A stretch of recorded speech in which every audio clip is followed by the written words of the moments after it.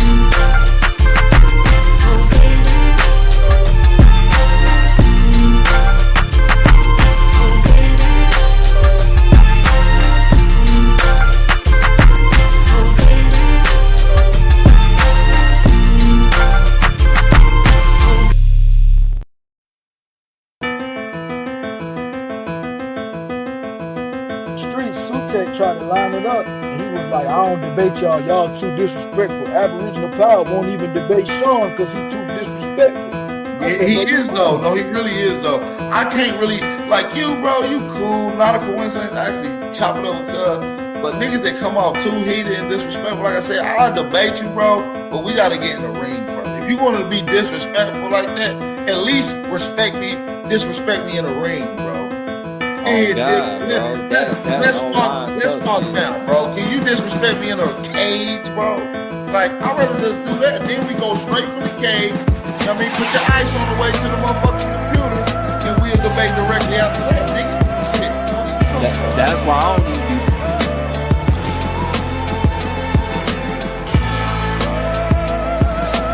Fucking with the nigga and shit. You feel me? Like, it's like, wait, bro, talk like that, man.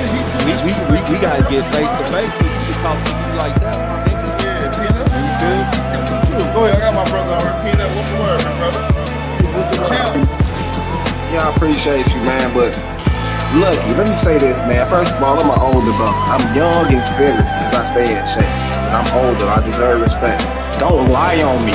You're not going to get nowhere lying because that's what's going to make you fall face first. Second of all, I'm well known in the Pan-African community. I'm not nobody new. You're younger than me. You don't know this. I didn't put in work and expose Rob Bourne, Sutek, any of them people over there. They know it deep down inside. And I'm gonna be long-winded. I'm a Moorish American. I already had back and forth with them dude. They erased videos. I'm not running from anybody. Don't ever say that stupid shit again. Third, and last but not least, I'm not losing no debate to no Pan-African. So don't ever say that shit again, famo. And that's it. Appreciate y'all, man. You heard it. If Sean P want to debate, tell him to debate the champ over there, right? Sutek wanted so this like it's a pecking order. It's a pecking. So Sean want you and Sutek want him. You say PMF ain't There's no problem. There's no problem, man. Let's set up a Sutek debate, man. I don't like him anyway. Okay, so I love that son, brother. I love that warrior mentality. Let's ask one. I love to tell Sutek. Tell me. There ain't nothing. My champ always in the chat. Have him pop in. We'll set a topic. We'll set a date. We'll make it pay-per-view. We'll chop it up behind the scenes. I get their contact. We'll make it work. So, right here. He ain't ducking no phase, bro. But that's what I'm saying. He do this over here on y'all channel. And then when we get in other hey, alright, I will block your ass, nigga, because I'm well known for disrupting them chats over there. Nigga, stop fucking lying, nigga. You a goofy, nigga. I would never let a lame ass nigga lie on me in my face, clown. You gonna block me and I don't be It ain't no time I ain't ever been on the Pan-African channel and made my impact. Stop lying. I'm a real man, bro. Stop lying, fam. Don't do PNF like that. PNF, he trying to trigger you, brother. What the fuck up? But listen, he did that to me, talking about, oh, word on the street, I'm ducking from John P. I've never even had but one conversation with this little disrespectful motherfucker. Oh, okay, yeah, he a little hot. He like that. So he like...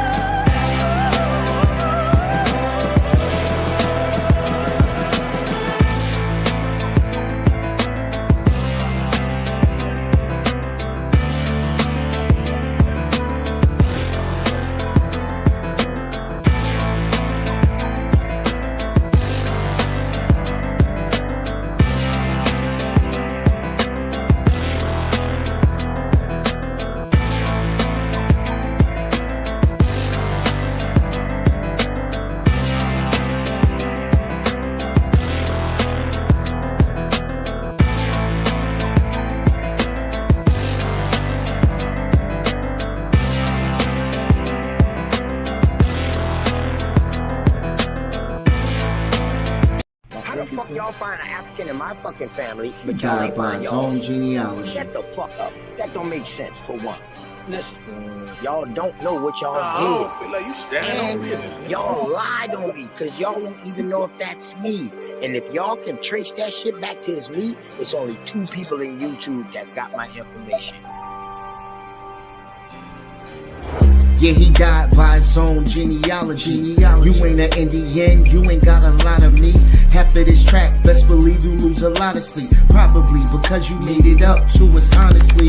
You ain't a Cherokee, you ain't a Chickasaw, you ain't a Blackfoot, nigga get lost. You just a fool with low comprehension. So I gotta come through with the henchmen. NAC, Sean P, Shy Son, Lucky. Don't forget Jay, got no time to play. Caught an apple slipping with his genealogy. Now he's a con and I ain't talking about a singer. I'm coming for the top apple leader. He ain't a teacher, he's a preacher. He can't keep up, so we leave him. Yeah, he died by his own genealogy. You ain't an Indian, you ain't got a lot of me. Half of the track, best believe you lose a lot of sleep. Probably because you made it up to us possibly.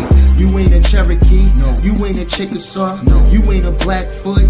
Nigga, get lost, you just a fool with low comprehension. So I gotta come through with the henchmen.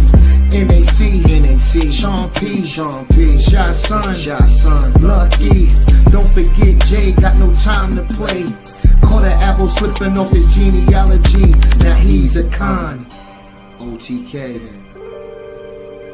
TKO. Now he's a con. OTK, you died. TKO genealogy. From Africa, but they will be able to tell you about Africa. They wouldn't be vaguely saying they from Africa, brother. Like when a European says I'm from Europe, he doesn't say I'm from Europe. He says I'm from Germany. I'm from a particular province. I still got people out there, right? You know, when people say hold on. When people say they from Asia, they tell you where about from Asia they from. They tell you their province. They tell you they still got people out there. These people will confirm that they are indeed a part of their heritage. But you niggas was calling y'all African? Oh, mysteriously, you have no contact with the people you say you descend from. So I don't believe you. Bro. Hating Africa and hating the African, we ended up even hating ourselves without even realizing it. Because you can't hate the roots of a tree and not hate the tree. The roots of a tree and not hate the tree. You ain't no Indian, please try again. Everybody know you's an African. And Malcolm X said, you can't hate the root without hating the tree. Now take a look at you, you's a wannabe Cherokee. And I told you before, you need some therapy. And why you never show the genealogy? You owe your ancestors an apology. And you know they turning over inside of their graves just because you don't wanna come from a slave. So you gotta take this whip in. I caught another apple slipping. Caught another apple slipping. Caught another apple slipping. Caught another apple. Caught another apple. Caught another apple slipping. Hey, caught another apple. Let's go slipping. Hey, caught another apple. Let's go slipping. Hey, caught another apple. Caught another. Let's go. Caught another apple slipping. Caught another apple slipping. Caught another apple slipping.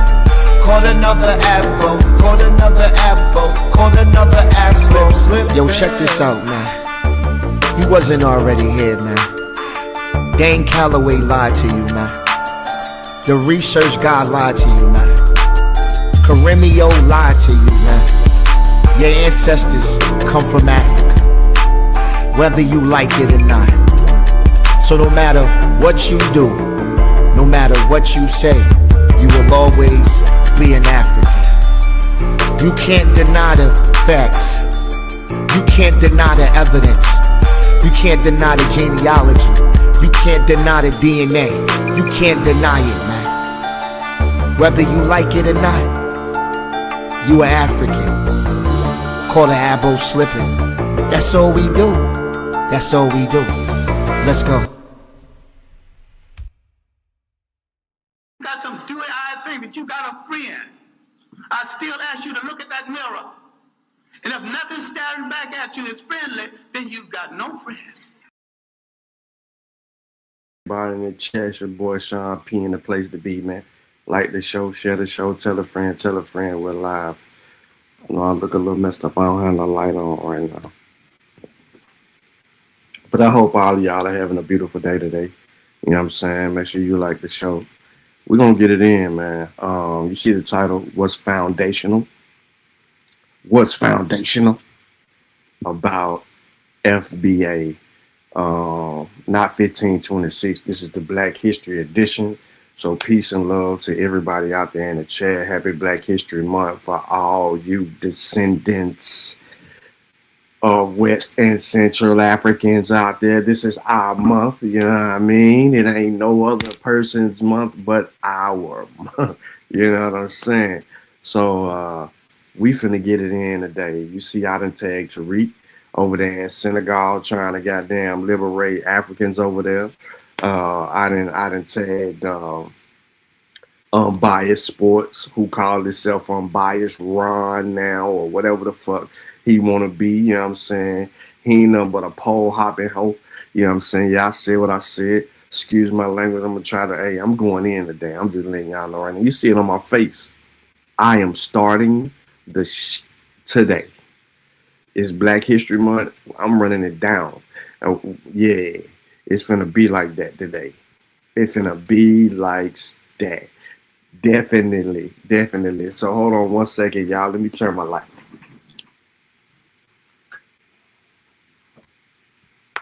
I should come through a little bit more clear now. Yes, sir. So peace to everybody out there, man. Again, man, appreciate y'all tapping into this particular show. Those of you who will catch the replay and those of you who may be entering in late. Peace. I do want to say what up to Not a Coincidence. Kevin, Melanated Goddess, Keisha, hey, up there, Chicago, love in the building. You know what I'm saying? Kayla in the building. We got Teddy in the building, Shabaka. We got, I don't even know who you is, bro, but your last name got Israel on it. So I guess you one of Mika friends from Garfield Show. We got Ramon in the building. Keenan again. We got we got everybody in the building right now, man. We got people that ain't even said nothing in the building. Peace to everybody who ain't said nothing. We got Timmy, Infinite Minds. You know what I'm saying? Fat-headed ass Mika catfishing people with a new profile picture. I think that's her daughter. Don't even think that's her, y'all. Y'all know how it go. But listen. It's 2026. Right? How long we gonna stay stuck? Turtle Gang, what's good with you? Peace to you, brother. How long we gonna stay stuck? When can we advance in this information? I mean, it's cool to spar and beat up on these little dudes every now and then, but we're gonna have to advance in this information in order to really get what we really trying to go. Peace to the Pan-Africanists in the building. Y'all already know what it is, man. So listen, what I'm about to share on the screen is going to be terminology used in the engineering space, okay, as it pertains to soil. But I'm using this information metaphorically to speak to the essence of something much deeper. And if you just pay attention long enough, you would catch what it is that I'm throwing. I guarantee you. So what I want to do is I want to set the stage for this show. And we're going to build. Remember, the title of this show is What's Foundational About FBA? I'm going to get into the abo sector, right? Because I'm going to have to barely play pieces of a particular video that you can go see and watch in its totality and understand something. But that's going to get the abos up out of here real quick. But I want to focus on this dude who keeps saying my name, right? People are coming back. I don't know if he's really saying it a lot or whatever the case may be, but there's several people that came back to me and saying, hey, you need to pop up on Ron. I'm like, yo, I don't need to pop up on Ron. I'm the A side. Ron don't know Black history. Ron don't know nothing about Africa. Ron don't know nothing about what Pan-African is or is not. Ron don't know nothing. Ron know boxing because he's a fan, huge fan. Ron know kindergarten, teaching kindergarten kids, because I do believe that's what he is a teacher. Ron know that. Ron don't even know, Ron know a little bit about the Hebrew arguments, because I do believe that Ron once upon a time was a Hebrew. You know what I'm saying?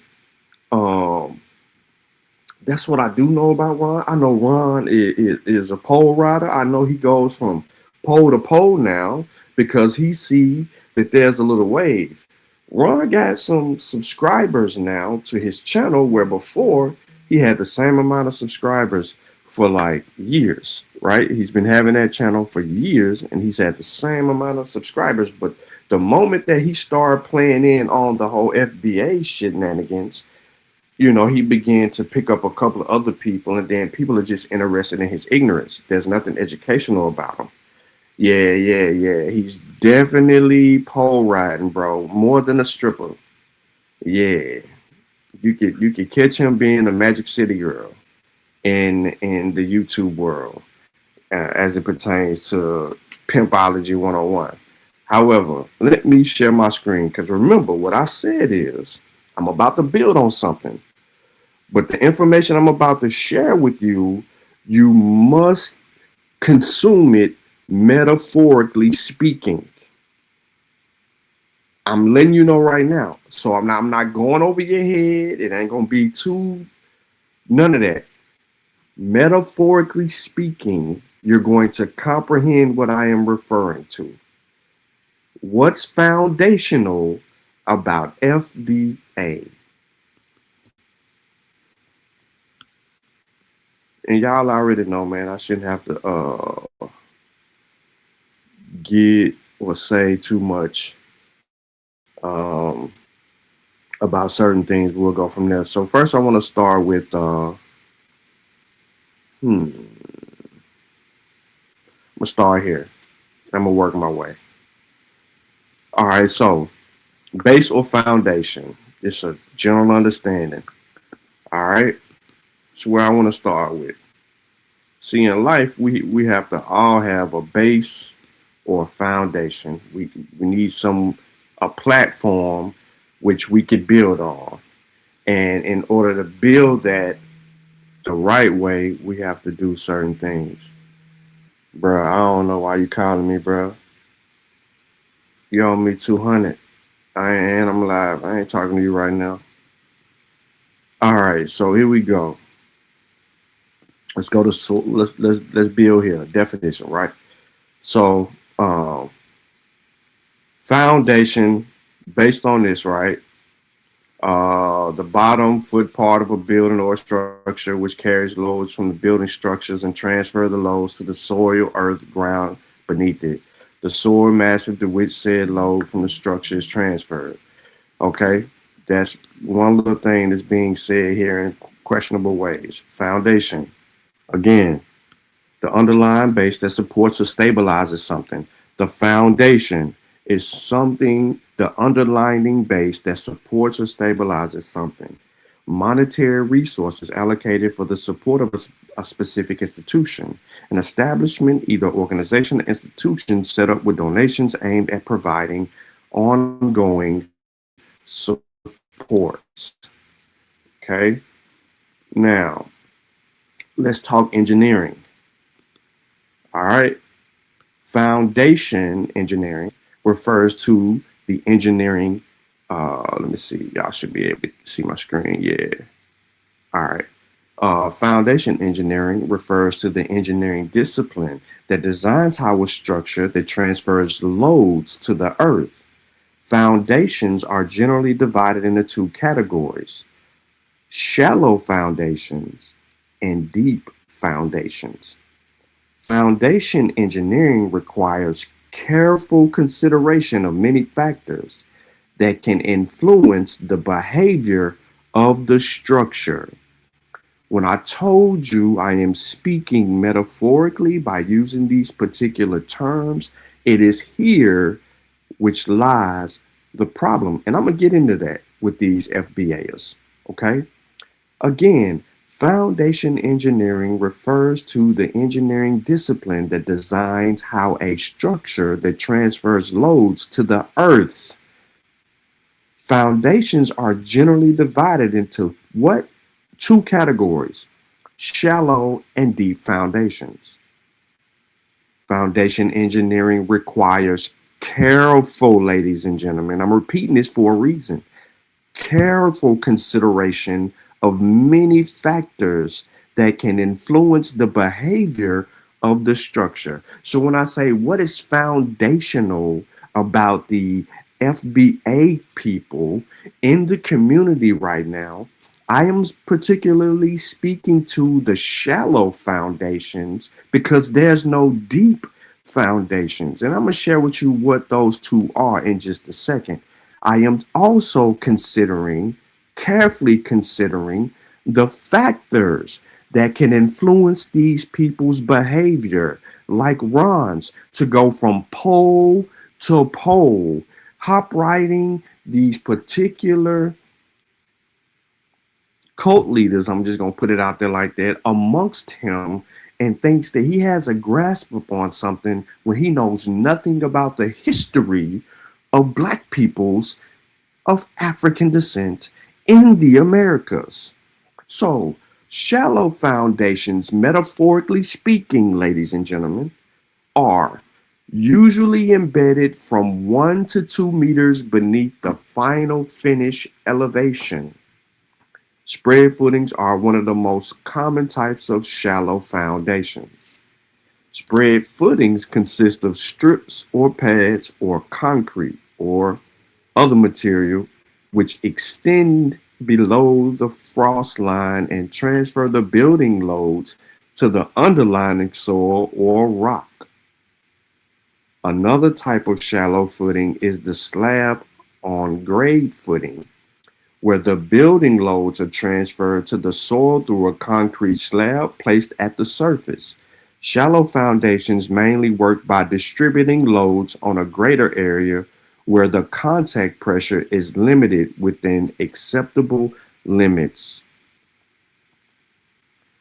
What I am saying to you is that these people who claim to be FBA, foundational, are shallow foundations, right? They're working in a way in which they think that they could elevate something and build a structure off of. But what is it that they are actually using to build off of? What's the underlying soil or rock, which would be the base of how they can build their movement in the Americas? Because see, here's the difference. See, a deep foundation is a deep footing, is an engineered structure used to transfer load from a structure to stronger, deeper soil layers or bedrock. Different types of deep foundations include driving piles, drilled pillars, drilled shafts, caissons, piers, earth stabilized columns, and helical piles. Historically, timber piles were amongst the first used. Today, most piles are constructed with steel, reinforced concrete, or pre-tension concrete. There is a difference between shallow and deep. Stay with me. Metaphorically speaking, I want to introduce you to social mechanics and a little bit of science behind it. What I mean by that, soil mechanics is the science of equilibrium and motion of soil bodies. Here, soil is understood to be the weathered material in the upper layers of the Earth's crust. The non-weathered material in this crust is denoted as rock, and its mechanics is the discipline of rock mechanics, metaphorically speaking. Listen to what I'm telling you. The mind of these people isn't embedded the right way. Therefore, it could be manipulated to follow the ignorance of something that isn't even foundational.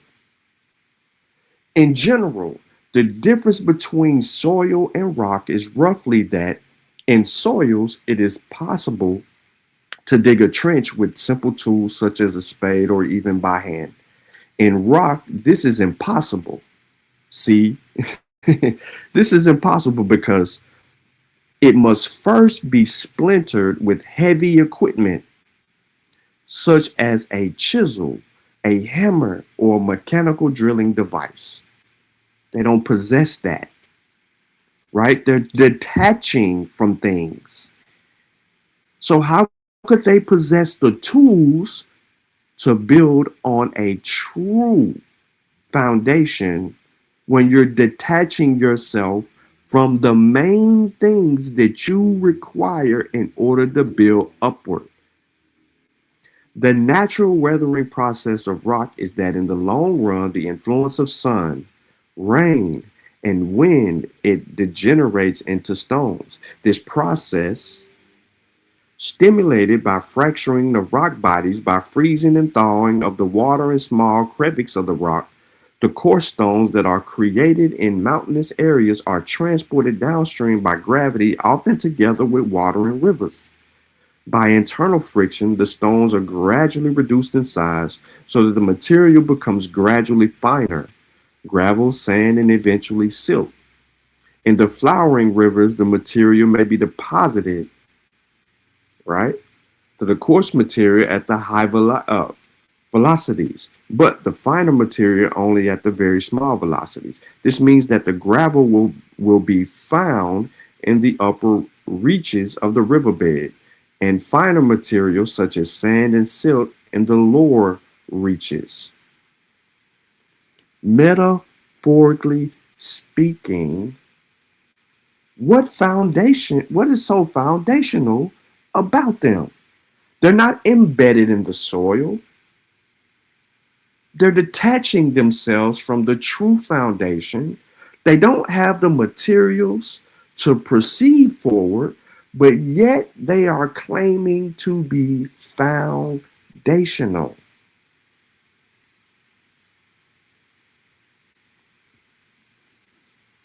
I'm going to skip ahead a little bit, just so you can get a better understanding of what I am saying metaphorically. People use the land to live on, do we not? And build all sort of structures. You got houses, roads, bridges, etc. It is the task of the geotechnical engineer. Listen to me, y'all. Who is the geotechnical engineer of this movement? To predict the behavior of the soil as a result of the human's activities. The problems that arise are, for instance, the settlement of a road or a railway under the influence of its own weight and the traffic load, the margin of safety of an earth-retaining structure like a dike or quay wall or a sheet pile wall, the earth pressure acting upon a tunnel or a sluice or allowable loads of the settlements of the foundation of the building. For all these problems, soil mechanics should provide the basic knowledge.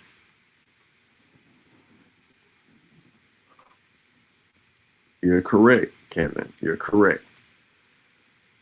Soil mechanics has been developed in the beginning of the 20th century. The need for the analysis of the behavior of soil arose in many countries, often as a result of a spectacular accidents such as landslides and failures of foundations. Ooh. See, this movement will be a failure of foundations because it ain't built right. It ain't built right. So I just wanted to give you the premise of what a true foundation is, how it is built, and how you proceed forward, but also challenging the mindset and the movement of a people who are detached from the soil, but claiming to be foundational. So, let me move forward here.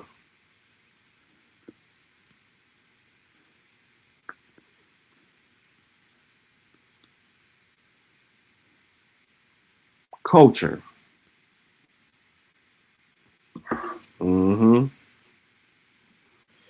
It is a key word in anthropology, but theorists emphasize different aspects. In general terms, we can define culture as all those things that are instilled in our child by elders and peers as he or she grows up. Everything from the table manners to religion.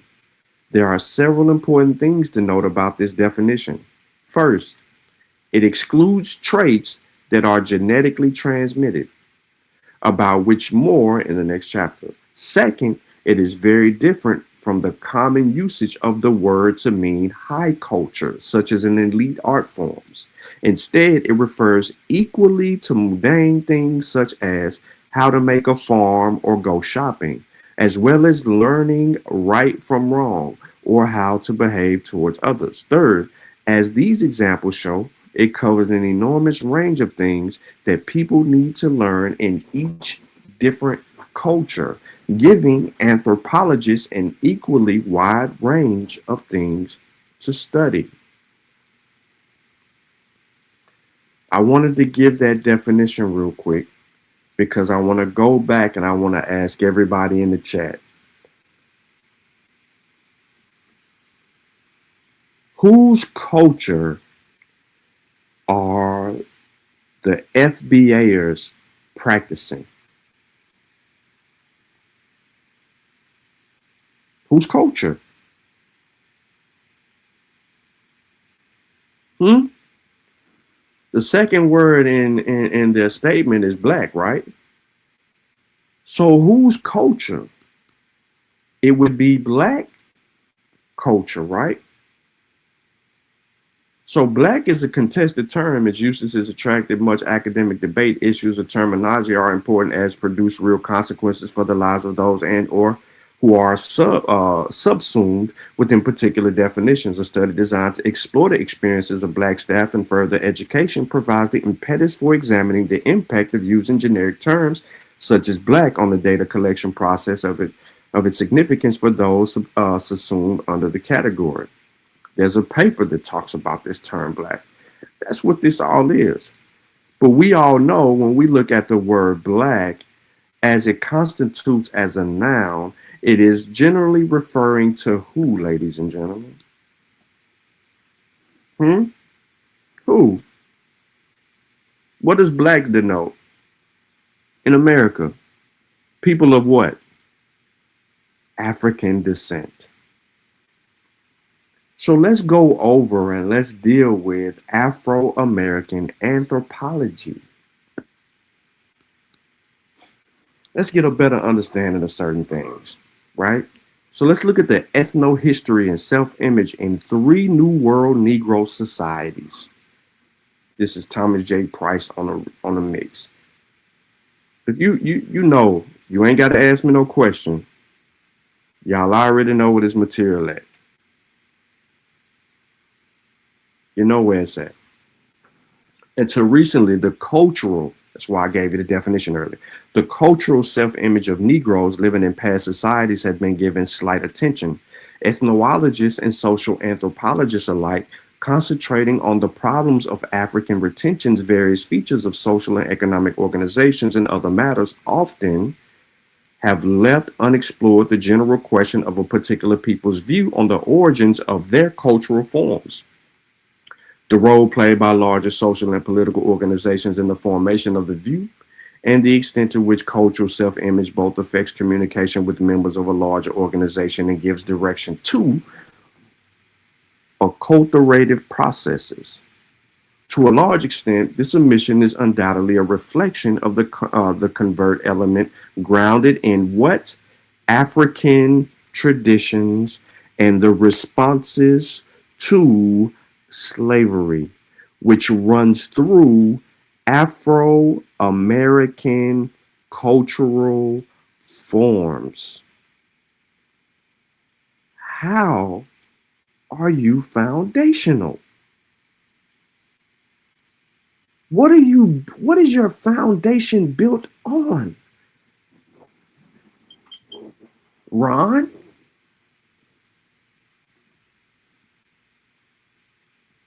The use of indirection and half answers noted in the myth of the Negro past has certainly been a major source of frustration to all field workers in the area. Indeed, Herskovitz generally cautioned his students against readily accepting the initial response to questions.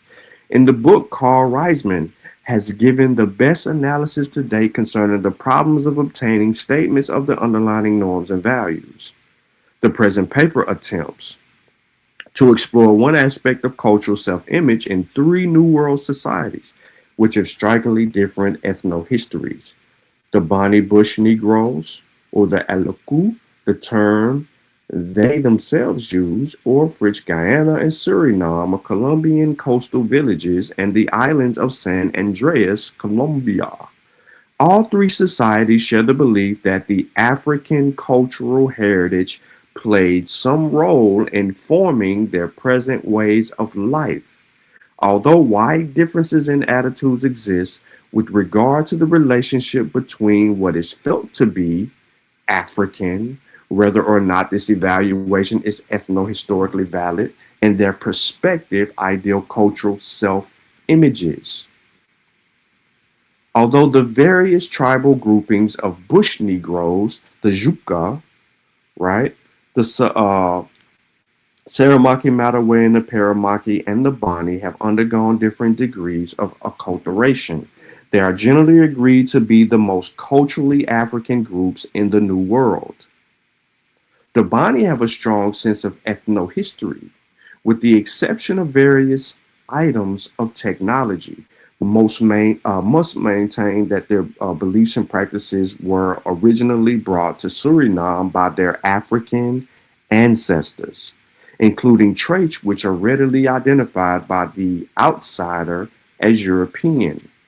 According to their worldview, there are 4 categories of human beings: themselves, the Bush Negroes, the Baka, white people, and the Bakanenge town, which is the Negroes, literally white Negroes, and the Ingi, the Aboriginal Indians. For reasons not yet entirely clear to this author, their ancestors were believed to have brought supernatural disfavor on themselves, for which they were punished through enslavement to the white man. There is little to suggest that the Bani interpretation of slavery carries the implication of cultural or racial inferiority. For the gods of the Obeas of the ancestors enabled to launch a successful revolt, guided them to their present locale, and aided their descendants in the continuing struggle to remain independent despite sporadic skirmishes with whites, Indians, and the Juka. History has provided and maintained barriers of communication and cultural exchange between the Bushinge and the white man, save in select technology sectors. And although the old people of the Bani escaped from slavery in Suriname and found a heaven in French territory, the traditional antipathy toward whites has been extended to include French officialdom, missionaries, and medical personnel. The Bani and the Bakinge view each other with a mixture of awe and contempt. On the one hand, the Bani take considerable pride in the fact that the ancestors of town Negroes lacked the courage to run away and cope with the severe conditions and dangerous supernatural forces encountered in jungle life. On the other, the Bakaninge see themselves and are seen in turn by the Bani as having considerable economic and political power and, at least in town, as enjoying relatively superior social status. Yet, the 2 groups realize that they're their common racial and cultural histories. Similarly, the Bani view their present location as flawed blessing, In discussing their territory in life, they are all agreed that they are not where they ought to be, that they are paying for ancestral sins by living a life of punishment in a hostile and alien environment. For older people, release comes only with death. When one of the multiple souls returns to Africa, and for the young who are able to make the transition to the town life, nevertheless, for the bulk of who remain, it is their way of life which enables them to exist there, to cope with the dangerous bush and river beings, to obtain food, and they are quick to point out that without their help, whites and the Bakinga from the outside world could not survive. On the other side of the coin, it is only through their present situation that freedom and dignity have remained possible. They are easily identified in the coastal cities of the Cayenne and the Paramibu and automatically relegated to the lowest ranks and the most menial jobs. I'm going to stop right there real quick. Basically, through this example, we can understand that the foundation of these people, islanders, might I add, that are in the New World, these groups of people are telling you that the basis and premise of their existence is founded and rooted in Africa.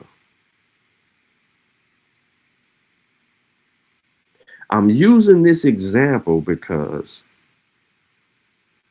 as it pertains to B, there is this story that exists. Hold on before my laptop shut the hell off. There we go. There's this story out there.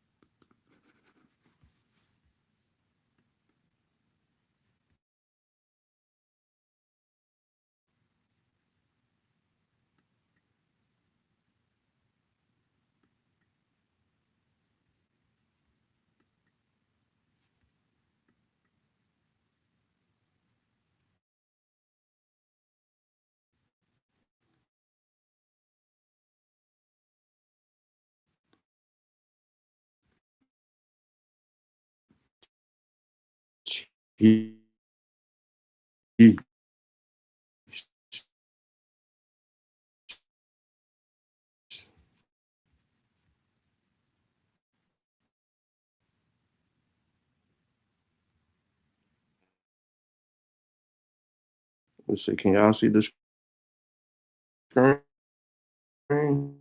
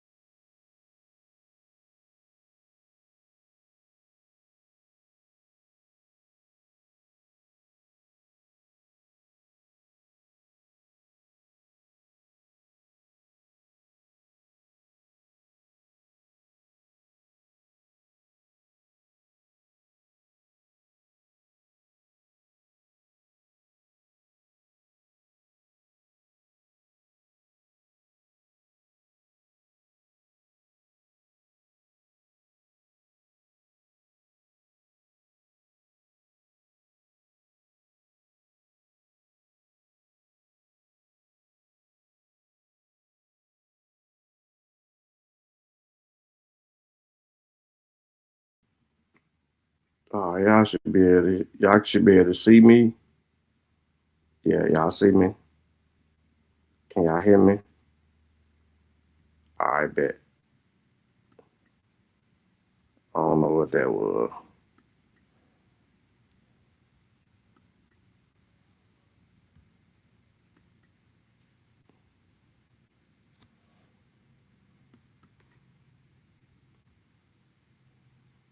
All right, can y'all see my screen?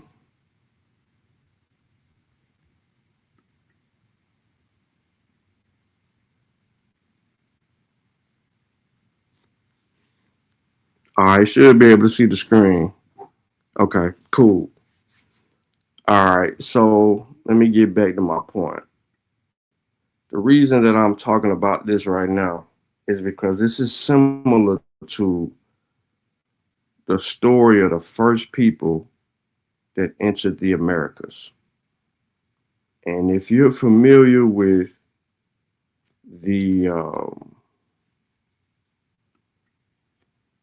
premise, right, of so-called foundational Black Americans, is that the story for them begins in 1526, right? So, if that is the case, if the story for them begins in 1526, then who was these people that they are related to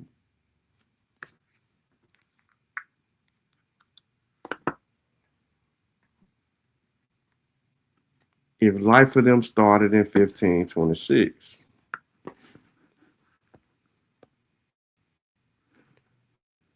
Let me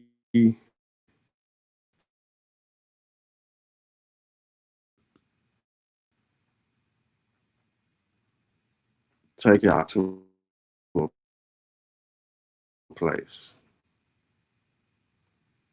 Let's discuss the founding. But give me a second, because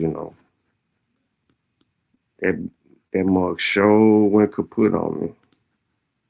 So I gotta pull my page back up.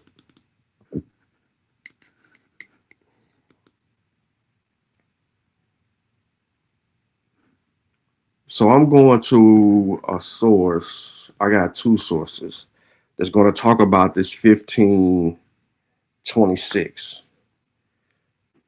And if this is your premise and you're basing your premise off this as your foundation for your existence in the Americas, then this is where the situation gets sticky for FBAers.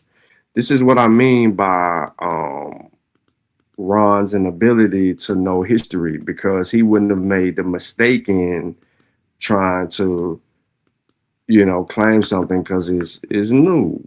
It feel good, right? It's a new movement. These mofos is out here trying to get come up with a new identity. I never seen it before, because genetically speaking, they can never get rid of them haplogroups to link their asses back to Africa, right? You ain't even been in America long enough to establish your own, and you ain't doing enough mixing with other people. Like, it's not enough mixing for new people to exist. Just because you're black behind got some European ancestry or whatever the case may be, that ain't getting away from anything. All right, so let's do this.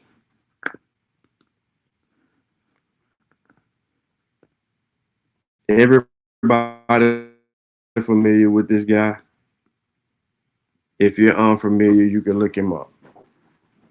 But let's talk about this situation. Let's talk about the foundation of their argument.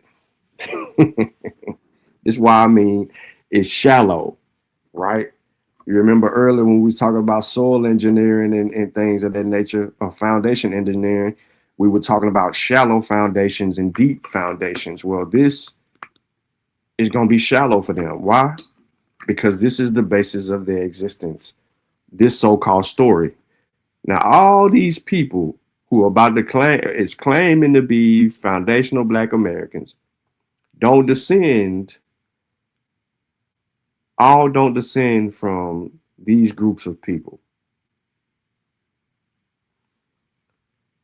Alien and his sovereign signed a contract for further exploration and possible colonization of the newly discovered coast of North America on June 12, 1523. During the next 3 years, Alien made preparations to settle a colony on the coast. An important part of those preparations was to send Huio on a voyage of further exploration during the summer of 1525. As customary with grants and royal favors, and contract opened with a summary of Alien's petition, which briefly recounted the discovery and its local and offered to explore the new era further. The text then moved to consider a variety of topics, missing grants and Alien's statements of intent and general policy, and statements of apparently haphazardly rather than its original petition, had been amended at various points to clarify items to add benefits of the petitioner. But it is not difficult to reorganize the points its logical series. The key to the entire text is the observation that the inhabitants of the new discovery in Policia than the people of Hispaniola or any of the other islands discovered until today. The evidence offered was most of the people obeyed one ruler, Dartha, king, Duar, and the natives traded with the pearls and other things. To live in Policia was a central idea in the doctrines of Dominicans and other advocates of Indian freedom. Broadly defined, vivi in Policia meant the ability to live rationally, like Europeans, under one's own political authorities, that is, to be civilized, even if not Christian, people who were not natural slaves according to Aristotle's definition, were able to live in Policia and thus entitled to treatment as equals, not as inferiors. The applicable laws was a just genome of a law of nations, the intermediate of the three levels of law recognized in medieval jurisprudence. As Francisco de Vitoria was later to make clear, the law of nations required that the Spanish contacts with sovereign native states be by peaceful trade and peaceful preaching of the gospel. The natives would not decline such approaches, although they might deny Europeans the right to acquire land. It was precisely overtures of this nature to the Indians of North America that Alion's contract enjoined him to make, because of the objectives of the Imperia had in mind with the conversions of their souls, their willing acceptance of his dominion and trade. We have people today that are calling the indigenous peoples of the Americas Spaniards, because they speak a colonizer's language, Spanish. Some speak the indigenous, some still speak Spanish. For that reason, and because little was known about the new area, Alion's chief job was to explore the discovery further and to acquire more information about the inhabitants. Their resources for bringing summer of 1524 began an exploration that were to stop when his people had traversed 800 leagues.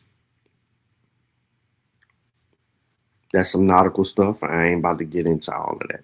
Or when they reach areas already explored by other Spaniards, or areas that, if to the north, fell within the demarcation of the King of Portugal under the terms of the Treaty of Tordesillas.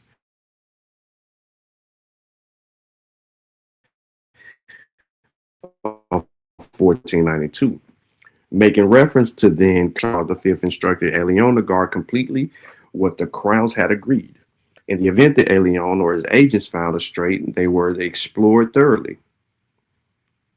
The contract provided a term of 3 years from the beginning of exploration for those activities and for the preparation and submissions of a report of the land, its peoples, and its resources. The contract said that the area of Elion's men had discovered in 1521 was 30 degrees, 35 degrees, 36 degrees, and 37 degrees north latitude. 37 degrees north passes through the central Andalusia. 36 marks the southern boundary of Ptolemy's 10th parallel within the Andalusia Falls. Elion had liberally moved latitudes in order to impress his potential. He thus completed the process begun before the Rio Acudo at Santo Domingo in September 1521, when the location was given as toward 34 degrees of entre 4 grados. Almost as interesting as a bit of the fraud was the list of Indian provinces and islands included in Elion's grant. It implicitly extended his grant southward at 32 to 30 degrees north and gave the lie to his stated latitudes. In place of a sketchy 12 names mentioned, Peter Martyr, Elion provided the king of the 19, two of them linked to other words and phrases. The first province Elion listed was Duar under the rule of Datta, the gigantic king who dominated the rest of the provinces if Martyr had his facts correct. The others were Chikora, Expira, Yatakal, and Tiki.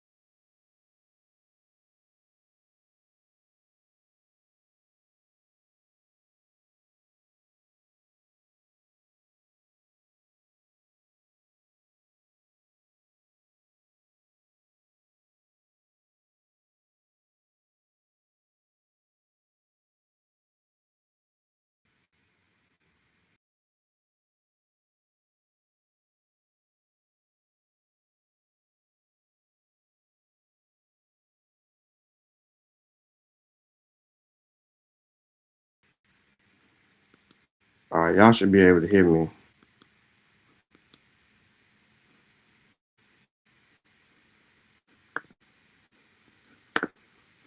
All right, let me restart my screen. That cord messed up. Cool, appreciate it. All right, so we were talking about hold on, let me get back to the basis.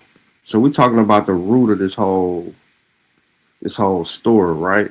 You know what I'm saying?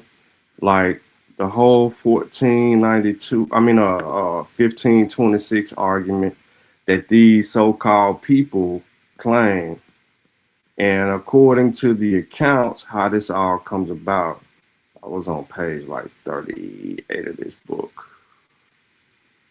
Yep, not 36, yada, yada, yada, yada, yada. Boom, I was right here. Damn, y'all can't see that. That's too big. I can't see it. All right, Shabaka. So anyway, back to the story. All right, so here we go. We talked about Peter Martyr. I was naming all these little places right here below before I kick my cord out. Now, by using clues supplied by Martyr's account in the 20th century work of John Swarton, it is possible to locate many of these places approximately on a modern map.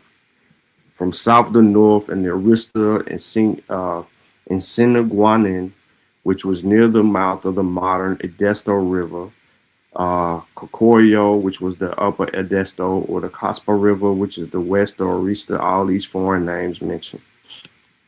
There's a map of it. To support Alion's inclusive privileges, the king agreed that he would issue no permits to explorers or traders for the area covered by contract during the year the contract allowed for preparing explorations. The king promised that if he issued permits for the exploration during the following 6 years, they would be the most distant 200 leagues or 640 nautical miles that aliens discovered under the contract. But in the escape clause, the king also said he should other persons be authorized to go on the areas where Alien was working, that would be construed as being without prejudice to Alien's contractual rights. Laciando could not have been very pleased. He asked for 6-year monopoly on the exploration of trade on the grounds that others might undo the arrangements he made with the Indians. So yeah, this dude is reaching back to the king, having contact and contractual negotiations about exploring lands and then having the rights to those places to manipulate trade and control trade in the area. None of this has nothing to do with foundational Black Americans. Nothing. This is just some deals that are being brokered between the Spanish and Indians as they began to seek out and explore. So the basis of the foundation ain't even a foundation. I don't want to bore you with the story, right? Because I'm just walking you through what transpired and led up to 1526. It didn't have nothing to do with no Black people. So for one of the bullet points in the claimants of the FBA is that so-called Aboriginal, Indigenous, or whatever Tariq put in there to try to insert that sector of those people. None of them are involved in this. They're not Indians. We know that they're not Indians because we know what the actual indigenous people that was mistakenly known as Indians, we know what they look like. They're described to us. Right? So, how the hell you plan on making 40 plus million black people in America, descendants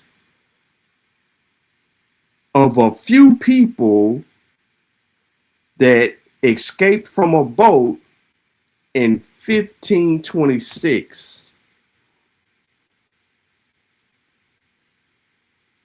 The premise of the story is this: they don't know history. The premise is about expanding territory to control trade and how long they would be able to control trade. They are around these parts, but not particularly in the area where the runaways are, because they are now setting sail and they're trying to reach their furthest point to be able to demarcate and work. This is the earlier part. This story goes on up until I get for another 45 pages or so, talking about how they're trying to establish a trade and a trading network to be able to do any of these things. Africans aren't even at the forefront of this. Not even a 50 Africans. So Elion could also trade for slaves found among the natives, and the slaves could be shipped to Hispaniola for work on the estates of there or sold. He ain't even at this point. He ain't even dealing with the trading of Africans or the Africans he got with him. They ain't even dealing with that. They talking about trading with Indians who have captured other Indians and sending them to back to Spain. So this kills two birds. One, the claim that Aboriginals always make when they say those are the Spanish. How? They're shipping them back to the areas that you're saying that they already come from. It makes no sense. That's dumb. You're calling Indians Spaniards. That's dumb. So they continue to do their business. I know exactly where I want to go, but I'm just trying to show y'all something that's significant. We're still in the demarcations in 1521 between 35 degrees and 37 degrees north, and as low as 33 to 30 degrees south. This is Elion's his points. His points. I want to just sum it up real quick for y'all and just tell y'all how all this shit goes down.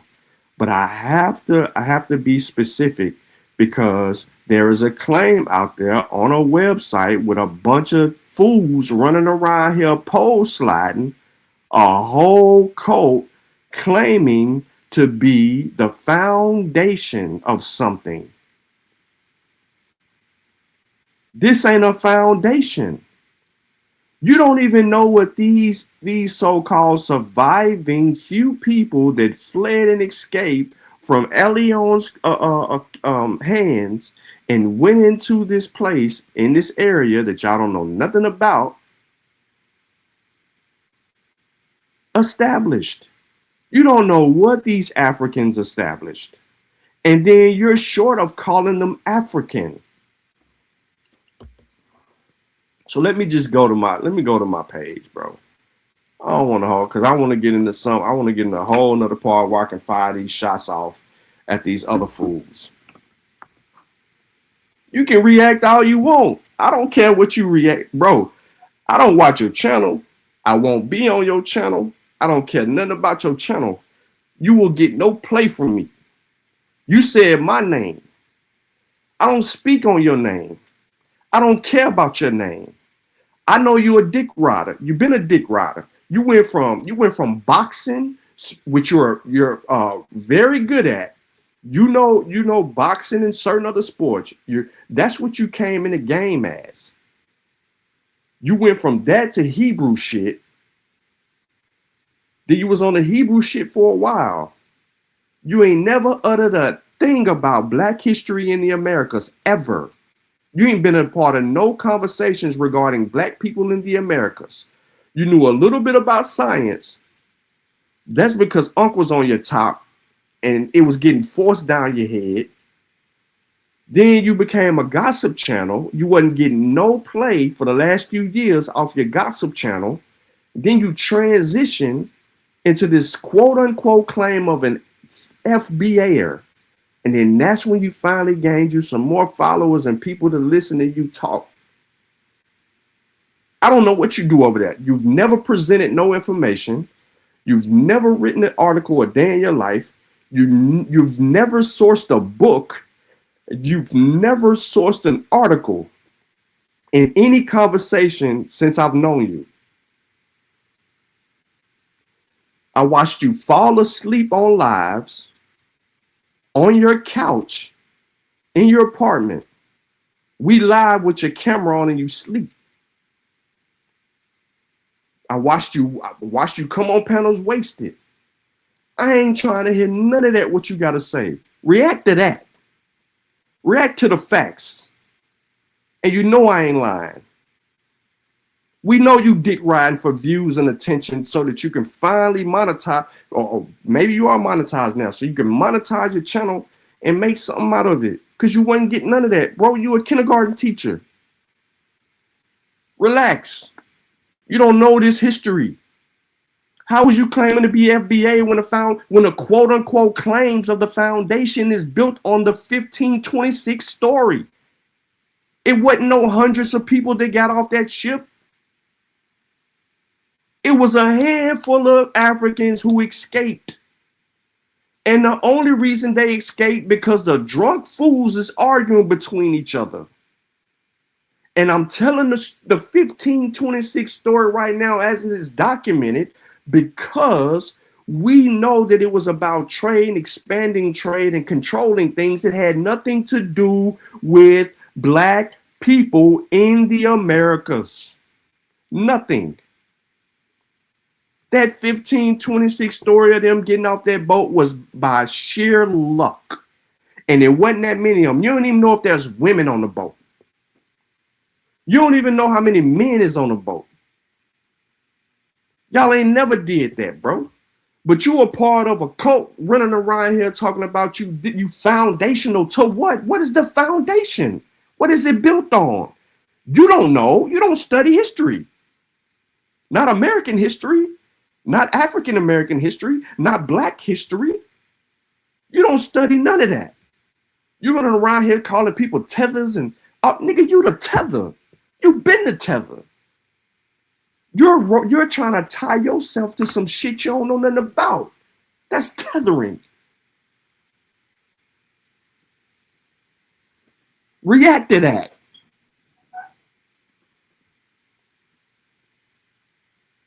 Back to the bill.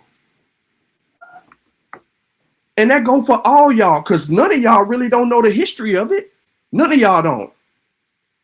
A new website comes up during the pandemic from a dude who hijacked a movement, renamed it, ain't got no political ties, and then running around here trying to say, we need to do this, we need to do that, we need to do this, fuck Africa, fuck this, fuck that, fuck the third. You have no established foundation. You're in hijack. You're an online small community. You're trying to expand into something built on no true foundation. You're trying to detach yourself from your roots, from the soil. How?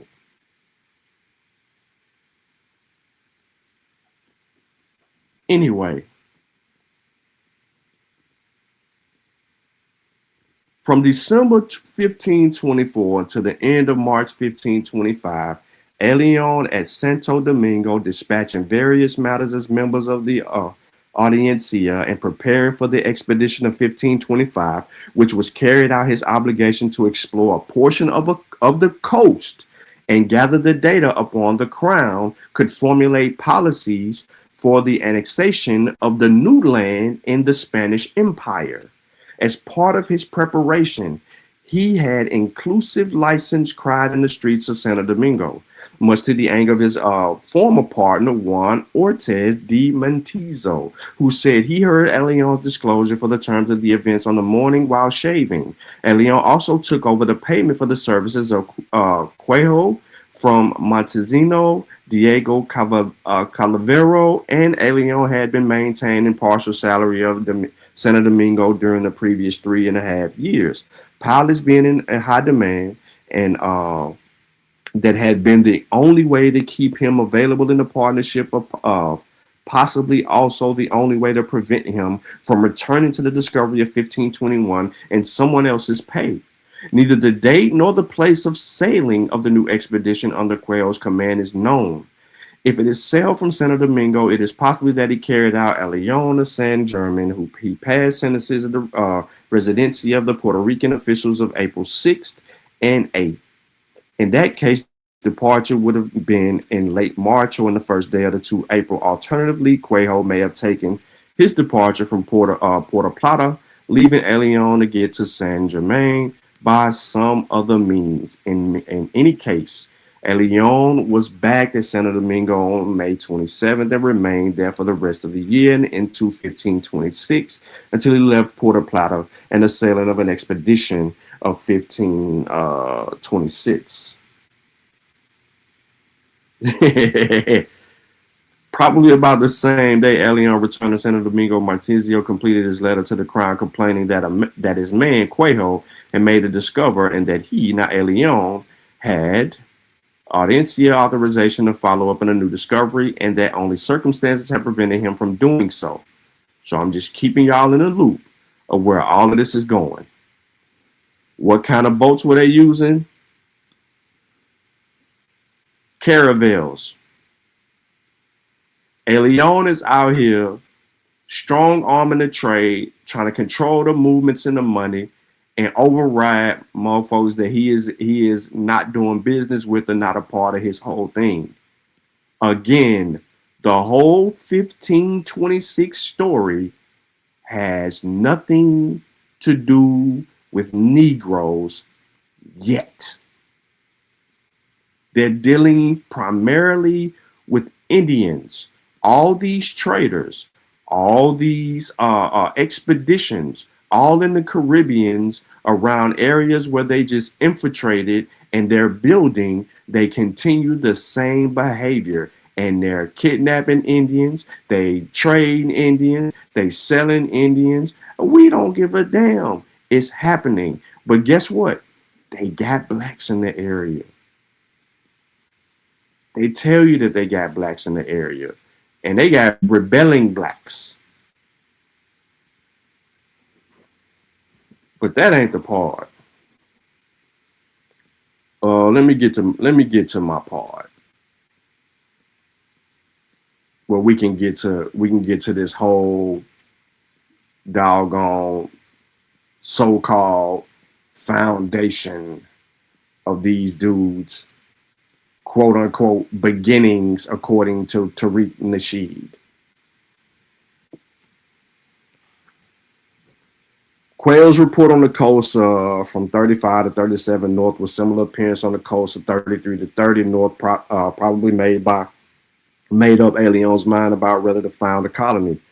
If he still had any doubts, he would take his colonists to Jordan River to access the door, the only Indian kingdom known to the Spaniards. Events soon showed that sending Cuejo was the easiest part of Leon's fulfillment of his contract. Preparing a major expedition to follow Cuejo's discoveries as much as difficult to the end, and Leon's running up large debts that took years for his widow to pay. What Leon encountered on the expedition itself quickly overwhelmed him and the plans he had made. In the reality of the late summer and the fall spent of the sandy, marshy shores of the coastal estuaries, Leon and his dream both died. But the Chicora legend he had created did not. And I ain't even speak on this legend because it's irrelevant to what we discussing today. Whatever Leon's plan for his third colonizing expedition to New Land, he carried 600 or so persons with him, including some women, some children, and guess what, y'all? a number of black slaves. Perhaps 100 to 150 were seamen of the 6 ships that made up his fleet. The other 500 or so were people drawn from Spain, especially provinces of Badajoz and Toledo, and from the Indies, men who had not succeeded in the conquest of Honduras, New Spain, or Tierra Firme, Panama, and the coast of modern Colombia, or who had grown restless once domination of the Indians had been achieved in those places. Seem to have come to Santo Domingo and Puerto Plata. Then word got around that El Leon wanted able men for his venture. Others left the declining economy of Hispaniola. From Puerto Rico, the El Leon recruited a number of married men, presumably with families. Black slaves, probably the personal servants of the more affluent members of the expedition, also formed part of the force. Circular clergy, doctors, and surgeons in unknown numbers joined the group. This is the basis of an introduction of these black people that are Africans riding with this fool as he is trying to get away from an area where he's going broke because it ain't no money there, and he looking for more trade, more money. The spiritual axis on the expedition was provided to Dominican friars Antonio de Montesinos and Antonio de Cervantes, and Dominican lay brother named Luis. You're going to react to facts. Go ahead, Ron. React to facts. There you go. You need to fall asleep. You've been drinking. You woke up drunk. You a drunk, bruh. You a battered drunk. You're friendless. No social life. You're drunk. You woke up one day with an idea to catch a wave. And you found more than 10 people in this wave to rock with you on this stupid shit that you on. You knew nothing of this. You don't know history. How could you go live and be so astute in some political bullshit, and you don't even know the history of the roots of the claim? Y'all claim y'all foundational to what, nigga? What you foundational to? What is it built off of? What's it built off of? Not these few black people that you're talking about that's aboard this ship that we discussing right now. Not even 100 of them. These people were servants, probably about 20. At most 20. Let's go on. To supply his fleet, we probably grew rapidly in the spring of 1526. Leon had to strip his own estates of food stamps and buy supplies in Hispaniola as well as from nearby islands in Spain. The basic starches the voyagers were to eat while underway and during their initial months of land. Some of the thousands of cargoes or cazabi, bread drawn from Jamaica, Mono Islands, and San Germain, Puerto Rico, and Higuera, Puerto Rico Plato, both Hispaniola, 1,000 fignas, roughly bushel each of mazes were. Here go the list. Here go the list. The ships of Leon's fleet of 1526. Right here. I'm going to pause it. Pause the video, screenshot. There you go. It's important. Gathered with 350 to 500 from Jamaica to 600 to 700 from Leon's own estate in Puerto Plata. Live cattle, sheep, pigs were taken along both for meat and bread stocking for the colony. The sheep at least probably came from the estate of Santa Ana and Leon's own behalf for the League of Santo Domingo. To get about 100 horses, they piling the ship up to take all of this stuff on an exploration for a new territory, and they needed the supplies for all the people that they had. So we're well aware that they are getting ready to go on a journey. On the journey, they got some black slaves with them. They don't know how long this journey gonna be, but they have the rights from the king to explore up into a certain degree of land. With Española failing and not being able to produce the money that they're trying to get it to produce, but it going broke, he trying to make his play. So in order for him to make the play, he had to use a whole nother person to help him. That is where Quajo comes in. We only know about this shit because you see the 2 words before it. There was a testimony by him who showed that he in fact participated in the expedition in 1523 to trade for low carat gold objects with the natives of Jamaica using a small ship and seas. Montizo apparently wanted a North American voyage. But that ain't where we here. We still staying in the islands. I'm trying to get you caught all the way up to let y'all know that this entire 1526 story was never about a foundation anything. It wasn't. It can't be the foundation of a movement in the Americas. Because you can't show one descriptive thing that was produced, built, or maintained by these people who were fleeing when they saw an opportunity to flee from these drunk bastards arguing off of a boat. I'm almost, no, I ain't. I'm on the PDF crazy. So react to this source, Ron. Show us where your ancestors come from. By the way, Ron, I'm glad that you here, because you know what? I don't care nothing about how many live viewers, bro. They don't move anything. Let me just say this. You are a mulatto. You're a mulatto. You're mixed. Let's speak to that, right? When you do your reaction. Show these people your DNA. Show them what you mixed with, Ron. Huh? Let's see how foundational you really is, nigga. Let's see if you really got African in you. Produce the DNA. Produce the DNA. Let's just see if you black.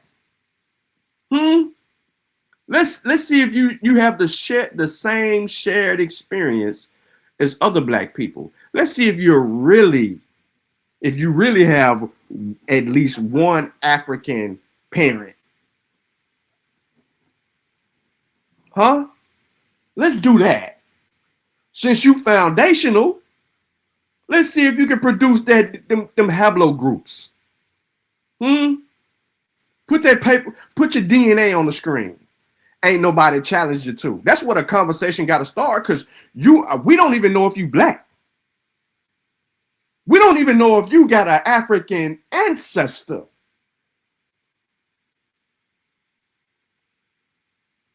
We don't know. No. This ain't about ethnogenesis, because you don't have an ethnogenesis in the Americas. Nigga, I asked you, who the fuck are you? Because you have to be a black person to experience something. You can't hijack ethnogenesis when there's no ethnogenesis involving you. There's no ethnogenesis involving you at all, bro. Prove it. Prove to us that there's an ethnogenesis involving you by pulling that DNA up.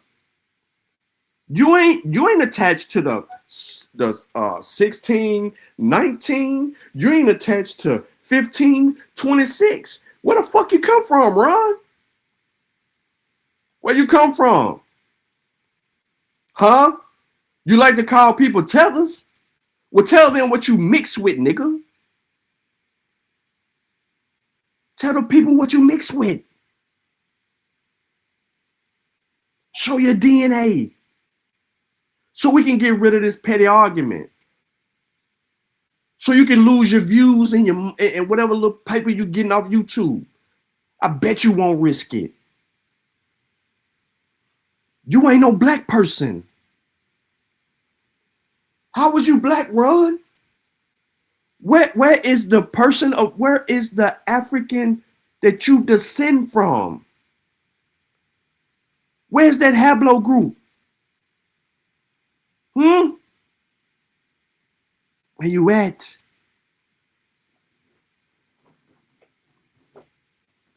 We ain't seen your results. We want to see your results. Let's see how foundational you really are. What's your real foundation? What's your real foundation? Because you typing a lot. You going to react or type. Which one you going to do? You going to react or type. I don't know how you going to react to a historical source that you know nothing about. You're unfamiliar. You don't read. You don't read. You don't read. You don't write. You just talk about other people's talking points and try to make them your own. And then you try to marry the idea of ethnogenesis and you don't even know what that is. You niggas fuck the whole thing up.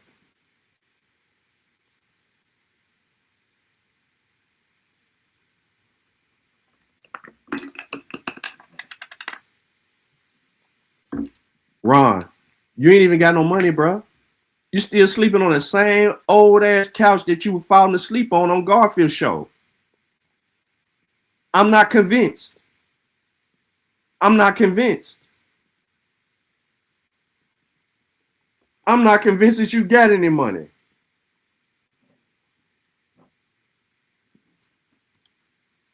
I'm not convinced.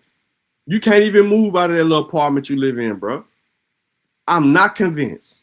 Don't bring money up. Let me skip ahead. I'm where I need to be. Actually, you know, let me pause this source right here. And let me go to South Carolina real quick. And let's talk about this motherfucking place called the land called Chicora. Let's talk about this real quick.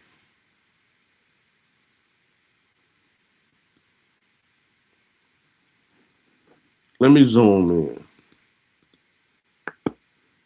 Should be on the screen. All right. This is in the South Carolina history book, right? Of course, it's made available for anybody who's interested in it. Okay. There are in this country virgin forests of oak, pine, citrus, nut, and almond trees amongst the branches of the wild vines, whose white and black grapes are not used for winemaking, for the people to manufacture their drinks from other fruits.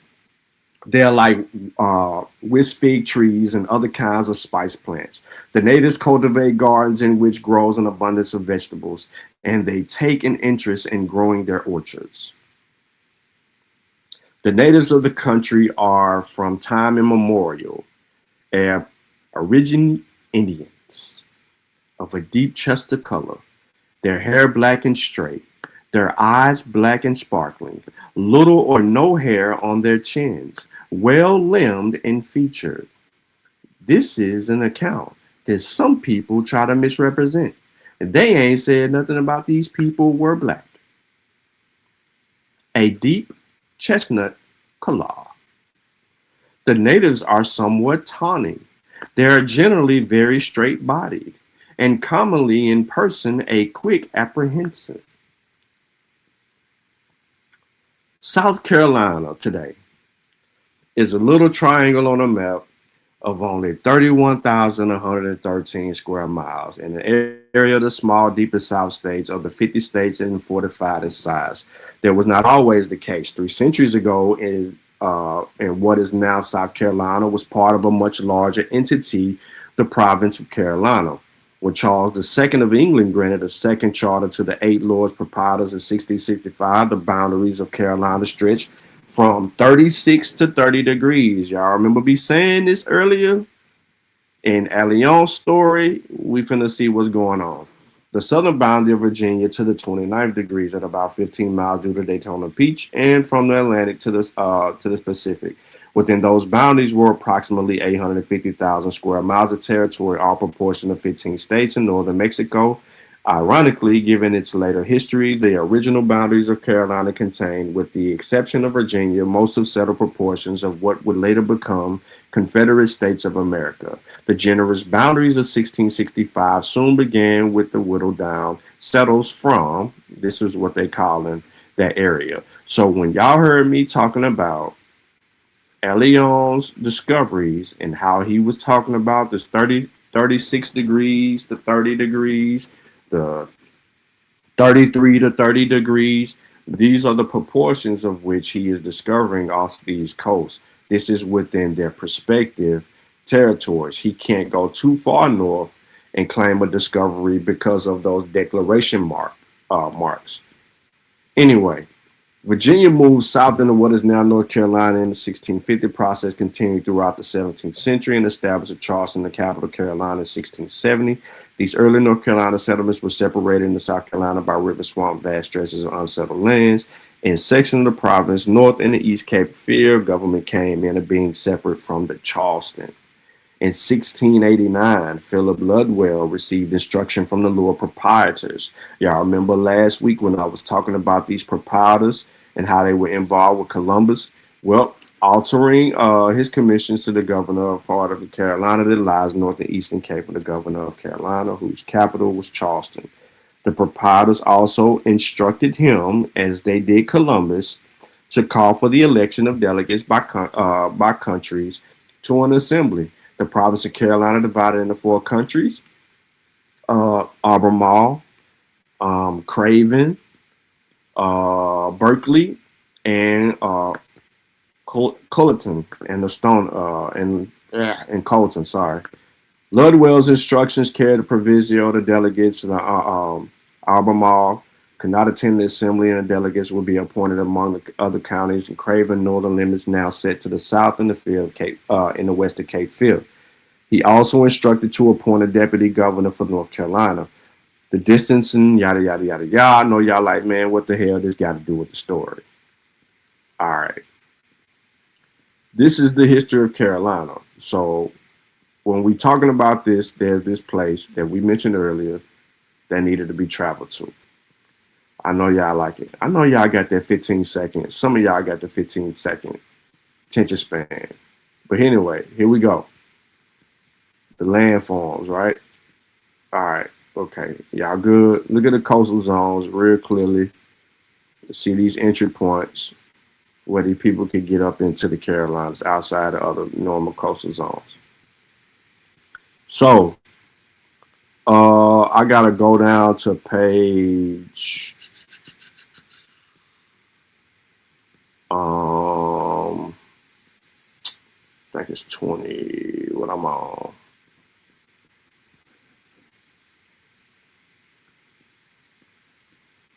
Let me get to my page real quick.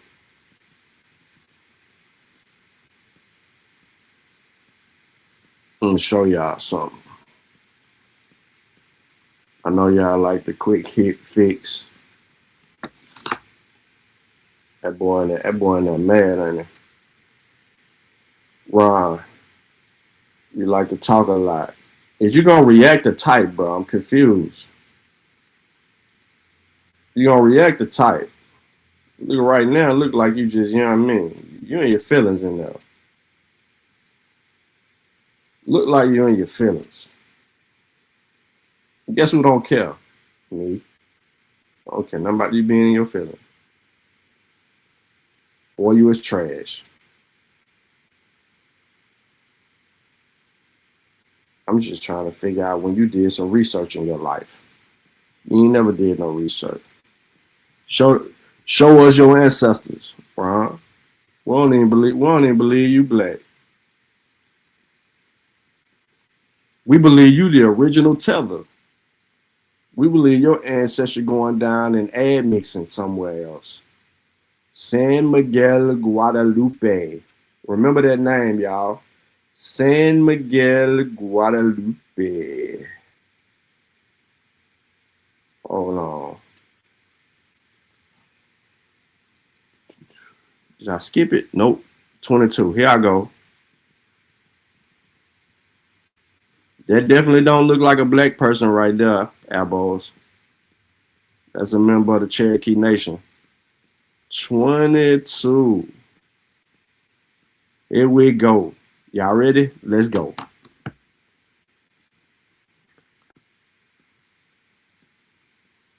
In the 16th century Europe, the ambitions of the monarch, fueled by religious conflict between Protestants and Roman Catholics, stoked by the old-fashioned greed, led to the creation and expansion of overseas empires. We established that in the last book that we was reading about Leon. Portugal and both Spain already established empires, but it was Spain holding in a new world that were the envy of other nations, England, France, and Netherlands, financed intrepid explorers who made tenuous claims to vast stretches of the globe in the name of their sponsors. Within 20 years of settlement, Spain's Caribbean colonies were running short of labor. Disease and mistreatment had reduced the native population, which the Spaniards had enslaved. On the island of Hispaniola, and prominent officials of Sugar Planter, Lucas Vasquez de Leon was determined to find a more reliable labor force. In 1514, Leon sent an agent in the north to explore the area beyond the Bahama Islands. On the South Atlantic coast, somewhere between present-day Georgia and Cape Fear, he made landfall and found natives, much larger than those of the Caribbean. Encouraged by his agent's report, Leon sent out a second expedition in 1521. Unfortunately, this expedition initiated what would become an all too familiar pattern of European treachery and mistreatment of Indians. After the landing on the coast, what is now South Carolina, the Spaniards enticed some natives to come on board their ships. Soon as the Indians were on board, skirt, the ships weighed anchor and set sail for Spain, where the captives were to be sold into slavery. En route, one of the ships was wrecked, and a number of the captives either drowned or died.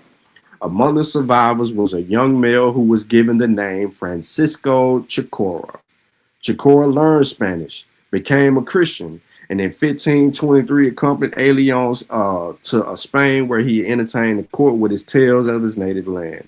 Chicora, some of the tales of the Indians related were substantiated by later observers. However, he also knew how to spin a good yarn.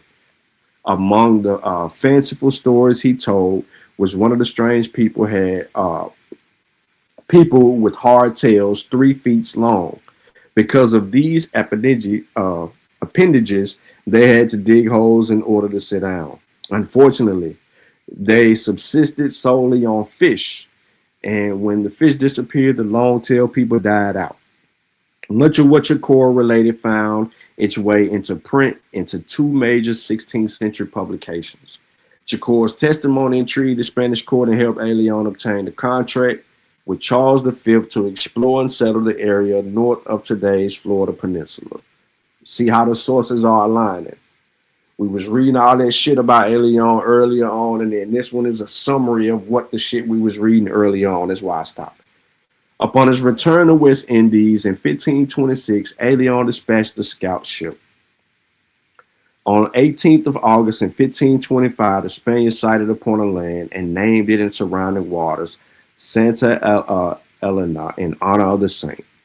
After the scouts returned, Leon made plans on a major colonizing expedition, assembled a fleet of 6 ships, recruited 600 settlers. Y'all heard me say that. His intent to establish a permanent settlement was affirmed by the inclusion of livestock, black slaves, missionaries. Y'all heard me say that. The expedition landed somewhere on the South Carolina coast in the summer of 1526 and found the town of San Miguel de Guadalupe. That's what they named that motherfucker. Excuse my language. Leon's colonies seemed ill-fated from the start. A ship and all its supplies were lost at an approach of the coast. Francisco Chicora, acting as an interpreter and a guide, deserted the Spaniards at his first opportunity. The town's swampy location was unhealthy, and Leon was among those who came down with a fever and died in October 1526. After the death of the group of malcontents, mutiny jailed its successors and took over the colony. The mutineers then proceeded to mistreat the local Indians and slaves, who then turned on their oppressor. The Indians killed a number of colonists, and the slaves mounted the first slave rebellion in North America. Ron, you're claiming to be a descendant of the first Africans to rebel in North America while they're alongside the Indians who are also fighting. You're agreeing that these are your ancestors. This is your foundation. If you are agreeing that this is your foundation, then you are agreeing that you're not FBA, but you are a descendant of a people who had the first successful rebellion in North America.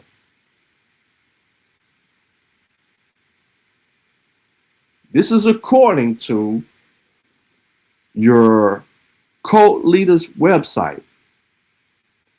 And none of y'all who speak the loudest and have these YouTube splinter group channels are associated with this first rebellion. Because as mentioned earlier, there's not hundreds of black people that are rebelling in this moment. They're servants. They're slaves, but they're servants of all these white people that they got on these ships. Remember, it's 500 or 600 people that are accompanied along this trip. But only a handful of these people are Africans.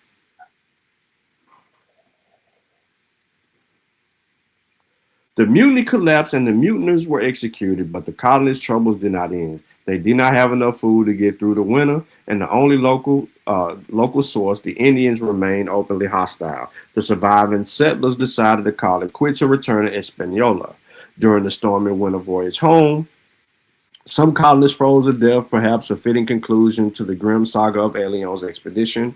Of the 600 settlers who had sailed from the Caribbean in the summer of 1526, only 150 made it back safely.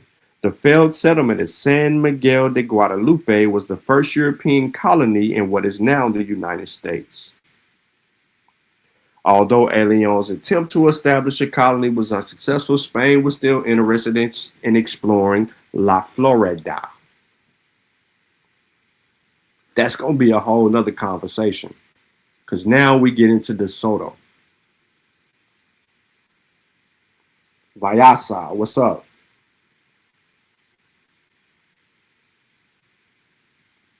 Told you. I know he gone. He just wants somebody to come on his. I'm not going over there. What I look like going over there to a channel that ain't never taught history a day in his life? What I look like going over there, right, and dealing with a channel. Hold up. Put my phone up. What I look like going over there on a channel that ain't never did nothing for the black community. Ain't gave away no free lectures, books, backpacks, pens, pencils, other supplies, clothes. The channel ain't did nothing for black people in the Americas, but yet the channel is up and running claiming some shit. What have these channels done for you? I'm confused. I just want to know. I'm like Joe, I just want to know. I want to know. Somebody tell me what any black person in America.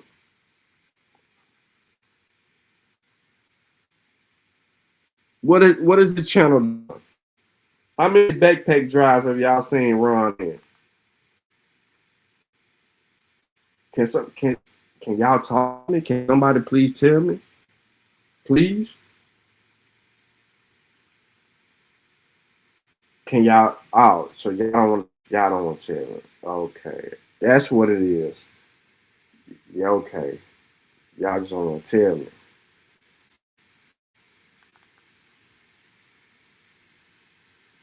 Y'all, okay. So nobody want to talk to me about what he done.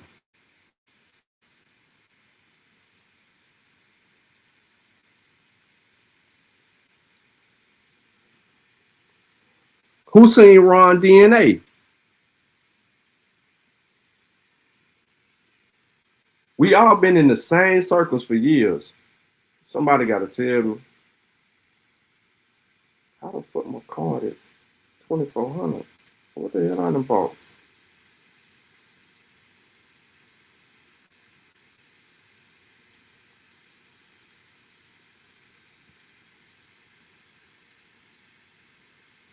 One, two, three, four. I'm finna, all right, let me just go ahead and do this. God damn, bro.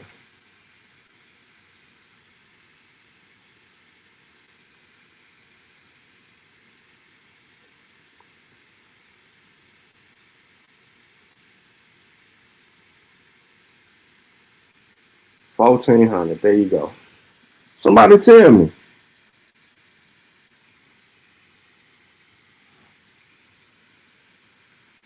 Man, Ron. What you mix with, Ron? Ron, one of them boys that's from the islands. He could be mixed with Chinese. He could be mixed with Chinese, white, and something else. I mean, I got sent DNA.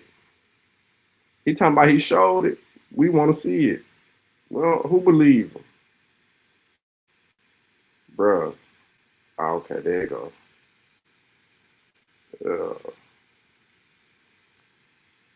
All right, now I'm going on my look.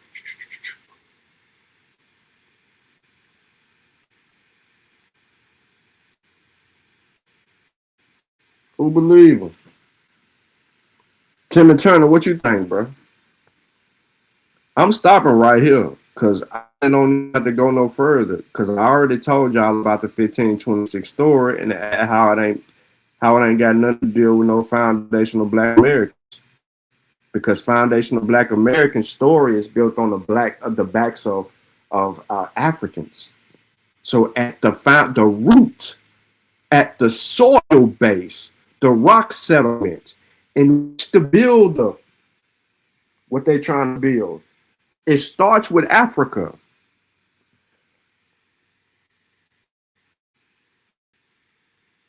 Start with Africa, end in Africa. Straight up. Straight up. Saying it like they do in Atlanta. Straight up. Can't get around it. Straight up. Let me spend it 300. Let me spend it 300 on that. I'm paying bills while I'm talking to y'all. So, before I go any further, does anybody have any questions about Alien and the whole story that's surrounded by that? You let me know.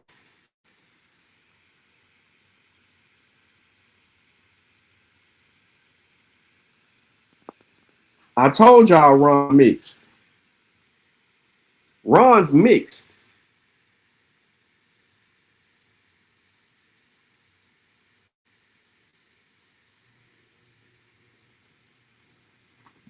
We got to get to what he mixed with.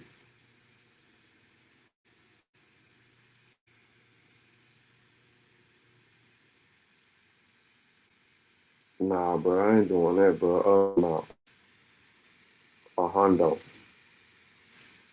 Yeah, bro, you ain't finna get me house repaired. Let me make sure my thing up here real quick. Now, the next thing, I'm going to transition up out of the whole FBA thing. I'm finna talk directly to the elbows. Even though dealing with the FBA shit, dealing with the elbows too, because they claiming that bullshit. Monkey ass niggas.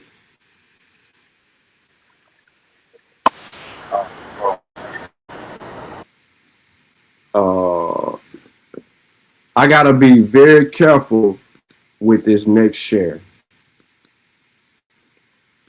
And the reason that I got to be very careful with this next share is because it's Disney. So give me a second. This is Will Smith's Pole to Pole.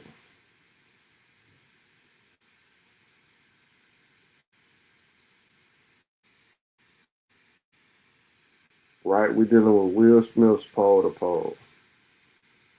I don't know which. This should be mine.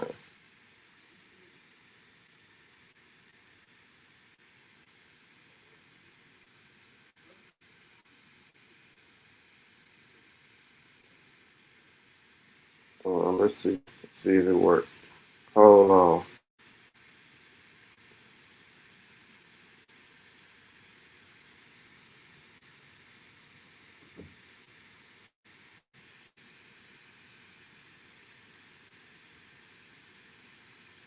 Which one that came up under though?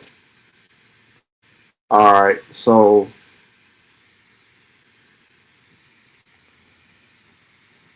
he said, I just started watching it. Okay, cool. Be active was good. I got to be real careful with this.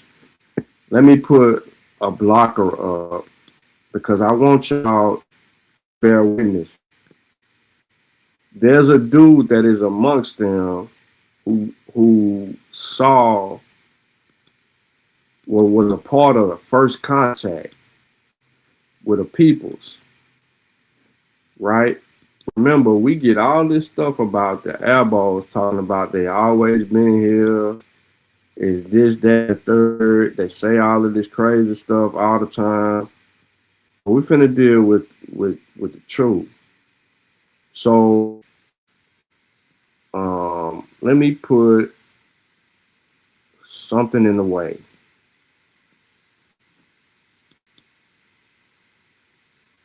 All right. So I'm gonna put this in the way, and I want y'all to hear and listen to this, and then I'm gonna be saying some stuff so you can know what's going on. Sí comienza a sacar fibra, sacar del. They're talking about leaving right now, and it turns into this. Esto hace hamaca. Ya tiene toda la selva. That's fantastic. I noticed there's something that you let in from the outside world. Now he's talking about the outside world now. Y'all heard Will Smith. I noticed there's some things that you let in from the outside world. Listen, I'm gonna have to read what he's saying. Sí. He said, yes, Esto antiguamente, thousands of years, años, miles años, we have kept this working culture. We have kept this working culture. It's been very different, but now it's been very different. My first memories when I was a child, I was so happy. Living in this wonderful place. We knew nothing about the outside world. Then when I was 4 or 5 years old, there was first contact.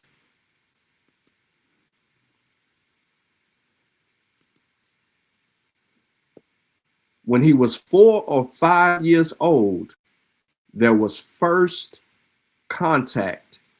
Look at his face. Look at his nose.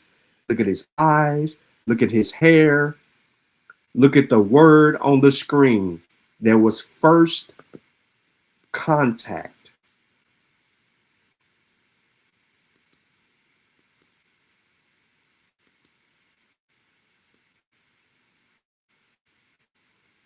I gotta go less than 30 seconds.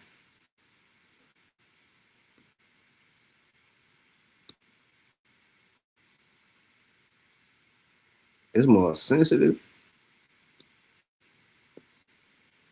Look, we knew nothing of the outside world. Conocido.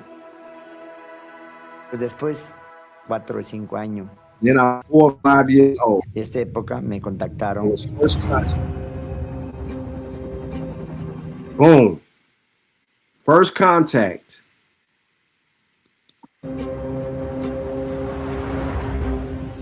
Boom. That's why I got to put the picture up. You know what I'm saying? Abos will get mad and start talking about nudity and all that. So now he's about to tell us he was 4 or 5 years old when they made first contact. This on Disney Plus. If you got Hulu or Disney, if you got Disney Plus, you got Hulu. But it is on Disney Plus.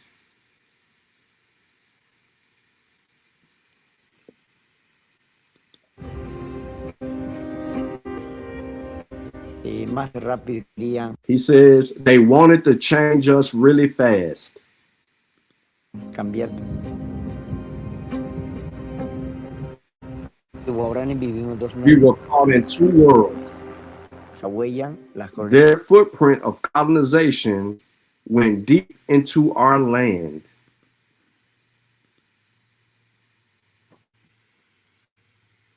How were y'all already in the Americas, abos? If these people are telling us that they've been in the area that they've been so long, first contact wasn't nothing until this dude was 4 or 5 years old.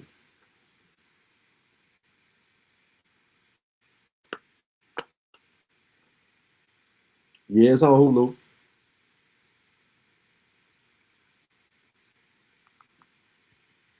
Yeah, boy. Wells Fargo, boom, boom, boom. Discover, Bank of America, Capital One, Citi, Amex, Tractor Supply. All right. I'm pausing it like that, man, because I can't get us hit. So I'm being very, very careful. Metieron más profundo esta tierra. So I noticed some people have T-shirts and shorts.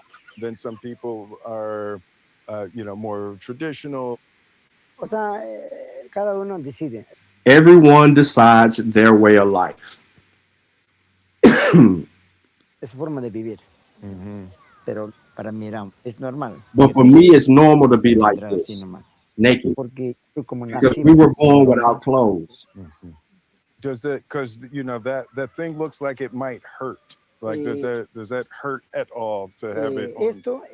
This is just when you put on shorts. I'm gonna want one of those before I go. I'll show you how to put it on tomorrow. He's talking about this his little tribal marking that he has down there in his pelvic area. Yeah, this who owns Smoke Signal. I want to show y'all. So again, these people, look at these people. To the white man who don't know nothing about these people, he are calling these people black. They ain't calling them brown. He calling them black. Here's your Negro de Terror. Explained from the exact quote of Christopher Columbus.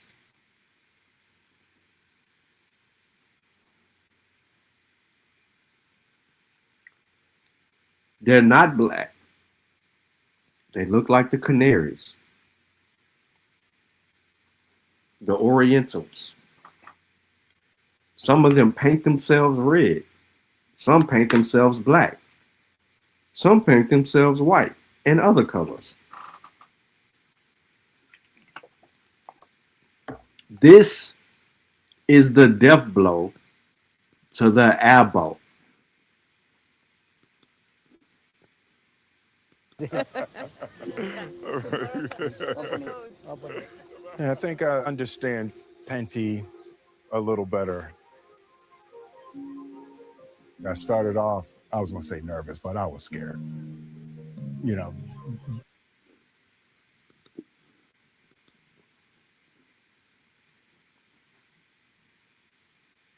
Look at the screen.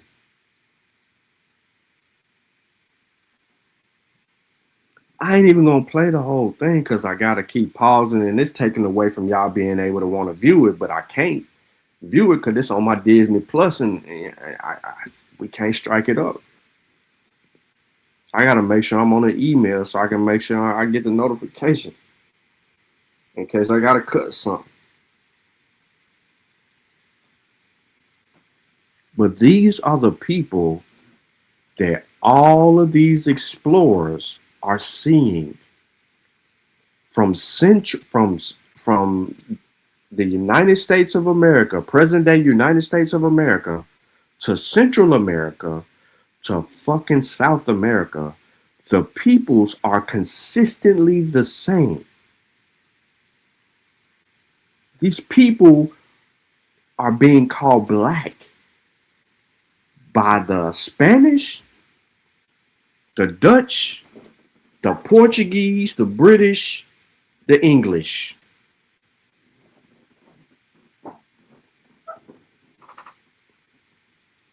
This also speaks to Tariq's claim of foundational. How are you foundational? And one of your bullet points is giving access to the indigenous person, the black person, the indigenous black person. Is what you do. There's no indigenous black person because it's non-existent or explorers. Therefore, the people that are indigenous, you're pointing at them and saying, we're going to take you out of the equation. This is why I said the whole thing is murky.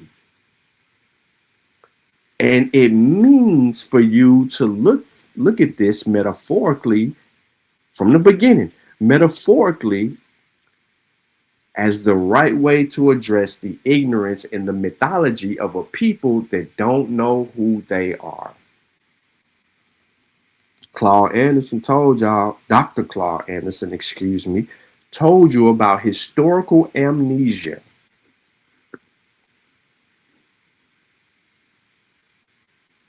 He told you about historical amnesia.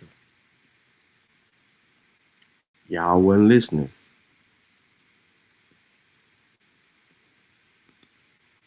Y'all wasn't listening.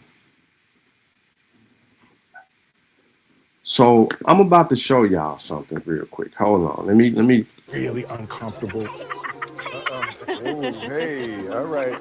Okay. Hey. Let me see if I can get to a part of this video where they get to sitting back down and the dude talks about what's going on. You know what? For those of y'all who got Hulu, y'all watch it. And the next time I'm live, after y'all done watched it and y'all done played it back, because it's only a 30-minute series, right? Wow.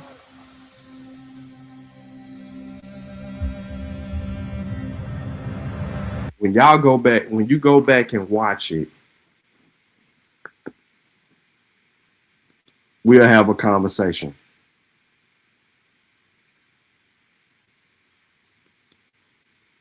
We will have a conversation. Y también que The man crying because they destroying his homeland.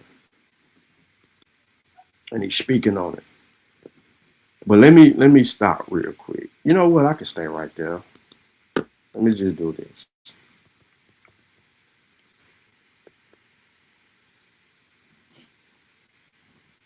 So, for those of you who may not have known, or maybe you do know, right? For those of you who may know, when I first came into the space, and earlier when I became a member of the Master Warrior Clan, I was writing with Naya. Naya had her own little thing away from the Amarat Squad because she had a journal and she wanted to be able to write about certain topics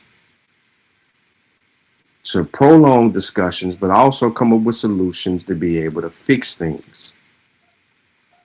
I was writing articles, sending them to her. She would edit them, publish them on her journal. People could read them, share, whatever the case may be. But her work prevented her from continuing that journey.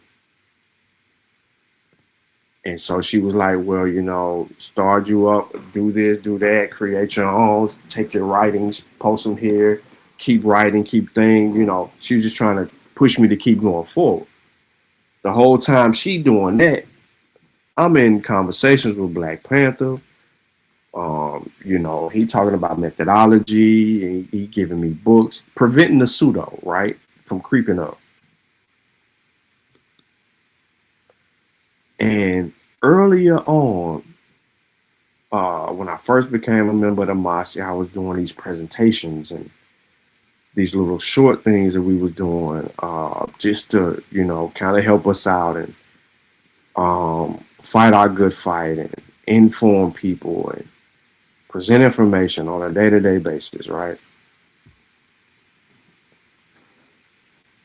But in one of those presentations that I did,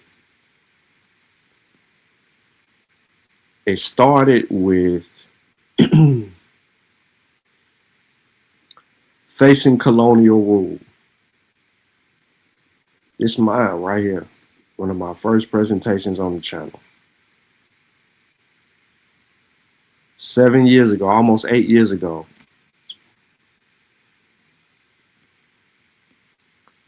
Then it was more. Then you had Kofi. Then we had a whole Windows to West Africa. All scholarship. Kingdom of Kalahari. All of this we was doing. Kofi's, the Gula and Gullah people. Black Seminole Africans who escaped South Carolina and Georgia. Right? So when Vino was coming over here a year or two ago talking about all the stuff that he was talking about, we were already on that years ago. Mossy Warrior Clan, when we built on African Mask, me, Kofi, and Panther. Then we had the Welcome to Yoruba series, and part 1 and 2. I don't know where 1 at. I think 1 was an upload. Kofi talked about African marriage. We talked about the Sahara. Kofi came back and talked about the Seminole Freedmen and the Black Seminole Scouts. These were things that we were doing 7 years ago.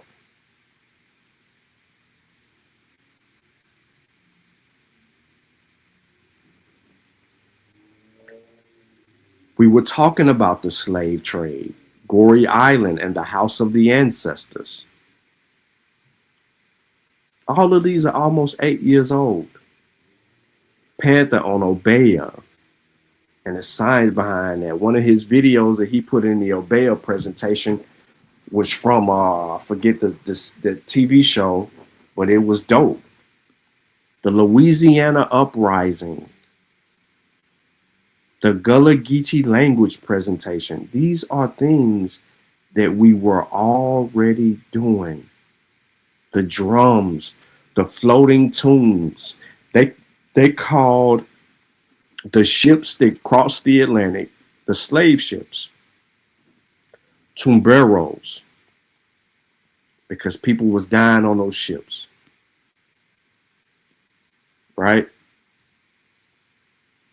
All of these things are tied to us populating the Americas and how we got here. And then a lot of these are about West African traditions and cultures, and even Central and South America and Central and South Africa and even East Africa. The House of the Hausa, how we receive names, history, language, culture, spirituality, or we're going to call it Kimoyo. Right? Then we start talking about the black vote, the birth of extremism in America. Right? What is an elder to us? The coming of age. The Negro in Nashville. This was a Black History Month presentation, to be exact. There's one that I'm looking for in particular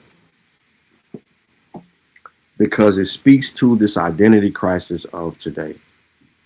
And I think it may be on Kofi channel. I don't think I did it on here. Because this was a time where we were running both channels. And in running both channels, we were putting a lot of information out. The rise and fall of the American Negro Academy. Right? And we'll go over there. Look, the birth of Liberia from a West African perspective. We heard about Liberia, about America to Liberia, right? Danny was, my bad, True Storian was teaching us about from America to Liberia 6 years ago. Then I did the reverse side of it, of what the West Africans thought about the birth of Liberia from that perspective. So now we have two tales of tape to be reviewed from America to Liberia and then West Africa on Liberia. These were things that all of these presentations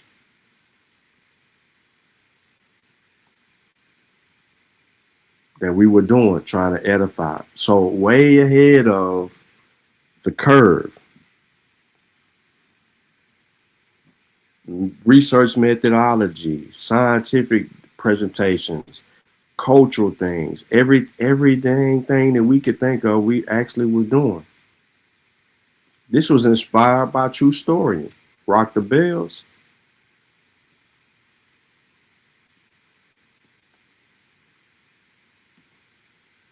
Promoting scholarship through correction.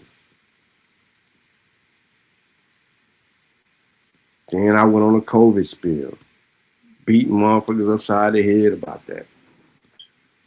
Let me go find a presentation that I'm looking for in particular. Or I might have to go open my old laptop and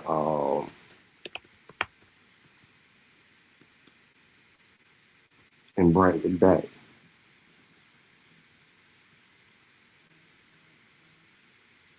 I think all the presentations are still on Kofi channel that we did on Kofi channel. Was this one that we did on the Mossy? African Concepts of Time? I think it's still there. Anything that we did on the Mossy, we ain't removed no videos. Look, Kofi, 480 videos done on this channel. Let's go to oldest. Discussing books, cosmology, Black History 365, the Ajagam. This is me. This is Kofi. Kofi. Iwapele Kofi. Dominicans, Puerto Ricans not identifying with their African roots. This is Kofi. Build on Alexander Falconbridge, first-hand accounts. It might be, what was that, me? I don't know. We talked about the Metal Nature. We talked about West African history. We get into the Kingdom of the Congo. I think this is me. Amastar Revolt. That's Kofi, part 2 of it. The Mbangala. You got to hear Kofi say Mbangala. For real. Tickle you to death. The Battle of the Kadesh. Understanding the myths and perspectives. Brief. You see us, we're doing all the presentations. Look at the date, 7 years ago. We doing this. Carolina Gold is one about African American history and culture right here. It's our month. Carolina Gold. It's talking about their rice. You know what I'm saying? Hold up. Biasa said, African Concepts of Time. All right, I'm be on the lookout. Kofi talked about how white people so rich. He did that in stages, 1, 2, and 3.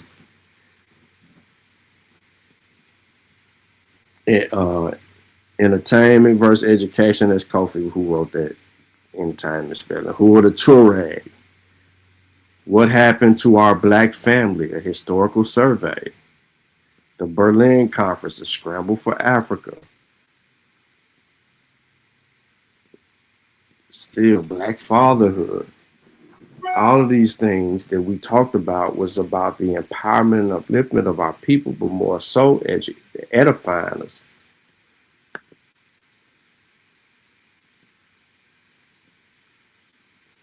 You see, African concepts of African time.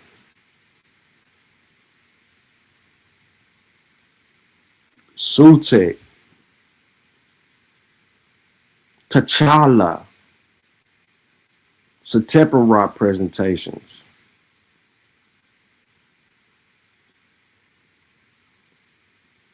Who is Richard Wright, master writer? Boy, where is this? What is your nationality? Because people didn't even know what nationality was. They was confusing it, still confusing to this day. Galveston Giant, a forgotten legend. It's paying homage.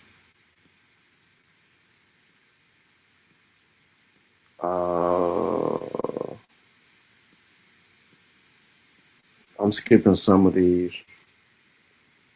Oh, that's understanding African concepts or traditions.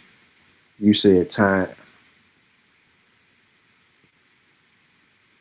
We talked about the destruction of civilization. We broke that down as a group in certain sectors. We should have finished the whole thing as a review, but we didn't.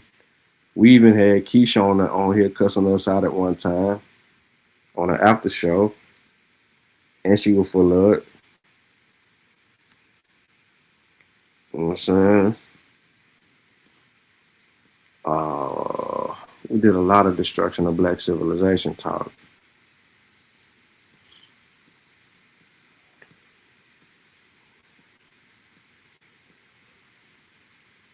Look at this.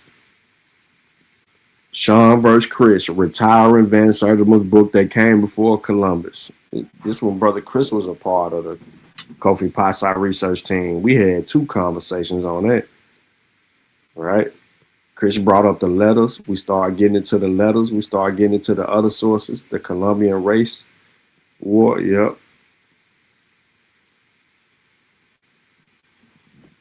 Race as a social construct. The privilege Africans gave America.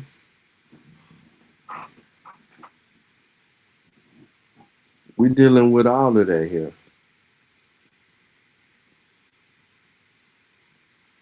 DNA. Stop black hate first. Yeah, you remember that whole stop Asian hate shit? Yeah, stop black hate first. The old Max, we ain't them either.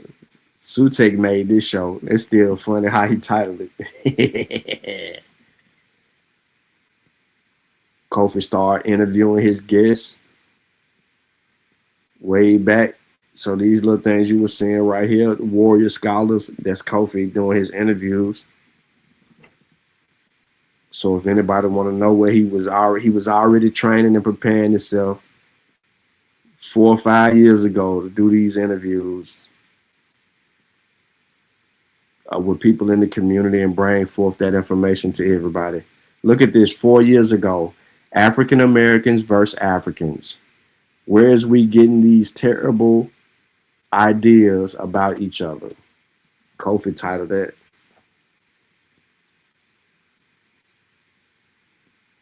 We was there.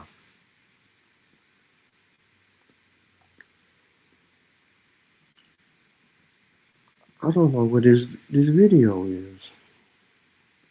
I should have already ran across him.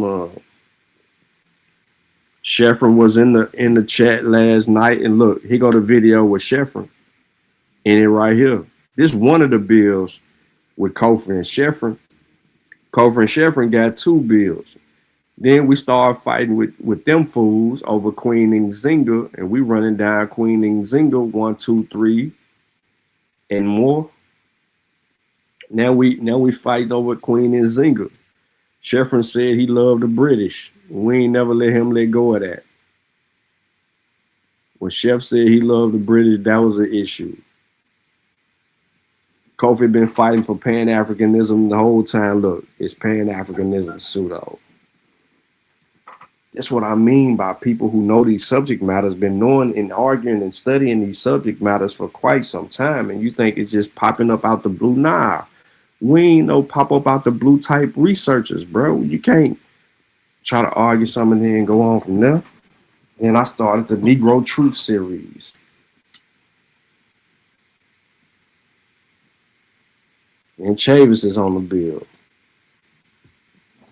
Chris packed his bags and got up out of here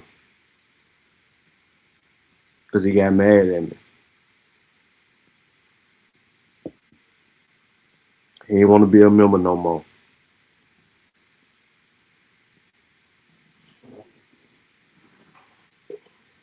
These fools wanted to get high and talk about weed.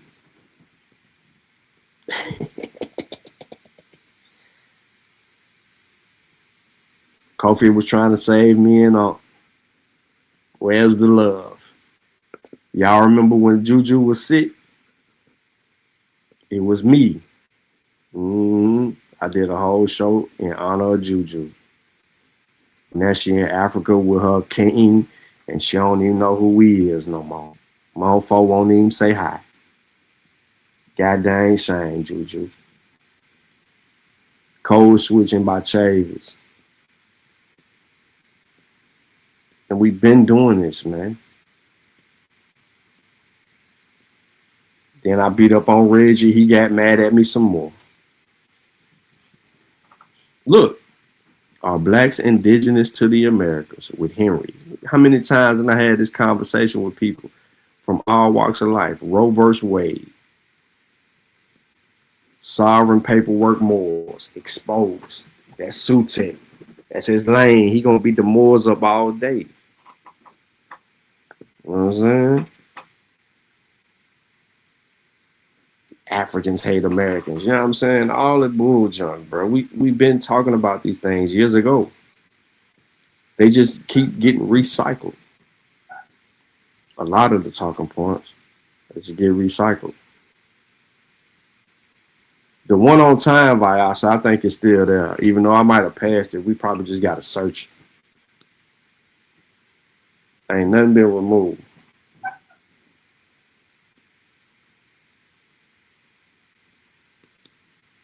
Let me see the video uploads. Juma. African traditions of pouring libations. It's untrue. Yoruba, introduction to Yoruba 1 and 2. Garvey, UNIA. Pro-Black Power movement, Black Panther logo, and more. It's Kofi. The Homestead Act, the Niagara Movement. How did the NAACP get started and is yada, yada, yada. The Niagara Movement, I was watching a video on that the other day, and I always like to go back to moments in history, Black history, where people would get stuck and then all of a sudden the rise of something would transpire.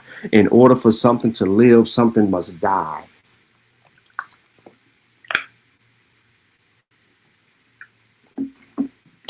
African dance, the father of Black history. We did everything.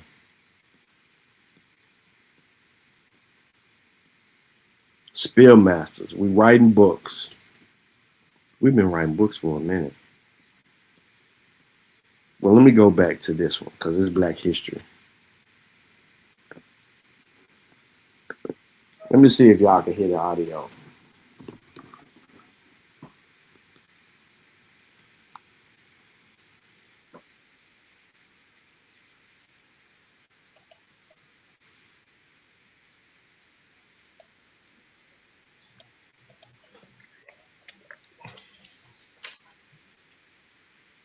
Yeah, you should be able to hear the audio.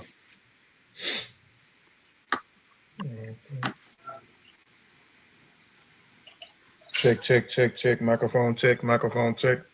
Let's go. Check, check, check, check. Microphone check.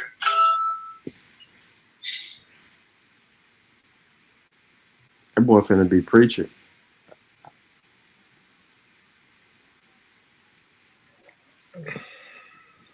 I want the video to play. I want y'all to hear this introduction. This is an old school. This is an old one right here. Real quick. Man in the full knowledge of himself is a superb and supreme creature of creation. When man becomes possessor of the knowledge of himself, he becomes master of his environment and captain of his own ship, the director of his own destiny, the accomplisher of his own ends. Man should understand himself because man is full of knowledge, and this knowledge is a gift of nature. When Mother Nature created man, she deprived him of nothing. He was given the faculty of understanding all things around him. This faculty for understanding has not been taken away from him. None of his senses have been taken away from him. So there is no excuse for the black man. Raising my team, red, black, and green, queen, king, salute, now scream, I say, bring Brooklyn, I say, I'm raising my team, red, black, and green, queen, king, salute, now scream, I say, bring Brooklyn, I say,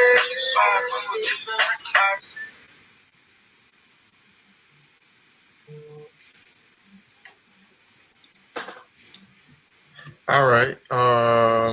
Today's presentation is called Father of Black History. We're talking about Carter G. Wilson.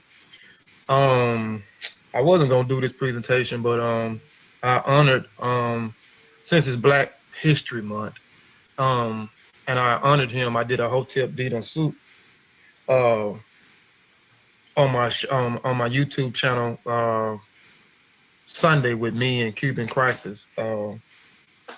With Brother Cuban Crisis, and I honored him before beginning the show. So since I honored honored Carter G. Wilson because of February, what we call Black History Month, I just thought that I'd just go ahead and put together this presentation because, again, a lot of people don't even know who Carter G. Wilson is. We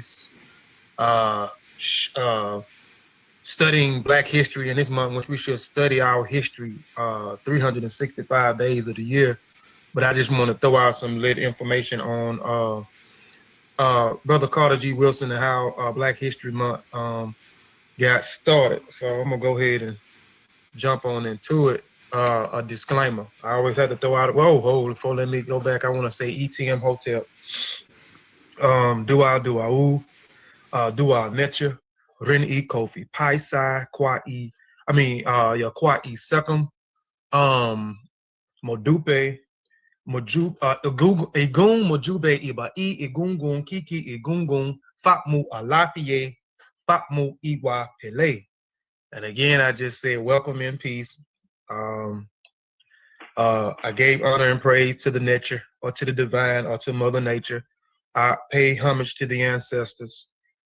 And thanking everybody for joining this live feed. Again, this presentation is going to be short. It's not going to be like the other videos that I have. You know, a lot of my presentations be pretty long, and a lot of it don't even be on the aspect of what's going on over here in North America, highlighting the things that's going over here in North America. A lot of my presentations been on specifically in the region of Africa, you know, talking about our culture and our traditions. But today, since I said I honored did a Hotep during the suit, it was only right for me to just do a small presentation to honor Carter G. Wilson for the work that this brother put in to even create this day. But again, Black history should be studied not only just for this month, but it should be studied 365 days. All right, a disclaimer. I am not a teacher, but merely a student sharing information, and that information provided is for the educational purpose only. And if you are in doubt, do the research or have it verified and want to qualify. I have the right to change the focus of this presentation to shut down, sell, or change the terms of the use of my own discretion. All trademark, design rights, copyrights, residues, names, mottos, logos, avatars, the signals, and marks are used or cited by this website or properly of their prospective owner. I reserve the right to add information as it comes available and or adapt changes, improve information as it comes available in the future. Input wanted, changes, additions are encouraged. Hold on one second, family.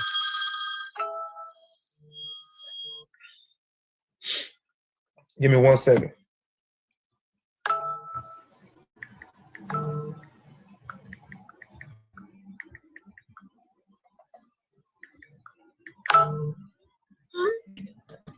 All right, let's get on back into it. All right. So I just always have to throw a disclaimer out there before I get started with anything. This is my saying, as I learn, we all learn.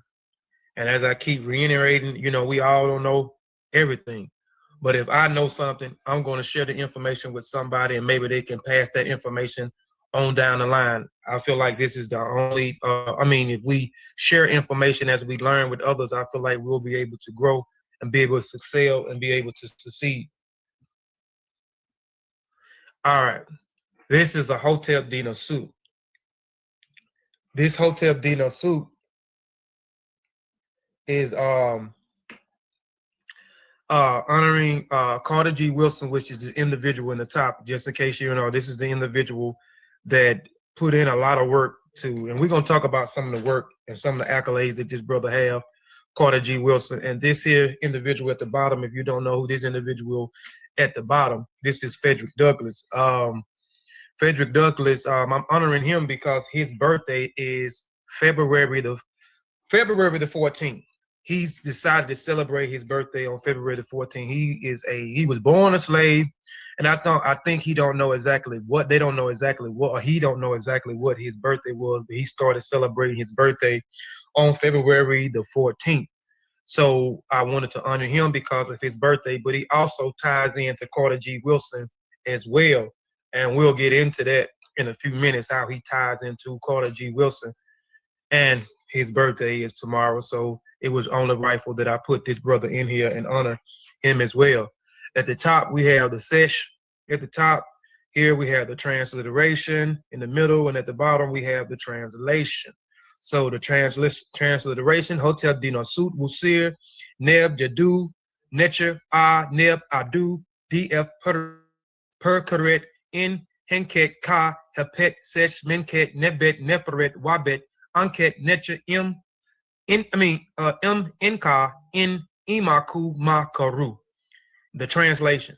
An offering in which the king gives Wusir, Lord of Jadu, the great deity, Lord of Obitus, that he may give a voice offering of calf, fowl, linen, alabaster, and of all good and pure things, on which a deity lives, to the revered ones, Carter G. Wilson and Frederick Douglass justified a truer voice.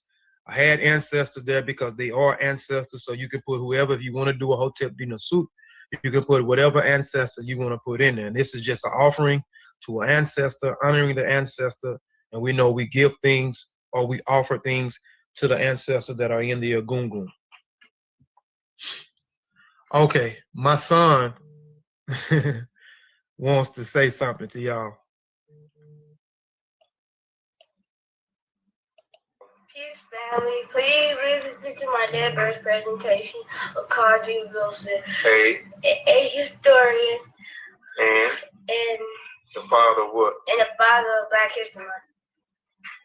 Peace and blessing.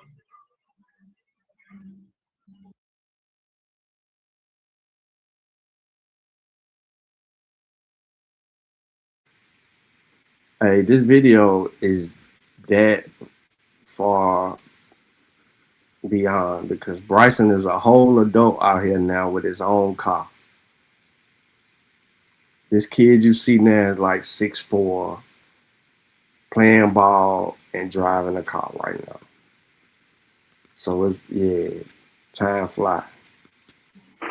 So I hope y'all was able to see that, but my son, he wanted to get in this because actually this information that I'm giving is actually something I did for him last year.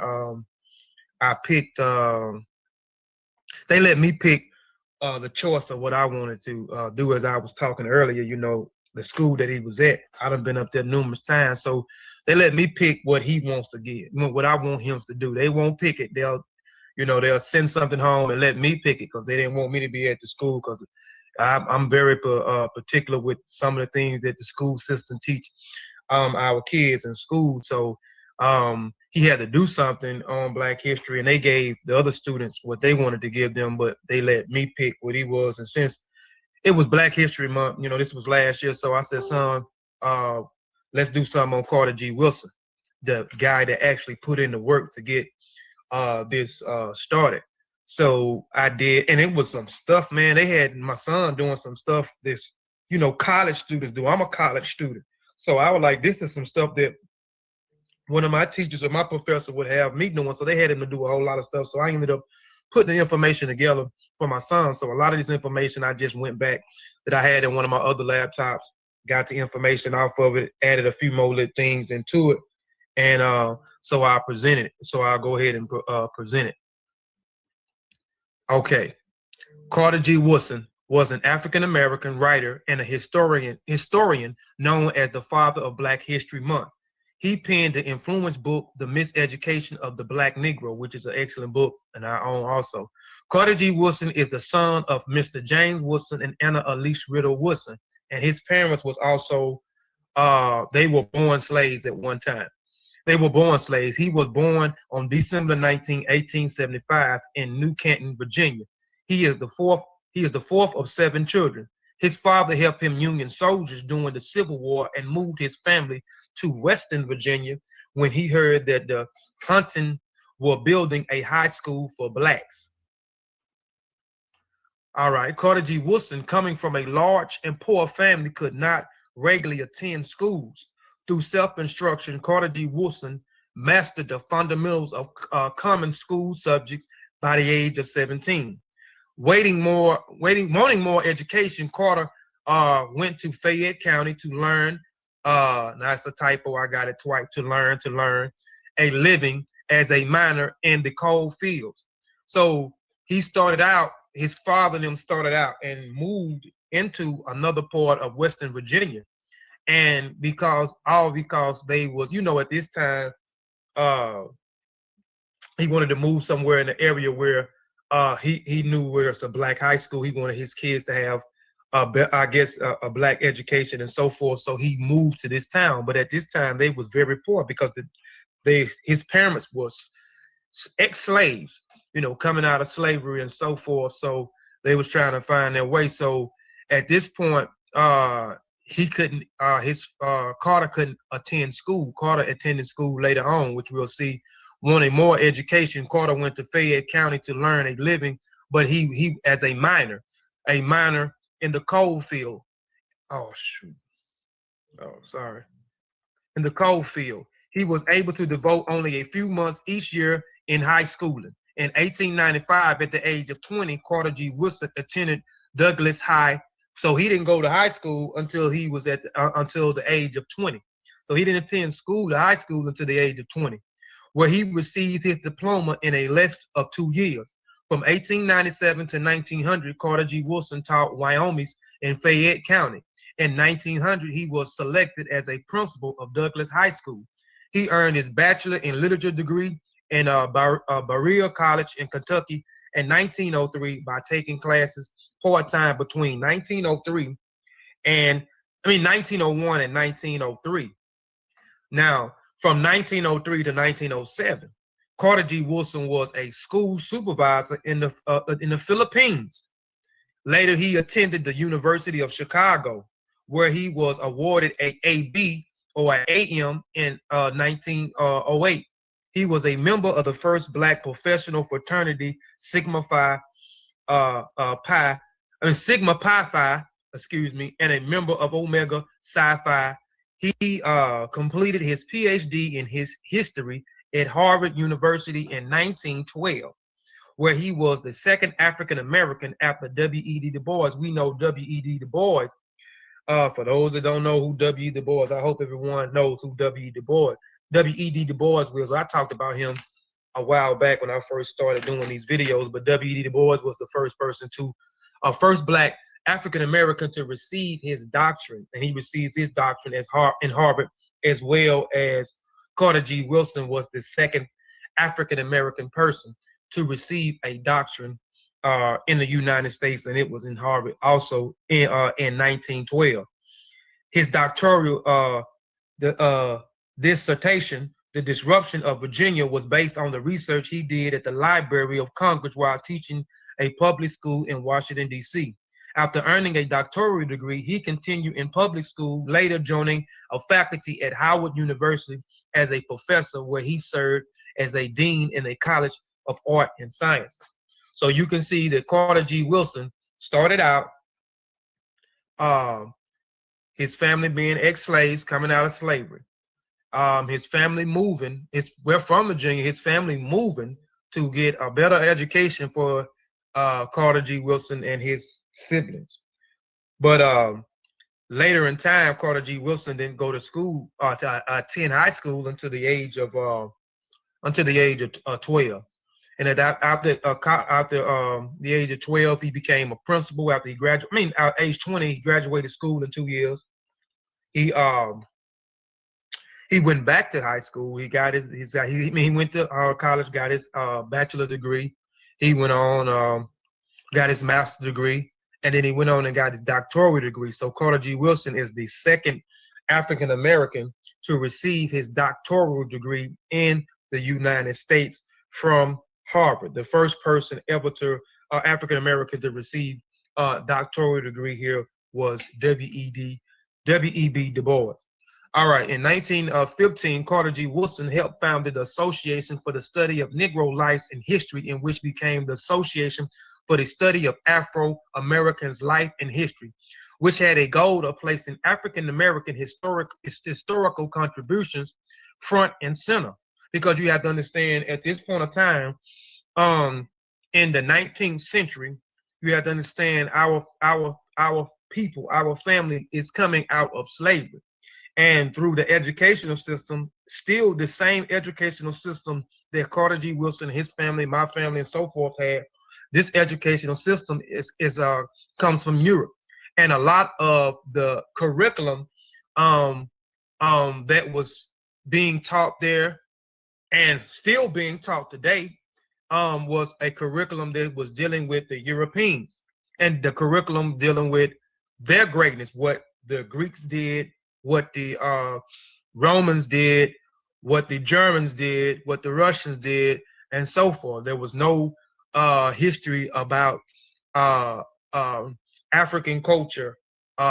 So he started an organization, the Association for the Study of Negro Lives and History, and started doing certain things to try to get our history toward the forefront, because he understood that a lot of the education was damaging to our people psychologically, and a lot of it was mistruths, and a lot of it was a lot of propagandas and basically just lies, The year he established the Journal of the Negro, hold on, which he had a goal of placing an African-American history contribution front and center.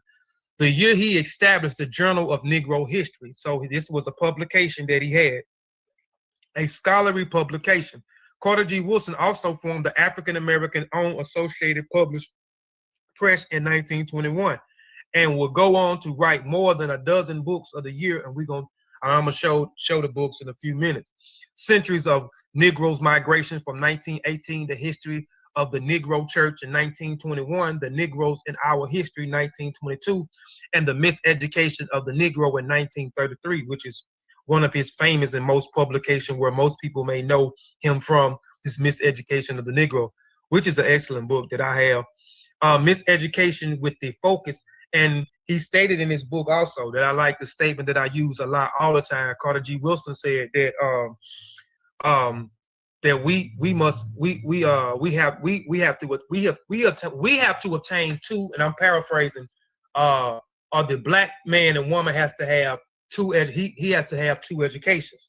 One education that is given to him, and the other education that he gives to him or herself, saying that the education that we're going through now, that we send our children to, we have no choice in the matter. We do have the choices, but we send them to their schools, and they teach our kids about the people that oppress our people, about their greatness, and teach our babies about them being inferior.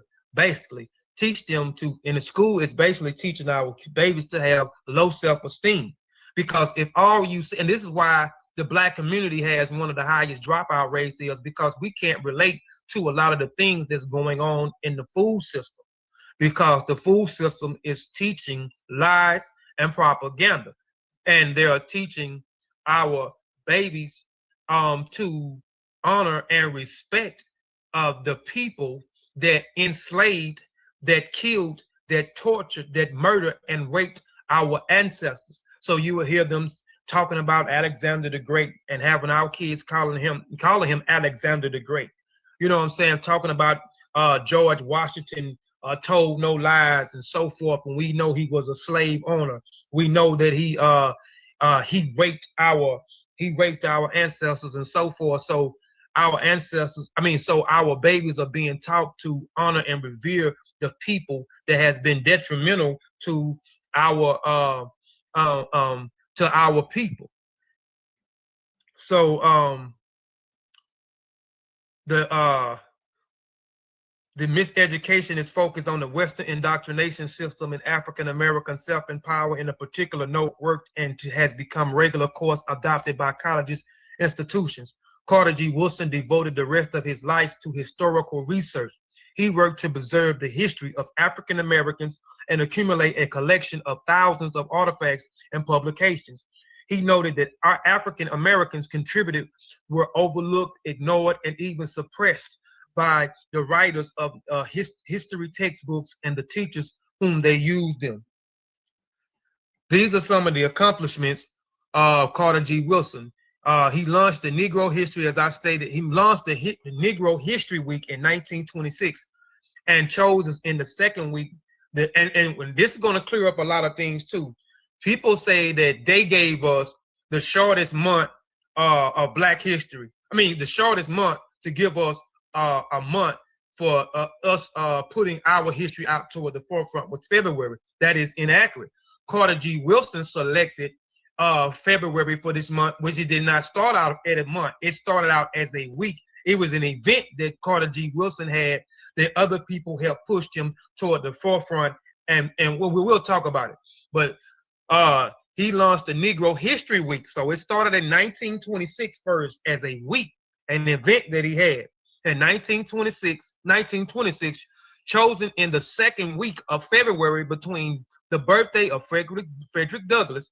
That's the individual that was at the bottom of the Hotel dinner suit that I did. Hope everybody know who is Frederick Douglass, and his birthday is tomorrow, February the 14th. And Carter G. Woodson this particular month for this Negro History Week or Black History Week,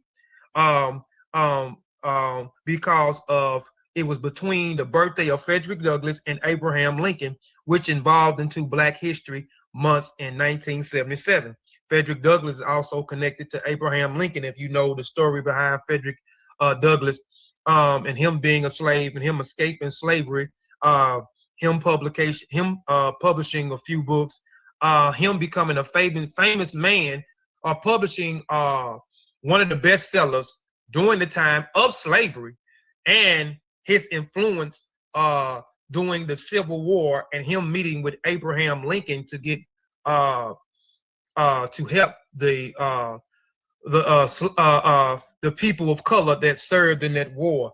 So he wanted to base this Black History Week, a Negro History Week, around Frederick Douglass' birthday and Abraham Lincoln birthday. Frederick Douglass' birthday is tomorrow, which is February the 4th, and Abraham Lincoln birthday is it's February the 12th, which was yesterday, which involved into Black History Month in 1976.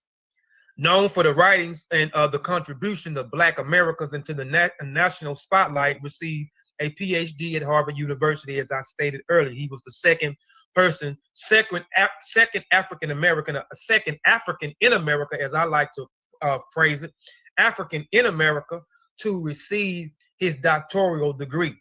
The first person ever was W.E.B. Du Bois.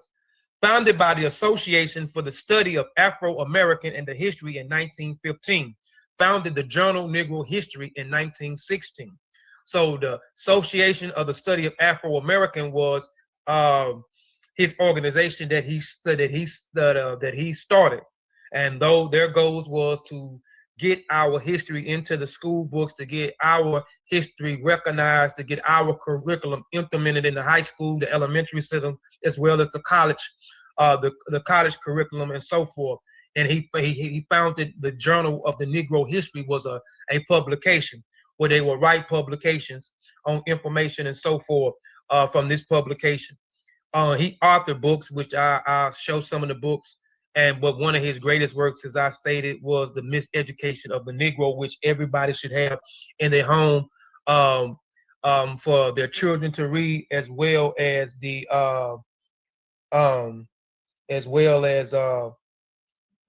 Peace, Chris Logic, Peace Constant, if you still in here, I'm sorry. Peace, Johnny, Peace Sandra, if you still in here. Hotep Satep and Ra. Peace, Lafayette Cuban Crisis, Hotep, Inioret Sean Calfunny, Hotep Ampu Ma'at. I'm working on a larger presentation now. He's typing the presentation out on the subject. Okay, then hopefully this information will help you out too, for your son too. Hotep, Amin Ma'at Ra, Peace Mike, Lafayette, Elena. Okay. All right. By 1929, the Journal of the Negro History was able to note that with only 2 exceptions, officials with the State Department of Education of every state and considerable Negro populations had made the event known to the state teachings and distributions of the literature and the association with the event. Churches also played a significant role. I'm going to go back and reread that again. In 1929, the Journal of the Negro History was able to note that with only 2 exceptions, officials with the State Department of Education of every state with considerable Negro population had made the event known to the state teachings and the distributions of literatures in association with the event. So again, he's talking about the event that he started in 1926, the Black History Week, the Negro History Week that he started. It started out as an event first, and it was a week long, and he started his organization to try to push the curriculum of Black history into the elementary schools, the high schools, and the colleges. The church has also played a significant role in distributing the literature associated with the Negro History Week, doing thus the interval with the mainstream Black press aiding the publicity effort. And this was the publications that he was putting out on his publications and the curriculums, the history and so forth, because Carter G. Wilson was also a historian as well as an author. Where did I leave off at? Okay. Negro History Week was met with enthusiastic response. It prompts the creation of Black history clubs and increase in interest among teachers and the interest from progressive whites. Negro History Week grew popularity throughout the following decade, with mayors across the United States endorsing its holidays. It didn't become official holiday, family, until 1976. But he started in 1926, and this was an event, and this was information that he was putting out there due to the information getting spreaded more.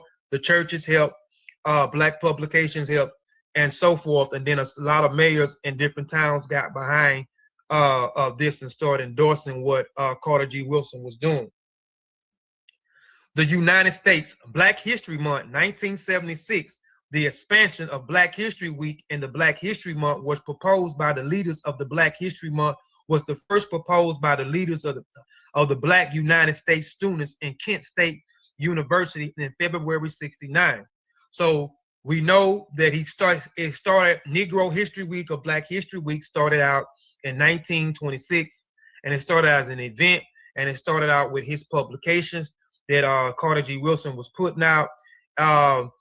Then he started gaining legs in 1929, and some mayors got behind him and some towns got behind him with this event Black History Week, which Carter G. Wilson, nobody did this. Carter G. Wilson put this around in February around Frederick Douglass' birthday and Abraham Lincoln birthday. Frederick Douglass' birthday is tomorrow, which is February the 4th, and Abraham Lincoln birthday, which is February the 12th.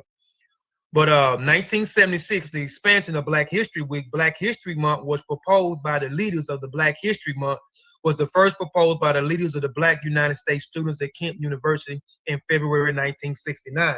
So the students at Kent University actually made it, started doing this as a month event at Kent University in 1969. The first celebration of the Black History Month took place at Kent State 1 year later in February 1970. And in 1976, as a part of the United States bicentennial, the informal expansion of the Negro History Week to Black History Month was officially recognized by the U.S. government. President General Ford spoke in regards to this, urging Americans to seize the opportunity to honor too often neglect accomplishments of the Black Americans in every area endeavor throughout our history. All right, it became a national holiday in 1976, family. But we know it started out as a week event by Carter G. Wilson and his publication in 1926. It grown legs in 1929, and some mayors in certain towns started to gravitate toward, teachers started to gravitate toward its curriculum and our information of what we had to offer and what our people did. And then in 1969, 1970, the university, Edmund.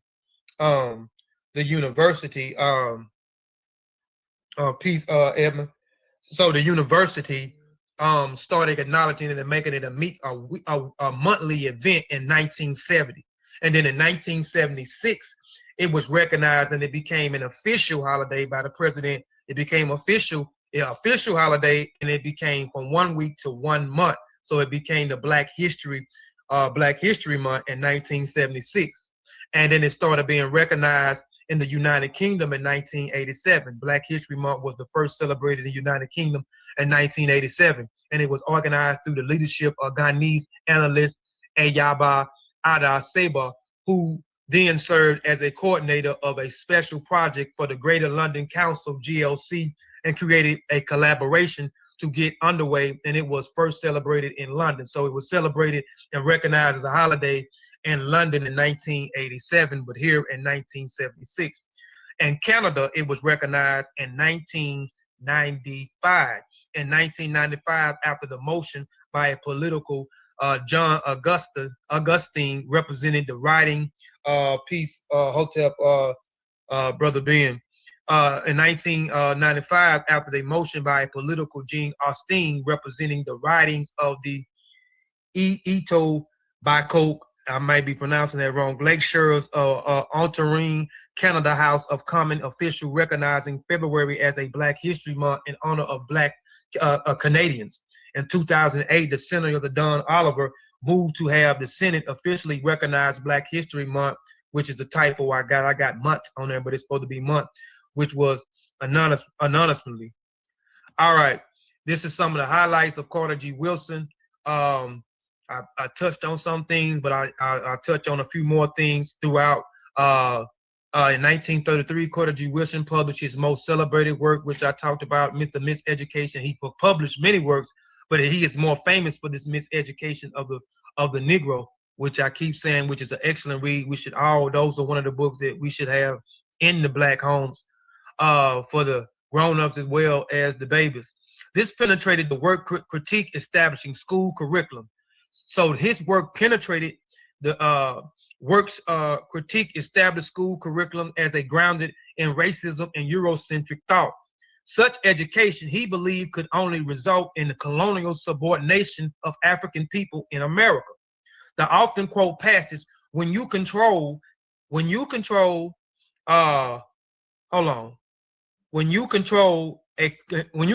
man's thoughts, you control what a man's think is what it's supposed to be. And you don't have to worry about his actions. And that is so surely true. He finds he will find his proper place and he will stay in it. That's right. A lot of us find our proper place and we stay in it. We will defend the very people that is putting us through so much, or has put us through so much detriment. They don't even have to be in the building, and we will make all types of excuses for them and so forth. On that righteousness, I helped my little cousin do her term paper on Shaka Zulu tribe. She dropped too much realness and got points deducted for her paper. Public school. That could be how my son Elijah, he's doing his presentation on Carter G. Wilson. And okay. So hopefully this information will help you out a little bit too, though, Sin. Hold on. He will find his proper place and he will stay in it. Point from Wilson assessments of the deleterious effects in existing schools on the black psyche, and again, that's why I say that it is playing a part on our baby's psyche. It is giving this school system is teaching our babies to have low self-esteem. Educated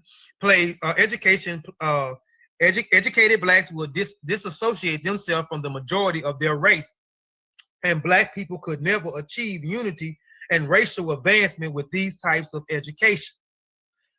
Concerning that the Journal of the Negro History only reached a limited audience, Woodson established a Negro History Bulletin. This was his second publication that he had.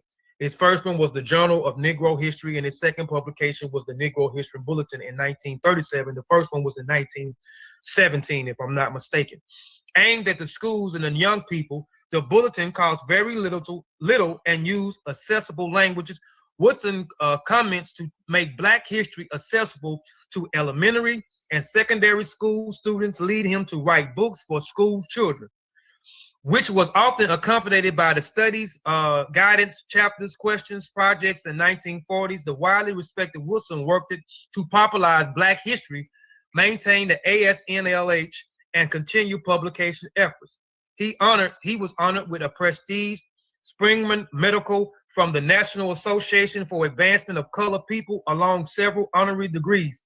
The U.S. Postal Service honored him with memorial stamps and memorial stamp in February of 1984. This brother was put in so much work to get this month established for us. According to NAACP, Woodson longed it for a day when America didn't need Black History Month or Week. Dr. Woodson also said that he hoped that the time would come when Negro History Week would be unnecessary, when all Americans would willingly recognize the contributions of Black Americans as a legitimate and integral parts of the history of this country, which we hadn't seen at the day. We still have Black History Month. Our babies are still being lied into, still being lied in school. Propaganda is still being pushed in the school system, as well as in the movies, is in the TV stations, the media outlets, and so forth. So we still waiting on that same day too. Carter G. Wilson, the ancestor Carter G. Wilson. I talked about some of his publications. I didn't want to make this video long, just to give some brief information on who Carter G. Wilson was, how Black History Month got started, which it started out as an event, as 1 week, and nobody put this together but Carter G. Wilson. I hear people say that the government gave us February, which was a short week. No, Carter G. Wilson gave us this day because of Frederick Douglass' birthday on February the 14th and Abraham Lincoln birthday on February the 12th. So he wanted his event, the Negro History Week or the Black History Week, to be around that week, to be around those two individuals' birthday. So that's why when I did the Hotep Demon Suit, I said that Carter G. Wilson was connected to Frederick Douglass, and Frederick Douglass was connected to Abraham Lincoln. If you know the story of not Abraham Lincoln, but the study of Frederick Douglass. And if you don't know, you can get the narratives of my life of Frederick Douglass, an African slave, a book which was during the time of slavery was one of the biggest selling books at that point of time. And Frederick Douglass was actually one of the was a famous black person during the time of slavery, and he talked to Abraham Lincoln during the time of the war. You know what I'm saying, to get more, to get blacks that was in the war treated fairly and so forth. So that's why I say Frederick Douglass is connected to Abraham Lincoln. And I mentioned some of his books. I said Carter G. Woodson was a historian as well as an author. His famous work is this book here, The Miseducation of a Negro by Carter G. Woodson, which I say everybody should have, every black family should have this book in his home. This is another book that he wrote, The Negro in Our History. This is another one, The History of the Negro Church, because we know during the time of 1926, when he created this event, the churches was behind him with pushing his information and certain smaller black publications as well, with his own publication that he had. And then in 1917 and then 1936, he created another publication, so forth. Here is another book. This is one of the children books that he wrote right here, African Myths and Folktales, Carter G. Woodson. Another one, The Centuries of the Negro Migration, The Exodus, is called by Carter G. Woodson. The Mind of the Negro, as reflected in letters written during the crises of the 1800s to 1860s. So these are some of the great works that are our ancestor Carter G. Woodson wrote. Here is one of the things from his publication, the Journal of the Negro History Week, where he was writing to an individual, writing to a medical physician and someone that was a member of the House of Delegations, and also I think he was a senator in Virginia as well. And he was talking about the curriculum and the instructions of our Black history being inserted into your school systems. And then he was also talking about in this where a Negro, this is, you know, where he made the saying where a Black person will stay in his place if you control the thinking of the individual. Now, he was also stating to the individual that it was some instructions that had came down to a instructor in college to teach a course in Negro history, right? And this was a Black individual that the instruction was given to, this college instructor. And this college instructor thought that Black history, he's a Black man, but he thought that it was a joke for him to teach Black history in his curriculum in this college. You know, so he stated that, and he was talking about how this guy, you know, he structures his teaching around the Hebrews and the Greeks and the Roman culture, like their culture is the end all be all, and Black history, you know what I'm saying, has we blacks don't, the African in America does not have any value history or history worth being considered to be taught in school. So you can clearly see right there the statement that the ancestor Carter G. Woodson made earlier. It applies because we see it to we see this to the very day. We neglecting our own history, think we have no value. This is why I say they teach us to hate ourselves in certain religions as well as in the food system. They teach us about somebody else's culture, and they teach us that our culture did nothing for society when that is the absolute lie. So this is just a little publication. Here is the I stated that Carter G. Woodson started out as his family was ex-slaves. His mother and father was ex-slaves, and they was in Virginia. They moved from Virginia when they found out to West Virginia when they found out it was a Black school being started. Carter G. Woodson was very smart, picked up on information and so forth, but he didn't attend high school until the age of 20 because his family was poor, and then he went on to do mining work before he actually went to high school. He graduated high school. He went to Berea College, as I stated in one of the slides. Then he went on later, he went to Chicago. He went to the University of Chicago, you know, and got his master's and so forth, and then he got his doctoral degree from Harvard. He is the second African in America to receive a doctoral degree. W.E.B. Du Bois was the first, as I stated earlier. All right, this is a photo of a memorial of Carter G. Wilson. And you can see here, this is in Washington, D.C. This is Carter G. Wilson. This is the father of Black history. So here's a memorial of him in Washington, D.C. This is the front side. This is the back side. Truth comes to us from the past. Then like gold washed down from the mountains. So here is also, this is in West Virginia, where he lived, where his family was in Virginia and moved here. And it says here, historian, author, educator, founder of the Association for the Study of Negro Life and History, 1915. Begins Journal of the Negro History in 1916. 1926 began the Negro History Week. Later, Black History Month. And I went through and explained it was an event in 1926. It was picked up in 1929, where it started gravitating legs through to helping through the church, his publication and other Black publications. In 1929, it was recognized by a few mayors at that point of time, but it was not actually a holiday at that time. And then 1969, in one of the slides that I stated in 1969, that the University of Kent, they started making it not a week event, but a month event. And then in 1976, it was recognized as a legal holiday by the president in February. Black History Month, graduated later Principal Douglas H.E. Huntington, the West Virginia State College, second African-American to earn his Harvard PhD. 1912, born December 1987. Wilson died April the 3rd, 1950. And on this side, you can see a statue of the ancestor here, Carter G. Wilson here, which is in West Virginia as well.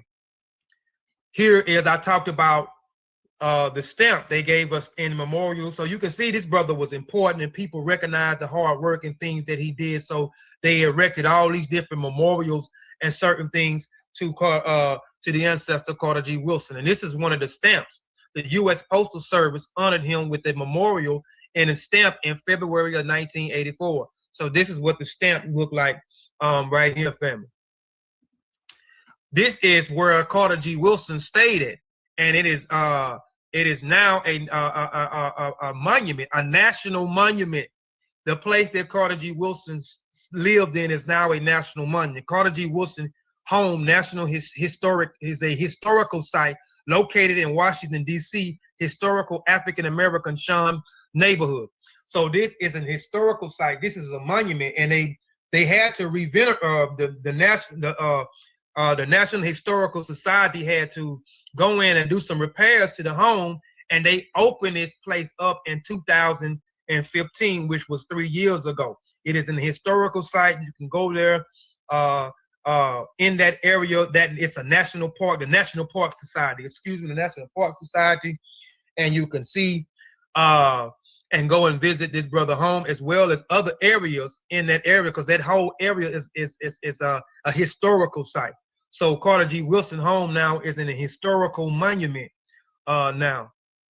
These are my references. Carter G. Wilson, The Father of Black History, Great African American Series by Patricia Mike Kissack and Frederick Kissack, which is a book. Another book, Carter G. Wilson, Black History Pioneer, Famous African Americans by Pat Muskiestock and Frederick Kissack. These are some of the websites I got the information off of too: blackhistory.org, Lencentia.net, the biography of Carter G. Wilson, Wikipedia, Carter G. Wilson, Heavy Camp News, Carter G. Wilson. That was dealing with some of the historical sites, the stamps and so forth, a monument in Washington, erect the bronze statues, the insert that I got from the NAACPE.org, where he was talking about he was hoping that one day blacks don't need a week, a Black Week, don't need a Black History Month, that our history will be recognized and in America, the contributions that we have given to this country and so forth. Here, subscribe to Kofi Paisa TV, the channel that takes the black woman, black man, black child, Eurocentric mind, and Africanize it. Because we know a lot of people that looks just like us, but their mind has been replaced with the European mind. So they are black people with a European mind. So log on to Kofi Paisai TV. That's my channel. If you want to become Africanized, I have so much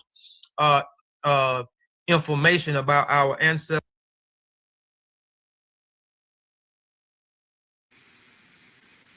All right, man. That was Kofi. You know what I mean? We getting History Month started off right. History Month started off. Where Ron at? Ron, I know you still listening. Where you at, Ron?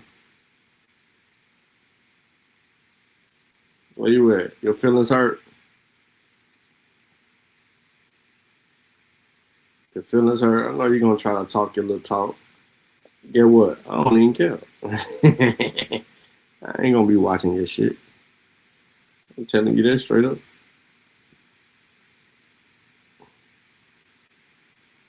I don't care how you feel.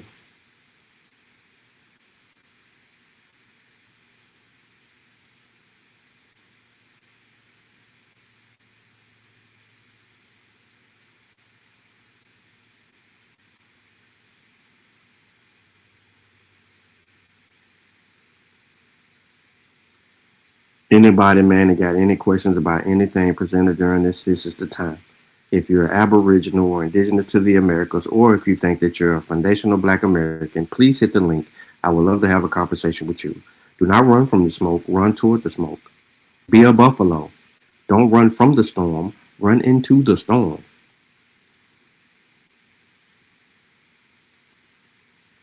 How bold are you?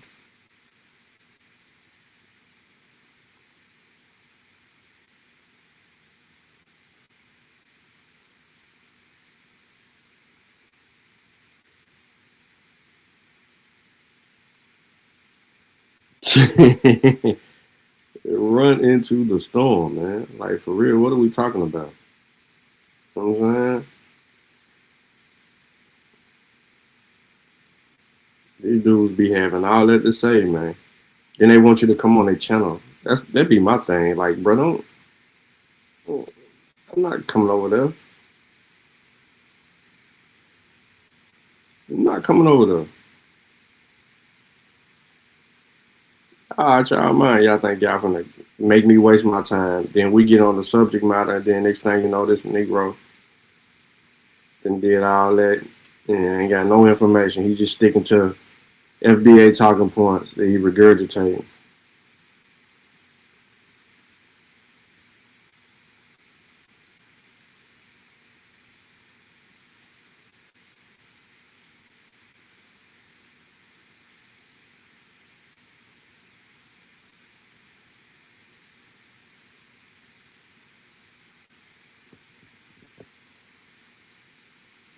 And I ain't starting Kenny. You gonna get this smoke, bro.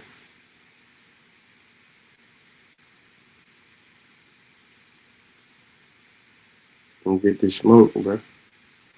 I hit that link though, for real. Somebody hit the link. Or you scared? You scared? Say you scared. I get it.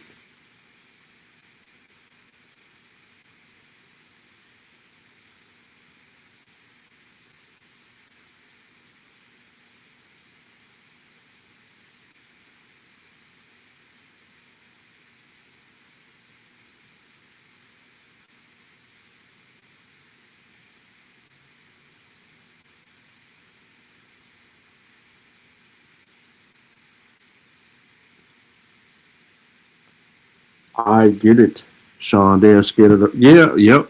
Well, I told you, Ron don't know nothing about Black history. He don't teach about Black history. He can't create a foundation. Then he want to talk about ethnogenesis. He can't even establish a historical point in history that would lead to an ethnogenesis. See, this is what I keep trying to get y'all to see.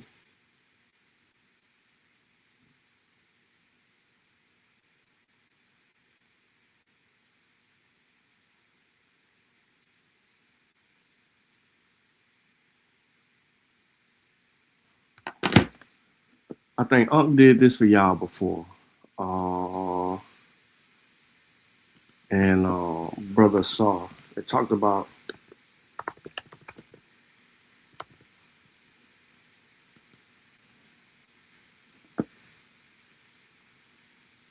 talking about ethnogenesis, right? And you heard Ron mention that in the chat. The formation or emergence of an ethnic group.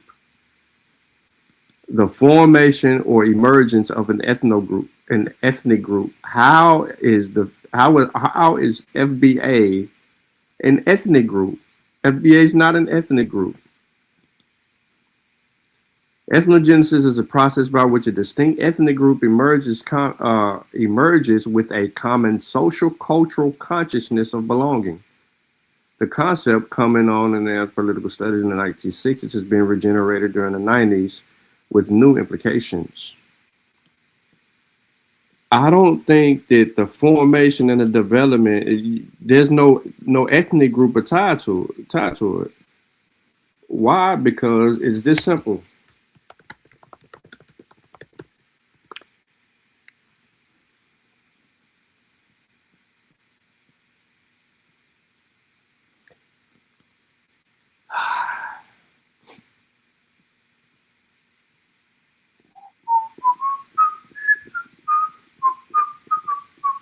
I tried to share this with y'all before, but y'all weren't paying attention.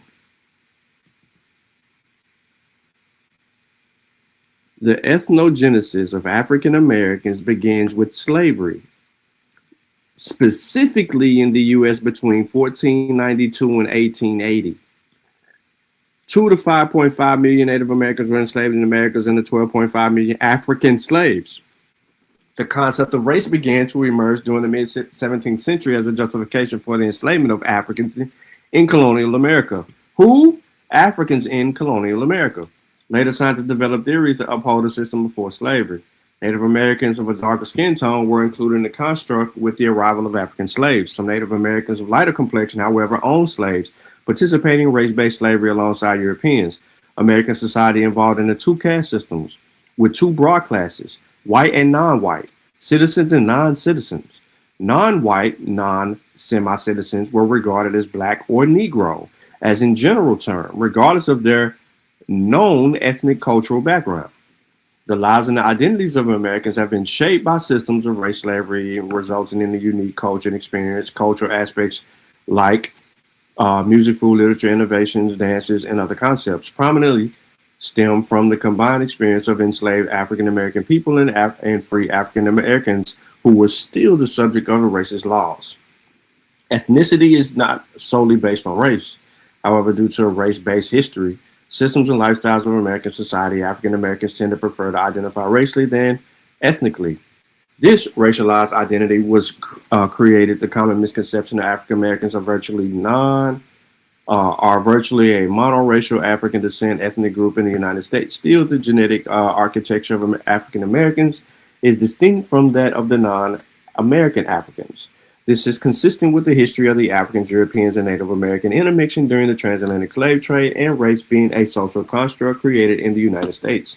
Black American ethnicity stems from the unique ethnogenesis of their ancestors. So the ethnogenesis occurs in our ancestors.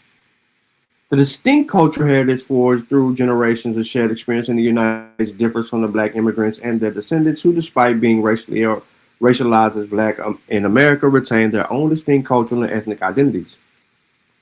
The immigrants' roots are that of a specific African nation, while Black Americans' ethnicity stems from the unique experiences of Jim Crow, slavery, civil rights, shape a distinct culture with its own music, food, and traditions. This blurring identities has led to a misunderstanding and misrepresentation of Black Americans by those who, while also Black, do not share the specific ethnic background, Barack Obama, Kamala Harris, etc. Despite typically carrying segments of DNA shaped by contributions from peoples of Indigenous America, Europe, and Africa, and the Americas, the genetics of African Americans can span across more than several continents. Within the African American population, there are no mono-ethnic backgrounds from outside of the U.S., and monoracial backgrounds are in the minority. Through forced enslavement and admixing, the African American ethnicity, race, lineage, culture, and identity are indigenous to the United States of America. African American ethnicity, race, lineage, culture, and identity are not indigenous to America. Y'all missed that shit. The transatlantic and intra-American slave trade both invalidate that statement. All our shit is a byproduct of a system that where ethnogenesis was already reached. So now you can't become a new people because you're trying to say after slavery we become a new people. No, we didn't. We the same fucking people that was enslaved, nigga. Them same fucking people that was enslaved descended from the motherfucking people who come from Central and West Africa. Excuse my language. Sorry, kids. I forgot, Kenan. We descend from people who come from Central and West Africa. We're not that far removed from slavery. It is only 2026.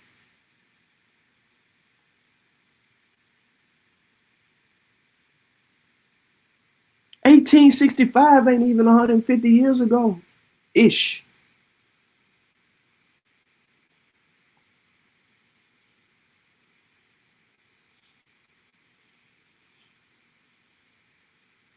This is crazy, bro.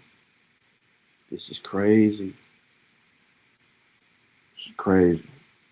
Less than 200 years ago, people was enslaved like a mother freaker.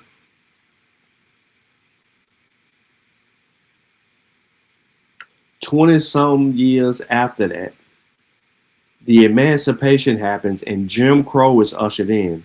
Those same people who just went through slavery, through Jim Crow, up until the civil rights movement, have a grandparent that was just out of slavery and talking about Africa. We're not that far removed from direct ancestry from Africa.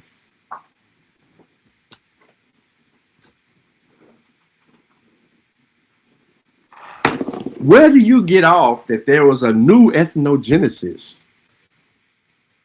Slavery is the ethnogenesis. You descend from people who was enslaved. Your grandmama descends from people who was enslaved. Your great-grandmama, on the other hand, potentially could be a descendant from people who was enslaved or a child born into slavery, depending on how old you are. You're not a new group. You're not. There's no ethnogenesis transpiring or taking place. Stop the bullshit. Your ass is African. That's what you is. Africana.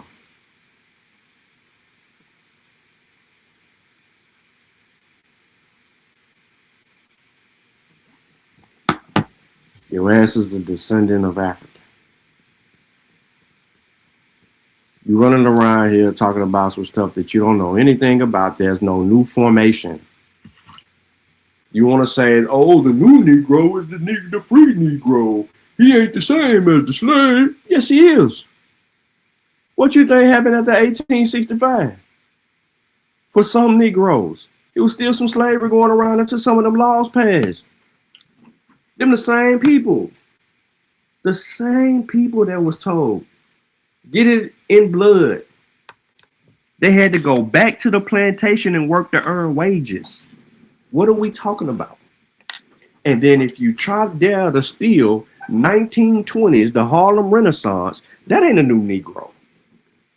That's an era of excellence from artistic expression, history, literature, and culture, music, and more. They going to war. So y'all don't even know how to establish what it is to be, able to be a new Negro. Genetically speaking, you ain't gonna never cross that bridge, bruh.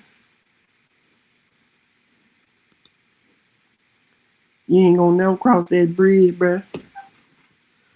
The Taino and Arawak people are indigenous tribes of the Americas. The Taino and the Arawak are who Columbus saw. They have no relation to black people at all. At all. At all. And they people been in them lands for thousands of years, and then you new Negroes is up here tripping.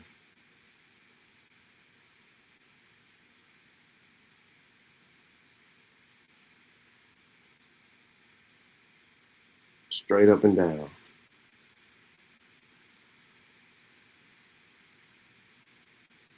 You is tripping.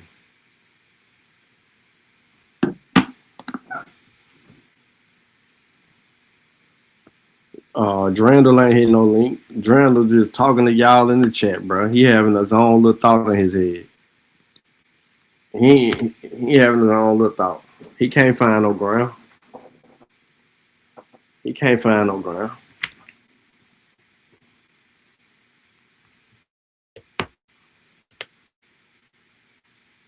Drandle ain't trying to talk to me, man. He trying to talk to y'all in the chat, bro.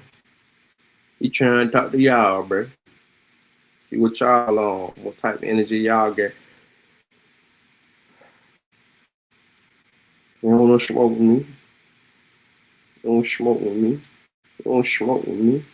You don't smoke with me. You don't smoke with me. Well, look, hold up. What my media at? I need some of that lucky music in the background. It's just quiet out here. The eyeballs are scared. The eyeballs scared. Ron ran. You know what I'm saying?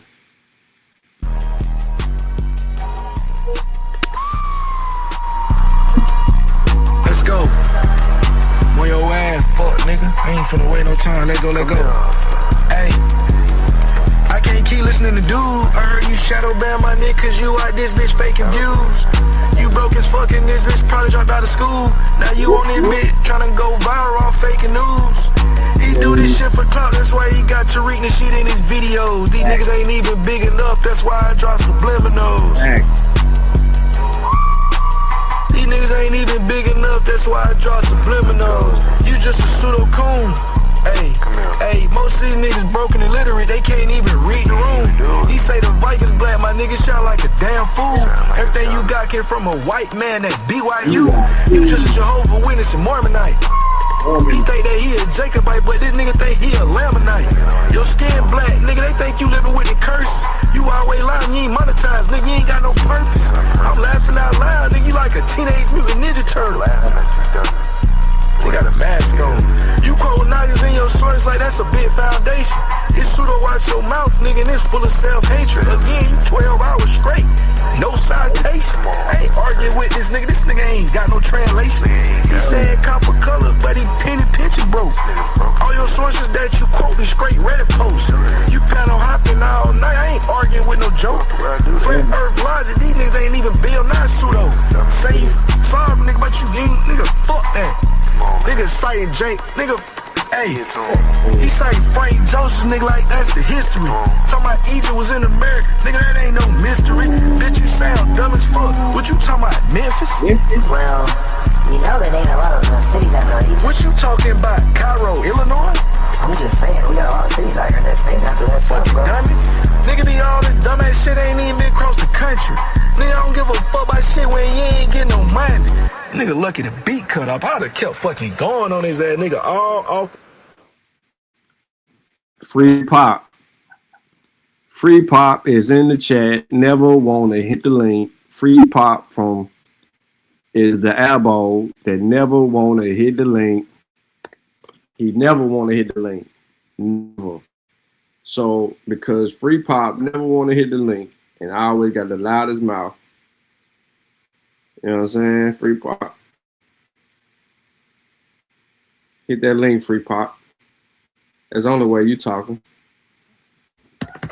Yeah, he went in on that one. He was pissed off on that one.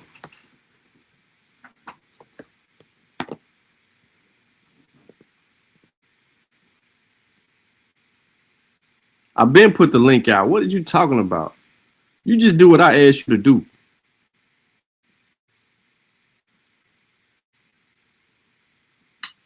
Drandle asks, is the host from America? What the fuck they got to do with you hitting the link?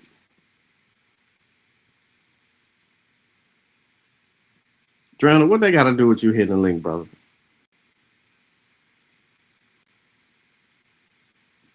Y'all want to hear that Lucky one more time? Because he describing them to a T. I ain't going to cap you down. He describing them to a T. What we dealing with every day, bro? This go for the elbows and the FBA members, bro. He hitting them over the head because most of those FBA dudes think they indigenous Black Americans. It's pseudo as hell. Off the top. Hey, listen, bro. Put your best in the motherfucking booth. I'm telling y'all, bro. Look at went in on this, bro. Best. And I come out there bit, get in the booth for real, and I smoke one of y'all ass, man. Stop playing. Let me light my shit. I'm running it back.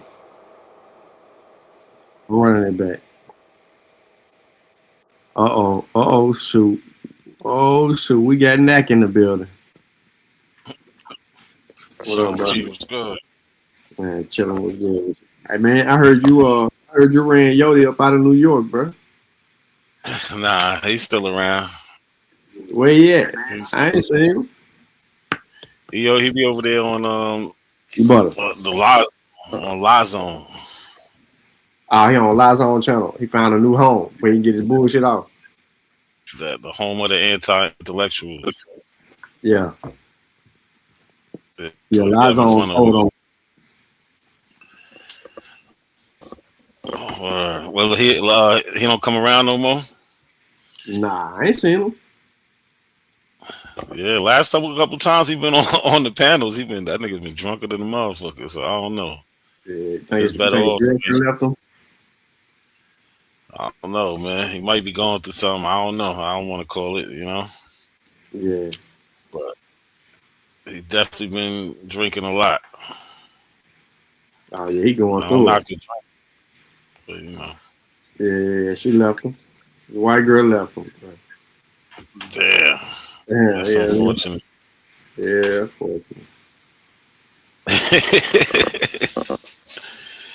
What's good though? Man, just chilling, bro. So out here trying to maintain the flow, man. I see they scared to hit the link as usual. Man, you know how it go with them, man. They ain't never trying to do nothing, man. They always, yapping.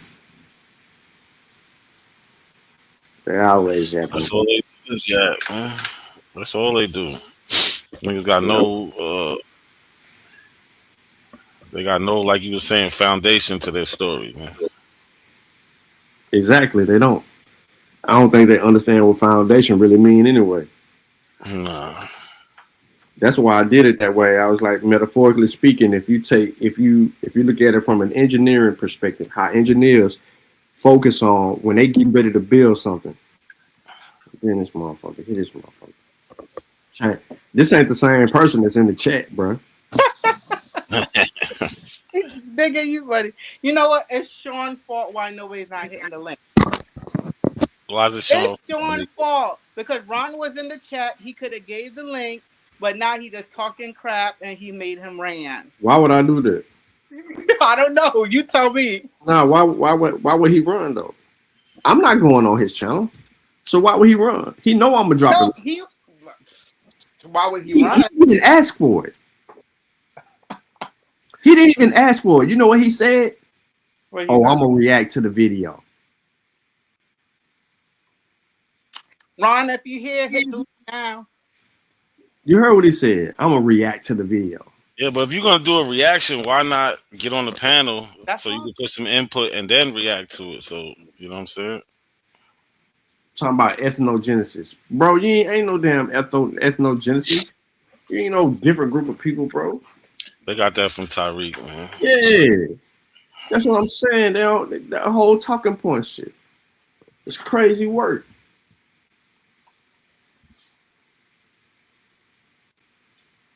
And I'm telling y'all right now, if y'all waiting on me, I ain't going over there. You know what? He been hitting me up. And he was like, I want Sean to come on my channel first, and then I go on his That's what channel. I'm saying. Like, no, I'm not doing that. Like, bro, you've been having a channel. No FBA come to the channel, Zuna. He told me Rob Bourne went over there. Rob Bourne went over there, and then he ran from Rob Bourne. That's why Rob Bourne caught him in the chat last time he was in the chat over here, and he shut up and he ran because he don't. That Rob Bourne realized he wasted his time when he understood that dude didn't know Black history.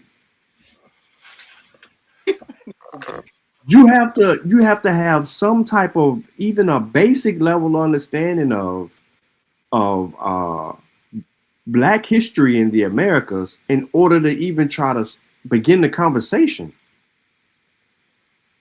So if I'm talking over your head about a situation, right? Like the inception of Tariq's argument is that the Africans that got here in 1526, be it they made that they ran away and fled when they had an opportunity to flee because there was infighting between groups of people and they had Indians fighting along all that turmoil. No one knows what happened to those Africans who fled from that ship into the Americas and into South Carolina. We'll just say it like it. Or we'll call it Guadalupe. We don't know what came about of those Black people. We don't know if they survived years later. We don't know if they just ran and stayed in the woods. We don't know if they froze to death and died. We don't know none of that. But some kind of weird way, a few servants turned into 40 million Black people in America. So wait, they don't count the. My bad, me. Good. Go. No, I was going to ask. So the FBA, they don't count the Black people that came in after that. They just started from that point, and say that they all was built from that, or I don't get it. He was in Sean, he was in the chat. He was saying that you don't know his argument. You was talking about Abos, and he don't side with the Abos. I didn't say that he was an Abo. Yo, Sean, did you hear my question though? Nah, what did you just say? No, I was asking. So they only count that they're beginning as those Black people in the 1500s. Those Africans. They don't account for the ones that came in the 1700s, or the ones that were sent to the Spanish colonies, then to the mainland, or things like that. They just only focus on those people that you was talking about. Yeah, they focus on Tariq's website. The inception for foundational Black Americans begins with 1526. Yeah, that's the only period. Right, and that's the problem. Foundation. Didn't Ponce de Leon make his first trip in like 1511 or 13 or some shit? He makes the trip earlier, but we just talking to North America, not necessarily Caribbean. No. But he went to North America the first time, I believe, in like in 1513 or some shit like that. I don't think he had. It was before 26. I know that. I don't think he had Black people with him. I thought he did. I might be wrong. Oh no, you might be right. I might be wrong. I believe he did. I believe every trip he brought Black people with him. But they started 1526, and the reason they started 1526 because that is the first revolt. Yeah, it's the first revolt in American history, recorded. That's where they start. But that's not the first revolt though, because we have Ovando complaining that the Black, in Hispaniola, he's complaining that the Black people are running away and then coming back attacking their settlements and shit. So it can't be the first revolt. I mean, on mainland America, okay. Mainland America, yeah. You're talking mainland America, where we are. United States. I count all the Black people as my people. I know you do. Boy, so I don't know. That's all right. I don't really pay attention to the FBA too much. Like they just me neither. But this dude about to buy this book that I'm gonna read from one of the FBA people. I just want to read the argument, and then I can critique it. Okay. Which I already know what I'm about to read, but it's you still got to read it. Ramon said he had an ethnogenesis last week. Yeah. Oh no, man. Yeah, that's what I'm saying. Like, bro, I don't think that they understand. Like, and you're trying to start at a period or a point of where something is occurring, but you missing it. You're missing it, bro. You just even still, they're saying the ethnogenesis occurs after slavery or during slavery, right? Mm-hmm. According to what we just read, the ethnogenesis occurs from the period of slavery into that time frame. Now Tariq is arguing way before that, or he's hinting at it because of a slave revolt. But that's the problem. There's no foundation. How are you foundational Black American with no foundation if your foundation's African?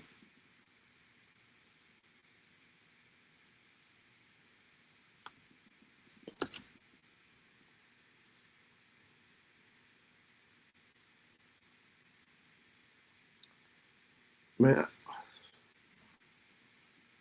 Somebody calling in the chat. Hating. She do her own hair, bro. Just if you like it, just say you like it. God damn. I like them trolls. Let them troll. Zuna, yes, they coming. But so here's the beautiful thing about it, right? Everything established. I mean, every identity that was established here is established on the principles of three groups of peoples: the Native Americans, who ancestors was already here and they populated the Americas from North, Central, and South. Those are considered, although you have these haplogroups that come up out of them, A, B, C, D, X. You have these different haplogroups that come out of them because of isolations and being in certain periods for a long time and just merely adapting and adjusting to those areas. And they scale different shades of wheat, right? Depending on where they are near the equatorial line. Then you have the Europeans, and then you have a moderation of Europeans of many different nations. So you have the British, the Dutch, the English, the Spanish, the Portuguese, right? You have these groups of different Europeans that colonize the Americas. With them, they bring a variety of different ethnic groups from Africa, from West and Central Africa, all down the coastline. And then they tell you during their writings, right, in their journals, with their chest poked out, that there's the red man, the white man, and the black man. Before they say the red man, white man, and black man, they say Indians, they say the whites, and they say the blacks. And they all denote different places, except for the Indians. The Europeans are coming from Europe. The blacks are coming from Africa, but the Indians is in the Americas and mislabeled as Indians or American Indian or later Paleo Indian.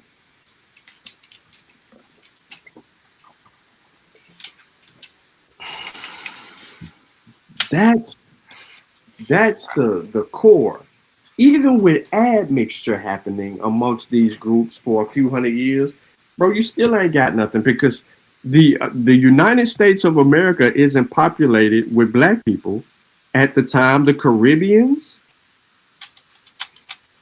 the Central and South American periods, there were more black people in those areas, and there were hardly any in the United States of America until 1526, and then whoever. But they wasn't even letting some of them dudes, like you said, early travelers, they wasn't letting them people get off the boat.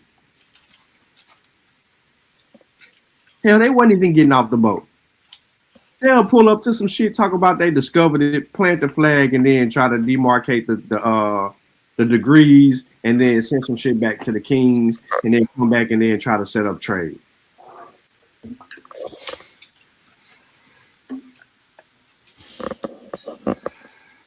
So that's what we're dealing with here.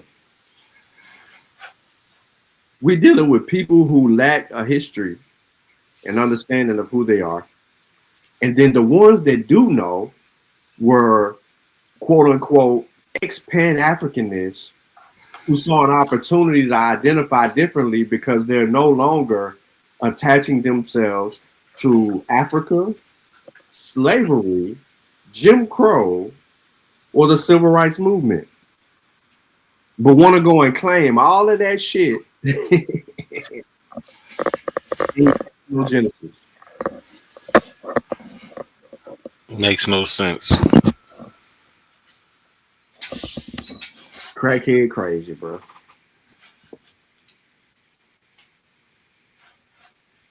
That's crackhead crazy.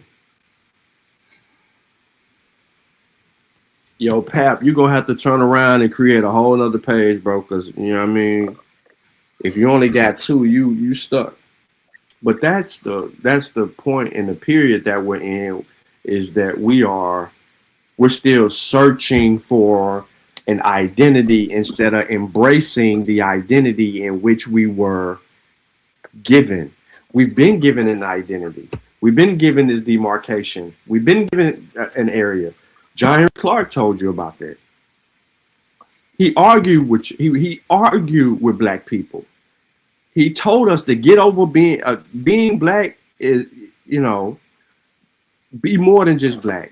We got to get over the period of blackness. We got to move forward in these other arguments. But he also said the designation of a landmass gives us the right to. Even brothers and sisters who argue against people in the Americas are only doing it out of ignorance, but yet they still can't take away when you get off that plane and you touch the land in Senegal, in the Gambia, in the Cameroon, in Ghana, in anywhere in Nigeria, in Central Africa, all the way down to South Africa. Them people see you get up off the plane, they immediately gonna dap you up, give you love, and want to show you around and tell you to come home. Benin, all of that, Togo. So I mean, it's crazy work. We want to be American. What is it to be an American? White, Anglo-Saxon, Protestant. Okay, I got you. Crazy. I know you was. I know you was. And that's the thing. You know what? You ain't even the only person.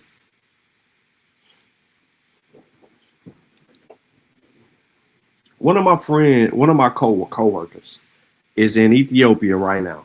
They're from Ethiopia. And they tell us certain things. None of us is East African, but you can tell the difference between all of them, but they know exactly who we are. They'll tell you, yeah, you from Africa, you from West Africa.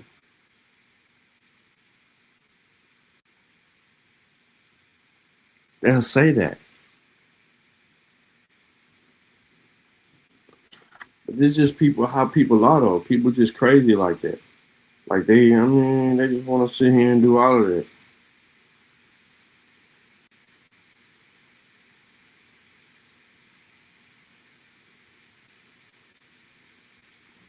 So I took my children and they bonded with so many Kenyan, Sudanese, and Ethiopian children. Crazy work.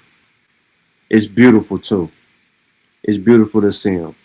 Because it looked like they cousins, you know what I'm saying, that ain't seen each other in years. And just outside playing. You don't even do that when you back home, but you out you you over there, you just outside playing. 'Cause all the other kids is playing. They ain't got the technology. So they make do with what they got. Whether they understand each other or not. Shoot, playing is playing. Wasn't a lot of records in the annals here in the Americas destroyed? No. What records would be destroyed? The Europeans own the records. They got journals, bro. Log books. Who over here talking about some destroyed? Where's the evidence of that? Like when you say something was destroyed, just say, hey, pull this up. Go look at this. The information, none of it ain't got nothing to do with identity. Black folk always had an identity. Black folk always knew who they was. Black folk always talked about and pointed in the direction of West Africa. Black folk knew. Black folk bonded over their trauma. Enslavement, the enslavement of different ethnicities from West and Central Africa created an atmosphere of trauma bonding. That through trauma bonding, that led to certain insurrections, that led to runaways, that led to other systems of improvement, all of that. Wasn't a lot of the records in the annals. Dranda, what do you mean? What's the argument? Your ass is African. There's no argument. I don't even know what you're talking about at this point, because you're in the chat and you're unable to communicate effectively in real time where two people can get on the same page.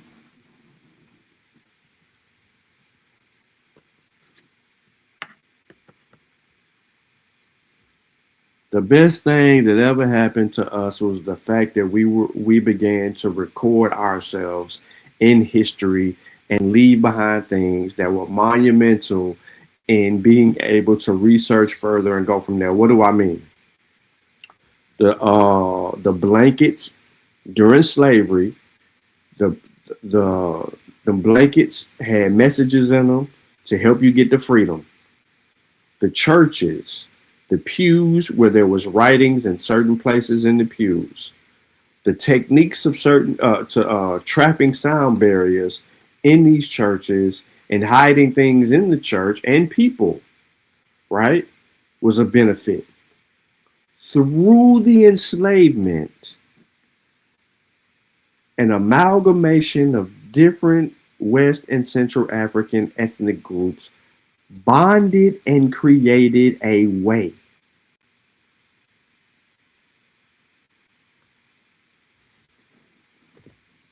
Suna says, I always ask our people opposing us being African, who benefits when we separate ourselves from Africa? Great question. White people benefit. The rest of the world benefits. Because now they'll just go into Africa and just start claiming shit. There's no noise and no fuss and no pushback. There's no, who's going to protect X, Y, and Z. That's why some of y'all, not all, some of y'all FBAs are like MAGA guys. Y'all like represent the MAGA bullshit to the extreme. And I'm over here like, why is that? It doesn't suit or benefit you to even be that.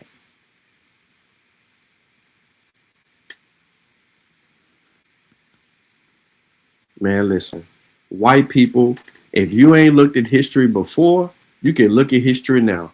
White people will band together for the benefit of white supremacy if it comes down to it. They hate Trump right now, but I guarantee you, if their supremacy is threatened, the overall majority of white America will band together to protect the agency of their supremacy.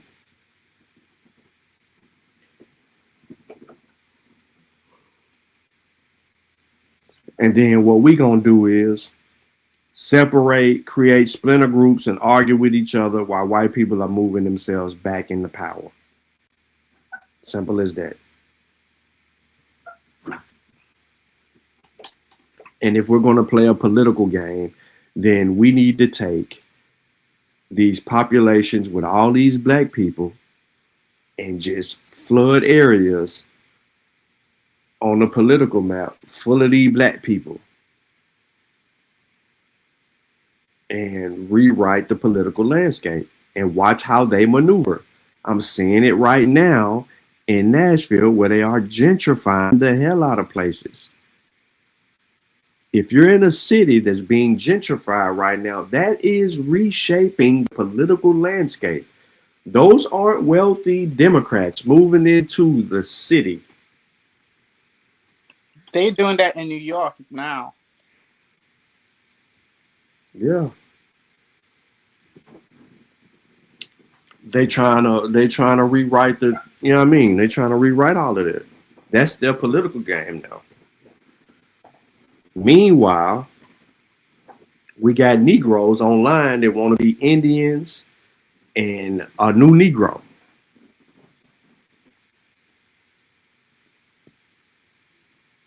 Zona, you correct. That's a good statement. You're right. Shit, we got to raise them up to be politicians, policemen, doctors, nurses, lawyers. Hell, we need them in more than just sports.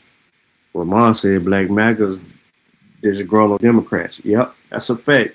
It sound like Hebrew Israelites, angry Christians.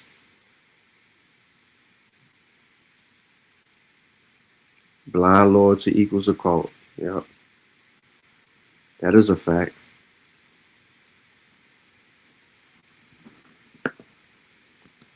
So, hold on, let me try to pull something up. Next stepped away for a minute. Let me try to. Yeah, I'm back. He's back in the building. Heard his name.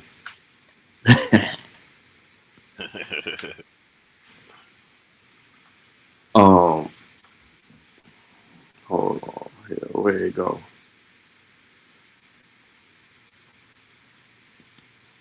Y'all know that book I was reading earlier, A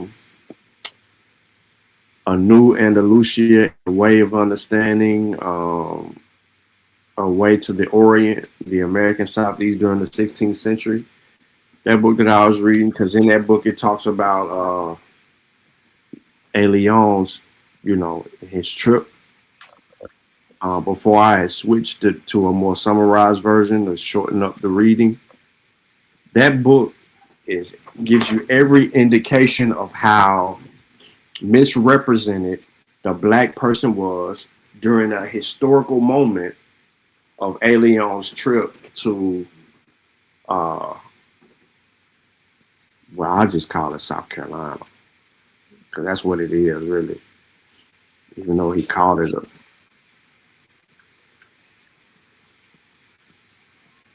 his whole little response was, yeah, a few black slaves. Next. Tyreek took a few black slaves who revolted and tried to turn it into that big 40 million people. That was crazy work. How, bro? You don't even know if there were black women.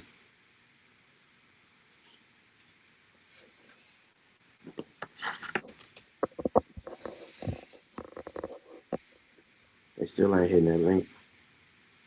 Y'all be scamming them, bro. I don't think it'd be me. I think it'd be not a coincidence. Nah, I be you, Sean. It's definitely you. You know, they call me the Apple apologist, so. Yeah, you is that. You right. Damn. Nah, fuck them, man. I ain't being nice to them no more. I can't be nice because they ignorant. I can't do it.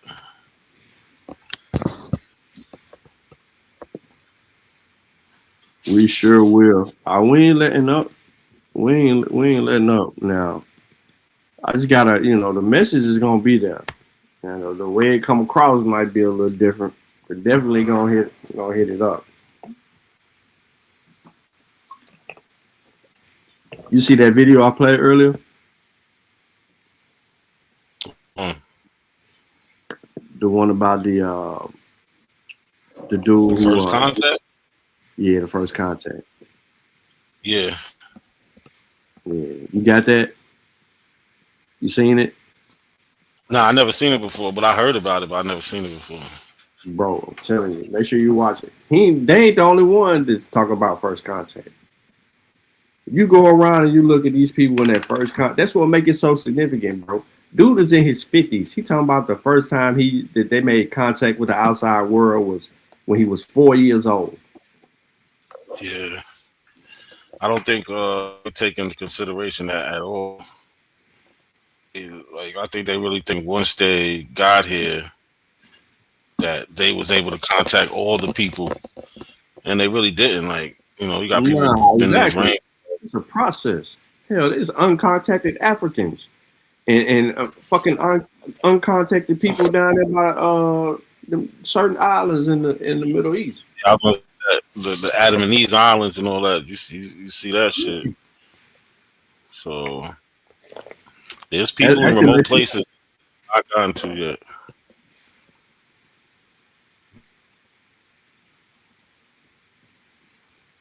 Yep. And me doing this beat up old Vino though, because you know he love to be talking about them as his people. Them as my people, Sean P. Those okay, pull up Leon count and watch what he say, Sean P. He gonna say that he saw black people when he got to the Americas and they landed there. They landed there, and he said, Sean P., they said that they was black with nappy hair. Look at the source. Look at the source. You are not a coincidence. Will not look at the source. That nigga's crazy. Like, they found them there. Like, like there was travels before that. So when they got crazy. the Panama, they said they saw black people there. They found the black people.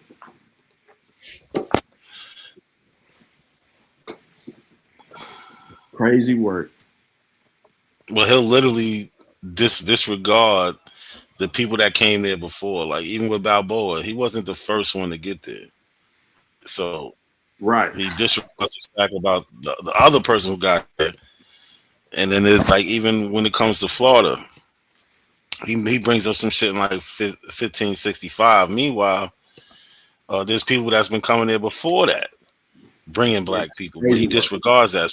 So when he be like, oh, they found black people in 1565, okay, yeah, because they ran away in 1526. Like, you know what I'm saying? Like, so I don't like, he just fuck all that shit, right? Like, but yeah, you know, these things with these retarded arguments. I don't know. That's your boy though. Nah. You don't come around here no more. You know better. I mean, they found a safe place over there with a lies on. Yeah. Yeah. They found a nice place over there. So they loving it. They get to get all that pseudo out. Unchecked. Word. And then when you do go up there and check them, they buy you off the panel. Oh yeah, he doing that? How much he be charging? They do $1 a minute, but yeah, he making a nice coin off them idiots. So hold on, time out. So he charging people to kick other people off the panel so they can spill they spill? Yep. That's some whole ass shit. Well, you got people paying for a whole week to get a motherfucker off the panel. He's probably making $200-300 just so you don't show up. Yo, give me $300. They're not a coincidence up here for a week, 2 weeks. They paying crazy. For peace. They paying for peace over there, Nick. It's crazy work. And then he called himself beefing with Lucky because Lucky called him anti-intellectual. So every time he get mad at Lucky, yeah, he is. Every time he'll sit there and say, "Oh, fuck all that intelligence shit," or "Fuck all that history shit." So you being anti-intellectual there. But every time you get mad at Lucky, he want to get mad at me. Like he's a little scorn baby mother or something. Like, you know, when your baby mother, she mad at you, so she mad at your friends too, type shit. That's it. That's how he be. Like, this nigga's crazy over there, man. But you know, they want to believe black people always been here. Yeah, man. See how far Right. that shit gets you. With no evidence. We just been here. None. We ain't running no colony unless you letting retarded one tell you. Him and his Lee Cummings bullshit. And that shit makes it even worse. So we always been here. Why we don't control nothing? At least we know the Africans been over there and they went through their colonization and all that, but they are controlling shit over there. Facts. Why are we not controlling nothing over here? If we been here, yeah. Like that shit makes it make you look real weak. Bro, these dudes is calling the indigenous people Spaniards. It's crazy to me. How the fuck do you turn these people that been in the Americas Spanish or Asian? You don't know what the hell they either call them Asian or they be like they mix with black and white. That's why they look like that. No, goddamn well, black and white don't look nothing like it. Facts. But they run with that Asian shit like it's like, what do you want, man? Liars. Like they say Mexicans, they came from Asia, but you know, they don't do the DNA, but Mexicans got the highest amount of native ancestry in their DNA. Yep, sure do. I'm gonna be up there. Like this day shit for real. Mom said Billy Bowlegs is my uncle. He played basketball in the SBA, Seminole Basketball Association. Not the SBA. The SBA, bro. Hoop Squad. The 1526 were Latinos who came from what is now Dominican Republica. Absolutely. Yo, Durandal, I don't know what you talking about, homie. At that time, they didn't want no Bozales over here. They said the niggas is too quick to turn up. They run away. They kill shit. They wanted to deal with just the Africans that was Europeanized already. You're black but then then what's the word I'm looking for? The demand for that work got too much, so they had to start bringing the Africans straight from Africa. But in the beginning, yeah, they just wanted Latinos. But even they was running away, so it didn't help them now. Right. Word, and now on that website, the First Blacks, yeah, they got a one. I showed this was a minute ago. I forgot what debate it was, but how these Spanish people, they were scared to walk alone in fear of the black people, you know what I'm saying, jumping out on them and killing them. You know what I'm saying? Like that's how bad we had them. They had a whole out there.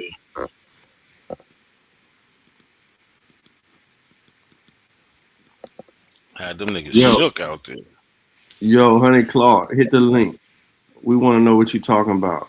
Who changed their stance now? Because Mika ain't adding nothing she ain't adding nothing to the discussion. She over here ducking, shucking, and jiving. She want to be a Hebrew. No, you see shot. Getting ready for work. No, I'm working tonight, so I'm getting ready for work. You know me. You know us. We got like 3, 4, 5, 6 jobs.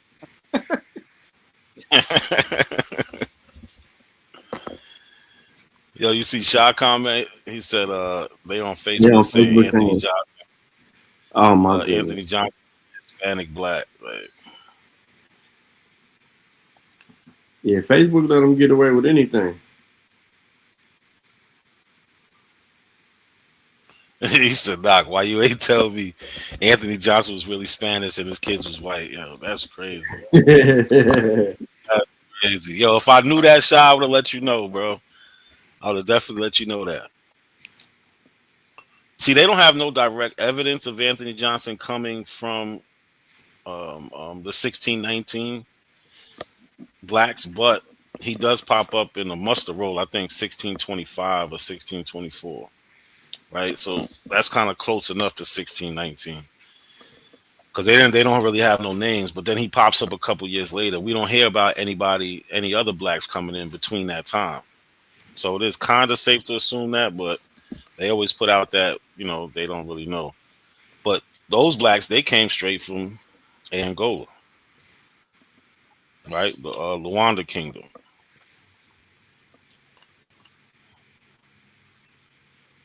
So Yeah. he didn't even go. He wouldn't even have gone through the process of getting like Europeanized and shit like that. Or he might have. I don't know. Maybe somebody else knows more about that than I do.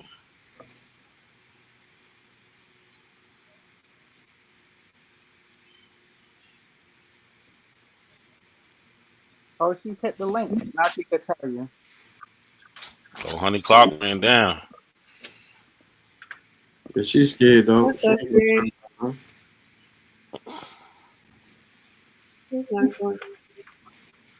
So what y'all She's not talking? scared. No, I said they keep changing their stances because remember how me and Tiffany had agreed with it at first, and you go back and you look and it's something else. And like all these people claim FBA, but they don't want to include Africans, which doesn't make any sense. It's like they just want to appeal to I don't know anybody. So they don't like to include Africans, even though it's part of FBA supposedly. Like 2 out of the 3 stars have something to do with Africa, but they don't include that. It's just that it also says something about the black people who were here before Columbus, and I guess that's what gives them room to just be Abo. But it's like, how come if you claim FBA, how come you're not talking about like you're not talking about the African part that they bring into that though? Yeah. Like they act like they hating us and shit, but they be like, bro, even if you did call yourself a black that was here before, this includes that in FBA. So I don't know.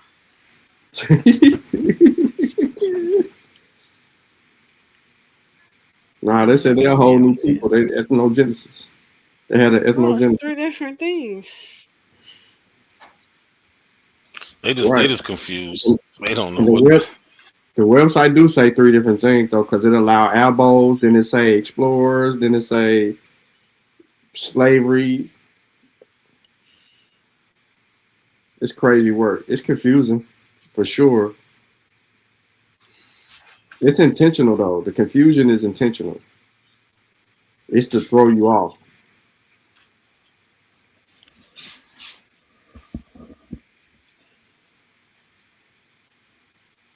Well, it's to get people to back it, I guess, because a lot of people were backing it. Yeah. Well, I don't know if people still are. As many people still are, but yeah, definitely, because it makes it creates inclusion. Definitely for the elbows, because they was loving that shit, talking crazy to black people. Seems to be their way to go.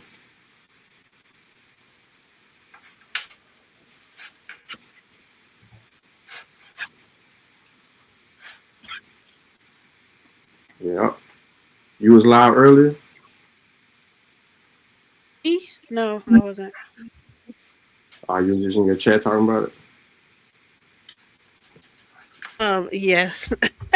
because people don't think. A lot of people are still saying that they agree with FBA, and they don't understand that part of it about the abos. It's like, but I don't agree with that part, so I can't agree with with the rest of it Right. because you're including something that's made the fuck up. Right. Straight up mythical. Straight up mythical. And then I'm still trying to figure out how you a new people.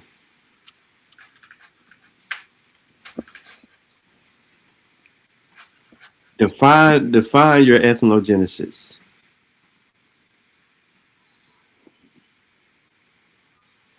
They were here, and then they took them from here and brought them to Africa, and then they took them back from Africa back over here. Yeah, it's a whole lot of bull.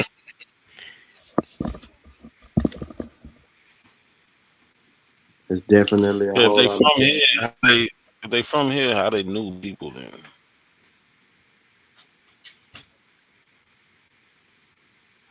That don't make no sense.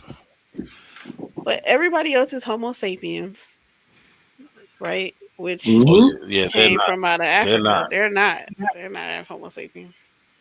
So they got to be like a Homo sapien hybrid though, because if they came from over here to go over there, they had to have mixed with Homo sapiens, right? That'd be my thing. To come Is back over that here. So even in that you not story, it that? doesn't make sense. Yeah, you ain't Homo sapien. You been here. You don't come from. Then they gonna say we don't come from monkeys. I don't know who said you came from monkeys. Right. You say you don't come from monkeys. So why are you sitting here carrying these haplogroups that belong to Africa? Well, they'll never take a DNA test, so we'll never know. And for some odd reason, we haven't dug up any of their ancestors from 1,000 years ago. So they just missed those ancient bones. So we'll just never know.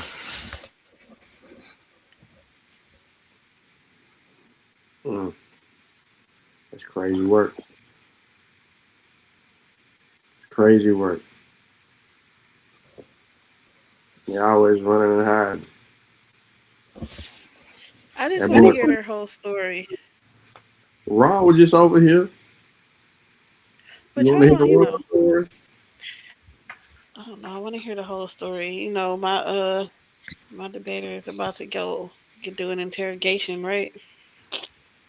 He's so pseudo, and he got a whole story too. It's like about Moors. You talking about that dude? Yeah, and they like kind of their story kind of mirrors an Abo story, except that they're saying that they came from Morocco to over here, but everything else be like that. Like they came over here, okay, then they built all this stuff, and then they came upon them. I just be want to hear somebody whole story and see how does that work. You ain't got no story. Like this Reconstruction period, I've been hearing that too a lot lately. Yeah, that's crazy work. They keep claiming the Reconstruction. Reconstructed what? The Reconstruction era had nothing to do with you. The only thing that ties you to any part of Reconstruction is from being from slavery to free. And your adjustment from that to that period, right? Yeah, Yeah, the that's it. military down there making sure that your rights wasn't imposed on. And that's what Reconstruction was. They were just trying to build the reconstruct the society from slavery to freedom. And They taking it as they try to, losing goddamn who they are. yeah, they take that as, oh, that's when they rewrote the history type shit. No, that's not what happened. That shit be getting on my fucking nerves, bro. Like that shit right there, like the Reconstruction shit. Oh, it was reconstructed. No, and it was like that until what, the Compromise of 1877 when they pulled the troops out. Right, they made a deal to get one president and one whatever the fuck the deal was, but yeah, so that our rights wasn't imposed on and we could vote and shit like that. That's how in that period you see so many black politicians and shit on the come up. That has nothing to do with rewriting history.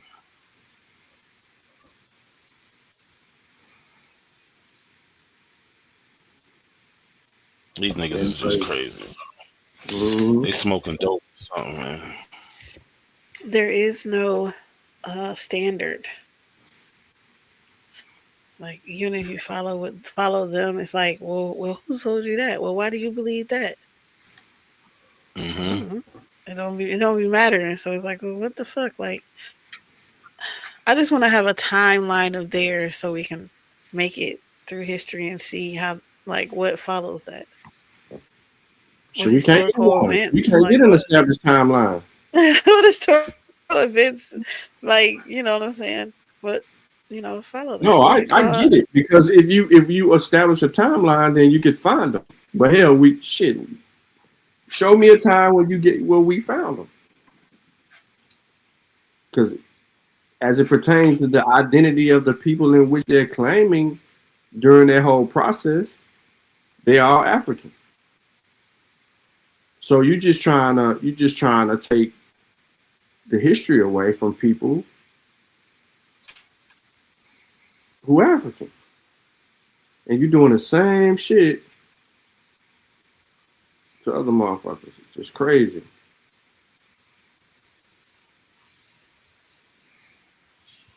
But there are also people who do that in the name of Africa too. What are you talking about? I think that they it's like people who they would probably call like Pan Africans who believe that like the entire continent was colonized by Are you some about tribe black in people? Africa. Huh? Black people populated the world from Yeah, Africa. like we colonized the Everybody entire African. world. We were Yeah, everywhere. hyper Everything diffusionist. dark as us. Nobody else in the entire world has any culture. All culture came from us. Like it's like Yeah, hyper diffusionist. They don't last long because you can't even argue. Can't use that argument. man, you got that one nigga who think that Moroccans is like 350,000 years old. So Says who?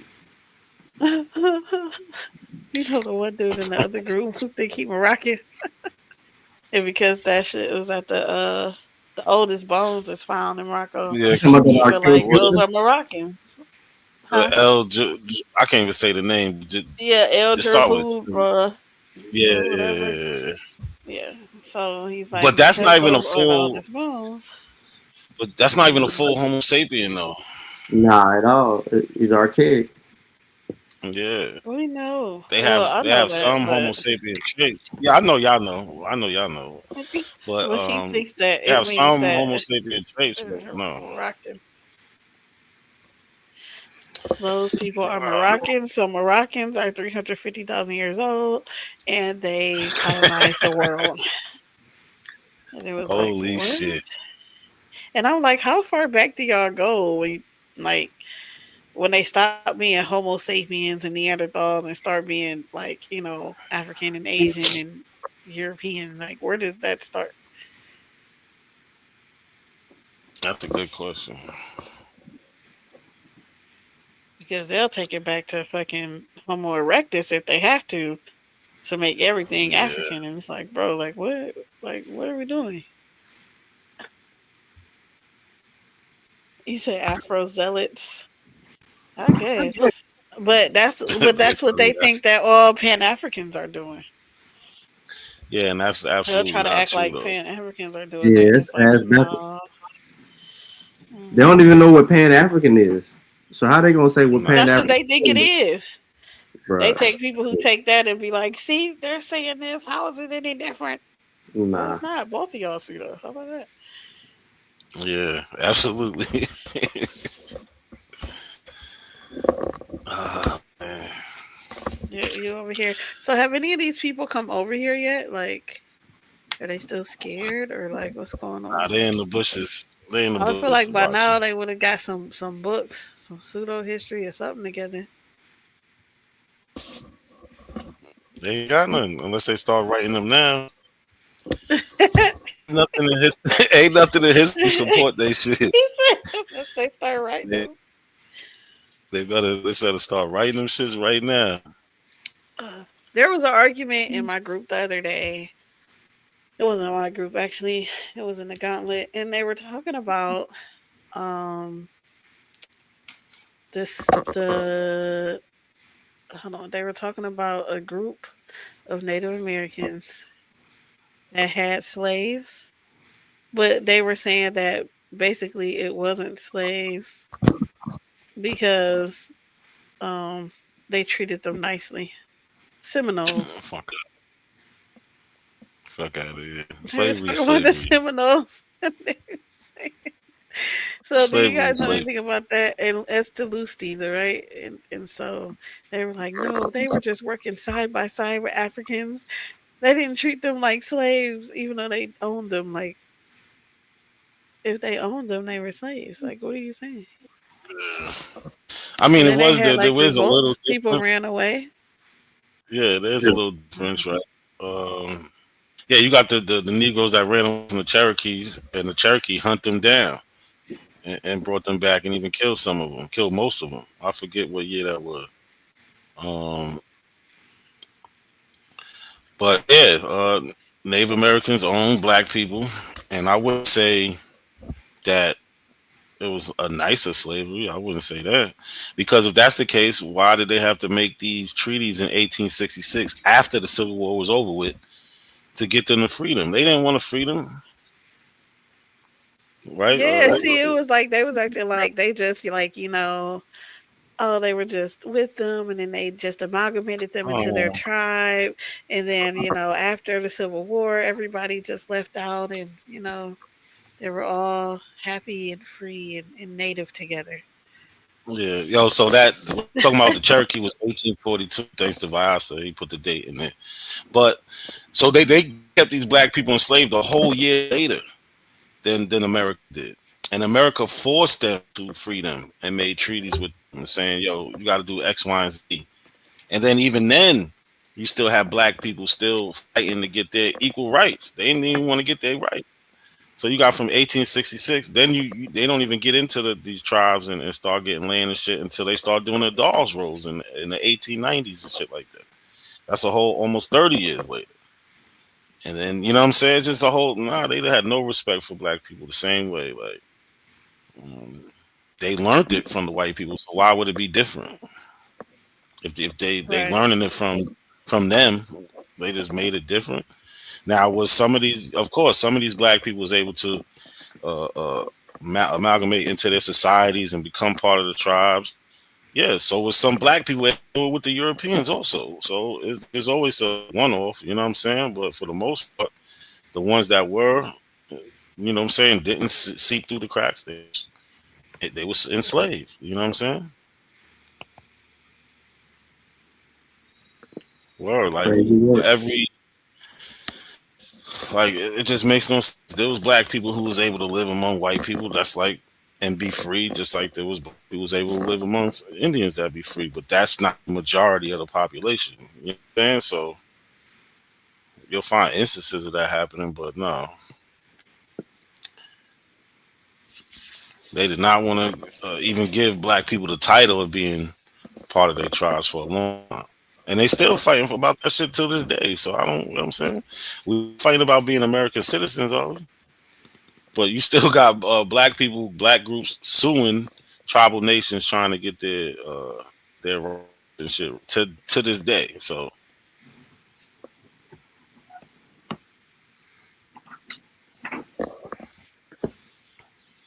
Y'all see that? yeah, we see it. Hold on. Okay, here. Okay, are you asking me to read that? Yep. I couldn't hear, but I'm pretty sure that you were okay. Starting where? With the leader? Is this a key? With the leader in the right there? Or 43? Sean, where you want to start at? 23. Oh, 43. Yeah. most of the slaves on the expedition were probably household servants or skilled craftsmen, not field hands fresh from Africa. For people or their station to rebel, the cause had to be extreme personal provocation rather than their unwillingness to adjust to slavery. The bald refusal to submit more often underlay rebellion among field hands, especially those fairly recently arrived from Africa. Mm. Okay, that's all we can see. If you can see more, Nah, that's it. Nah, okay. That's So why damn. yeah, you ain't gonna be able to register them dollars till I get that bread. Man.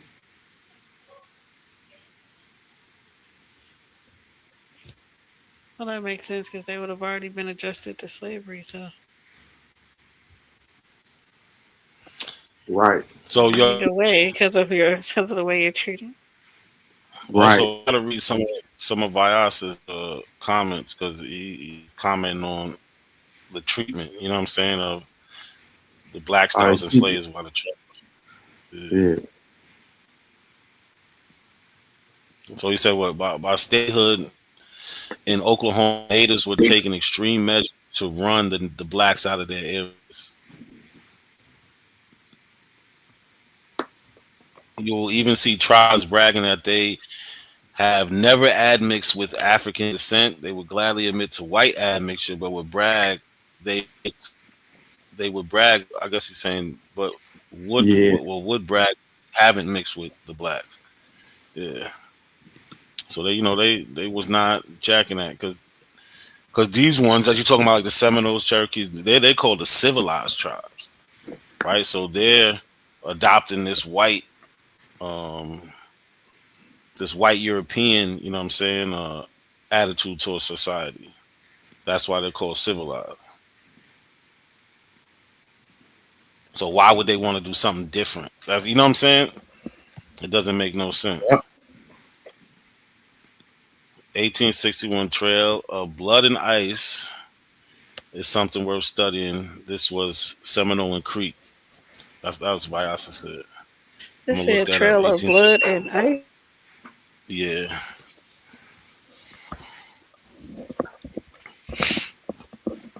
yeah. It was no different.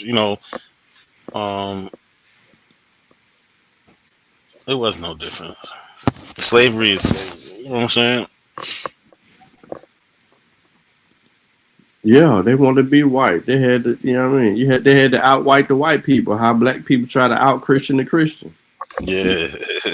You know what I'm saying? That's all that shit was. They were just trying to out-white the whites. Like just like you can find some black people who will talk about their enslaved as he was a good man X Y and Z, but he was still enslaved to him. Now he was probably a good man compared to their neighbor who's beating slaves every day and cutting their foot off and shit. You know what I'm saying? Like, but he's still enslaved and it's still gonna be punishment for not listening and shit like that. Like, you can't just walk off and go. He's still controlling every aspect of your life. You know what I'm saying? So there's always degrees, but if he was so nice, he would have just let him go. He would have took him to the free state and just said, "Hey, have at it. There goes some money that I made off you, and have at it." Where you at, Clark? Clark is really crazy.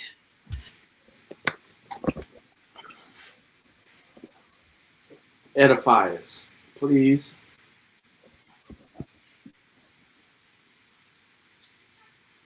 We can't hear you. Okay, so where do you want to read? Oh, the Trail of Blood on Ice. Oh my God, it's blood on ice like a Disney thing.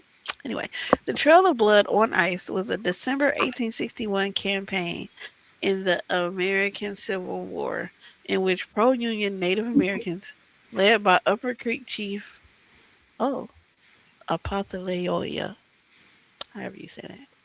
I don't know how to say his name, fought their way north from Indian Territory, then under Confederate control to Fort Row, Kansas. They faced continuing attacks from Confederate forces under Colonel Douglas H. Cooper. Keep reading. With the secession of 11 southern states in 1861, both the Union, American Civil War, and the Confederate States of America vied for the control of the Indian Territory. Old tribal rivalries were renewed, with some aligning with the North and others with the South. When a Confederate force under Colonel Douglas H. Cooper attacked Unionist tribes in the Indian Territory, Upper Creek Chief Opothleyhola resisted and led Unionist Creek and Seminole from McIntosh County, Oklahoma, north to Fort Road, Kansas. These Indian warriors fought Cooper in a series of battles in the winter of 1861 to 62. They withdrew to Kansas in a bitterly harsh trek known as the Trail of Blood on Ice. Now I seen that name before. I'm trying to think. I'm trying to think of the black people. I know a couple black people who was enslaved by him. That Opa, how I say his name? Opa Thayala, or whatever his name is. I can't think of it Yeah, at right this here. moment. Yeah, there's a couple famous black people who was enslaved by him.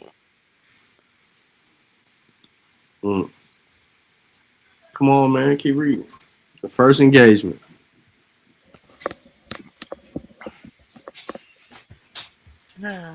The first engagement, the Battle of Round Mountain, occurred on November 19th, 1861, near the Red Fork of the Arkansas River. The actual location is in dispute, as some historians believe it to be near Keystone, while others believe it to be near Yale, Oklahoma. The evidence favors the site near Yale known as Twin Mounds. Cooper's men arrived there around 4 o'clock p.m. Charging cavalry discovered that Opathle Yahola's, I'm almost there, followers had recently abandoned their camp. The Confederates located and followed stragglers. The 4th Texas blunder into Opo's warriors in the tree line at the foot of the Round Mountains. The Federal response chased the Confederate cavalry back to Cooper's main force. Darkness prevented Cooper's counterattack until the main enemy force was within 60 yards. After a short fight, Opalayahoya's men set fire to the prairie grass and retreated. Well, did it work?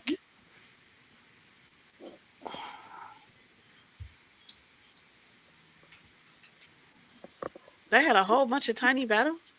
Yeah. How many people did he have? The second engagement, the Battle of Chustotolasa, also known as Caving Banks, was fought on December 9th, 1861, near Sperry, Oklahoma. For almost 4 hours, Cooper attacked in an attempt to outflank the Federals, finally driving them east across Bird Creek just before dark. Cooper camped there overnight but did not pursue the Federals because he was short of ammunition. The Confederates claimed victory. Chief Opethaloya and his band moved off in search of security elsewhere. Their loss was estimated by Cooper as 500. Jeez. Confederate casualties were 15 killed and 37 wounded.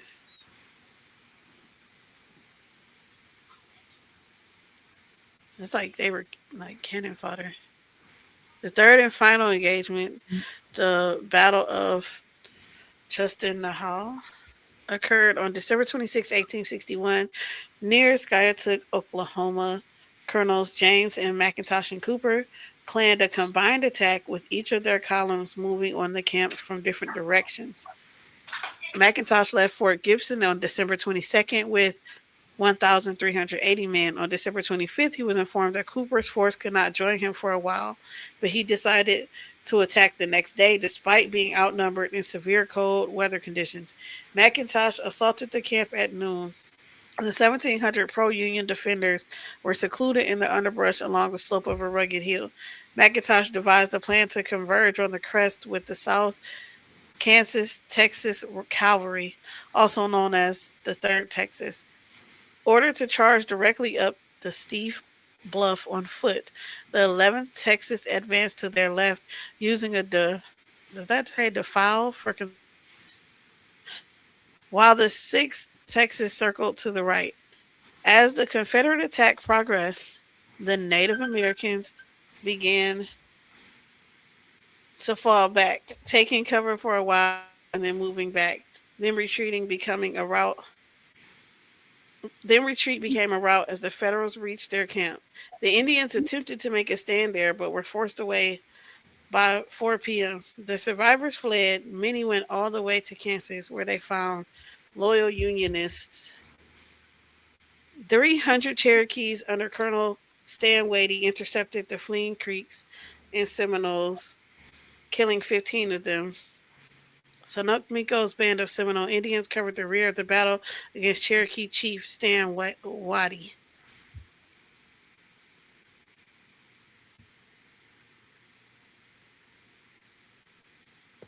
Is it right here?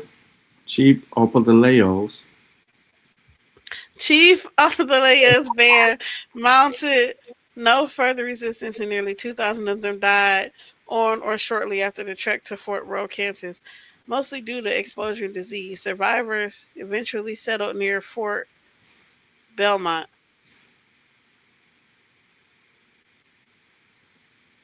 You can't see it.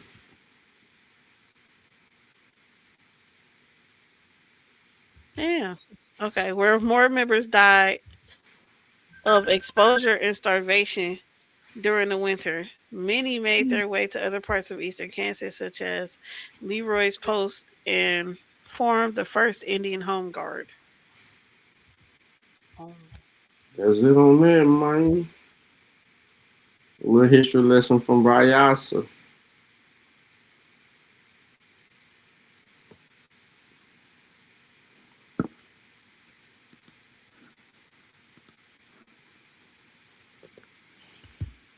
Kapala in the chat. What are you talking about, Kapala? Oh, y'all thought you was debating. Yo, Sean, I gotta run to the store, man. I figured it, bro. Ain't no thing, man. I've been on this mud too long, bro. My girl cooked. Yes, she forgot it's something. been 5 It was just at the hours. store, and she forgot something. I gotta go back to the store. Yeah, you gotta go get that, bro. Yeah. What she cooking? She cooking some ribs. I forgot. I don't know what the size is, but some mac and cheese and something else. You put the ribs in the oven? Definitely. Okay. Well, She been cooking them all day? yeah. Them shits is about ready soon. Yeah, you better hurry up, bro. Yeah, I'm out of here. But yo, y'all be safe. Everybody in the chat, peace. But if you still on by the time I get back, I'll jump back on though. Word. All right, bro. Peace. Peace, honey Clark. Peace. That was fake as hell. You getting off? The live, I meant. Nah, I ain't finna end it just yet. Not Yankee ribs. Yeah, buy a smoker, yo.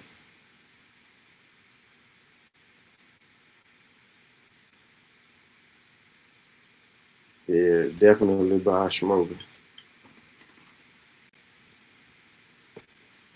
The language and the connection the conquistador does. But I mean, I don't think that people really understand what they're talking about when they start getting into these conversations about history.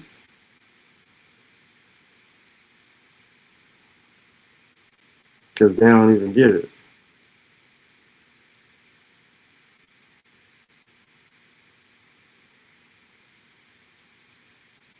Crazy work right there. What you got up? You got something going on?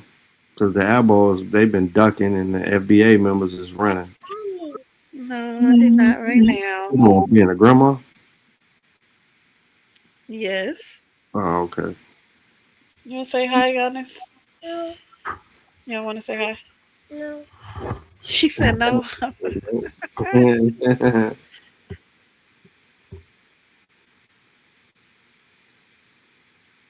It's crazy work. All right, well, sure. Yeah, I'm gonna get on up out of here then. I don't know what I'm finna do, but I probably need to read this book. Okay, well, later, guys. I was late, so next time I'll be on time so I can give y'all some entertainment. Later. All right, I got you. Well, man, appreciate everybody tapping in. Y'all be smooth. Copper Draco, man, the show over, Copper Draco. What you want, man? What's up, Robert? Yeah, appreciate everybody stepping in. Y'all be smooth. What's going on? You hear me? Yeah, you got the YouTube on. Hold on, let me mute. I'm trying to mute the YouTube. You already ended it, man. Oh, see you running, man. Look at you. Yeah, I'm finna end it right now. What's up? Nah, oh, so it's still going? Yeah, it's finna go off. Okay. What's up? Nah, I was like, damn, nigga, I'm trying to show you support in your chat, man. You hit me with a straight. And that nigga said, you wanted to fight somebody so bad. As soon as you seen my name in the chat, you was like, oh. I see Copper Draco down there. I bet he ain't. Did I clip you? That nigga, you was like, I bet he ain't got no information. He ain't gonna pull up. I'm tired of niggas asking questions. I ain't see your name in the chat. I was like, oh, man, you shadowed me. I was like, oh, no. But I wanted to ask you something, though. Well, oh, you was on another profile? No. That was me. I was you called my name out. You was like, I see Copper Draco down there. I bet he ain't got no info. You want to squabble up with somebody so bad. Like as soon as you saw my name, you was like, oh, I got me one. You was like, oh no. What's up? What's your question? I heard you and Truth talking about the monkeys, man. Truth. You really believe that? You and Truth 111 Truth Searcher. Y'all was talking about I ain't talk to him about no monkeys. What kind of monkey? About the monkeys starting fires outside of captivity. What about it? I'm saying, like, you got proof of that? Like, you really seen some shit that said that? No, he tried to change the rules of the conversation mid when he knew that there are sources out there that say that monkeys can start fires. But those monkeys that can start fires, all are in like controlled environments and shit where they learn how to, strike matches and do all of that shit. Somebody talked. Yeah. He was dead until he made his switch and say, you know what I'm saying. But the same one that can strike the matches, I think, is not in the wild, but is not in captivity either. Okay. But one of the ones did learn, and they were just studying his behaviors. But then the West African monkeys know, like when it's wildfires, they know in which direction to go to escape or avoid the wildfires because of some shit. Okay. And they learn how to control the fires. That's interesting. But no, I didn't want nothing. I just wanted to kind of catch you, man. That old ass shit, bro. They're like 2 months ago. That shit was funny though, man. Hey, it's not like you said like there ain't no evidence. I don't work with none. It ain't no evidence for. Like they was doing, like Caesar was doing fish fries, and I'm trying to figure out like what's really going on. That's interesting. But I ain't gonna hold you, man. I'm gonna tap back in when you pull back up. Yeah, got you. All right, man, stay up. Peace. Yeah.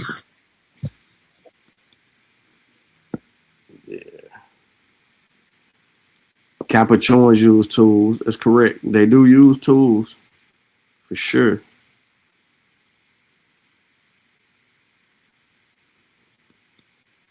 That's a fact too. He don't claim it though. Somebody in his family got it. Yeah, Draco ran. Hold up, you still there, Draco? Oh shit, Draco. my bad. I thought. My bad. Yeah, Can you hear me? Coincidence says you ducking smoke, bro. Man, I don't want no smoke with Knack, man. He got it. He got it, man. He said he keep running from him, bro. He know I ain't running, but in the What you same say breath, in he the chat? got I don't want no smoke. You got it, Nate. You got it. For sure. I'll catch you later, bro. Yeah. All right, stay up. All right, be smooth. All right, everybody, I'm up out of here, man. I'm finna kick back, watch me. I was trying to wash my car, but it's cold. It's cool. So it look like I'm gonna be dirty. I'm gonna be dirty another day. Larry David is an old white Jew, and he had 37% native.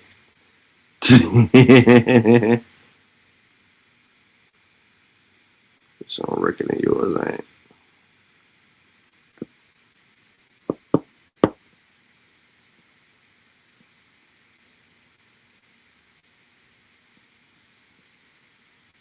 Yeah, it's crazy work.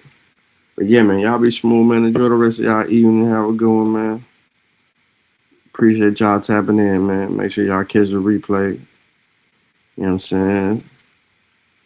We done made somebody mad today. Oh, well.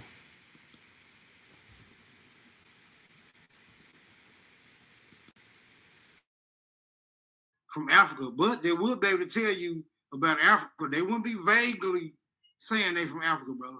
Like when a European says I'm from Europe, he doesn't say I'm from Europe. He says I'm from Germany. I'm from a particular province. I still got people out there, right? You know, when people say hold on. When people say they from Asia, they tell you whereabouts from Asia they from. They tell you their province. They tell you they still got people out there. These people will confirm that they are indeed a part of their heritage. But you niggas was calling y'all African? Oh, mysteriously, you have no contact with the people you say you descend from. So I don't believe you. Bro. Hating Africa and hating the African, we ended up even hating ourselves without even realizing it. Because you can't hate the roots of a tree and not hate the tree. The roots of a tree and not hate the tree. You ain't no Indian, please try again. Everybody know you's an African. And Malcolm X said, you can't hate the root without hating the tree. Now take a look at you, you's a wannabe Cherokee. And I told you before, you need some therapy. And why you never show the genealogy? You owe your ancestors an apology. And you know they turning over inside of their graves just because you don't wanna come from a slave. So you gotta take this whip in. I caught another apple slipping. Caught another apple slipping. Caught another apple slipping. Caught another apple. Caught another apple. Caught another apple slipping. Caught another apple slipping. Caught another apple slipping. Caught another apple. Caught another. Let's go. Caught another apple slipping. Caught another apple slipping. Caught another apple slipping. Caught another apple. Caught another apple. Caught another apple slipping. Yo, check this out, man. You wasn't already here, man. Dane Calloway lied to you, man. The research guy lied to you, man. Karemio lied to you, man. Your ancestors come from Africa, whether you like it or not. So no matter what you do, no matter what you say, you will always be an African. You can't deny the facts. You can't deny the evidence. You can't deny the genealogy. You can't deny the DNA. You can't deny it, man. Whether you like it or not, you are African. Caught an apple slipping. That's all we do. That's all we do. Let's go. Got some do-it-I thing that you got a friend. I still ask you to look at that mirror. And if nothing's staring back at you is friendly, then you've got no friend.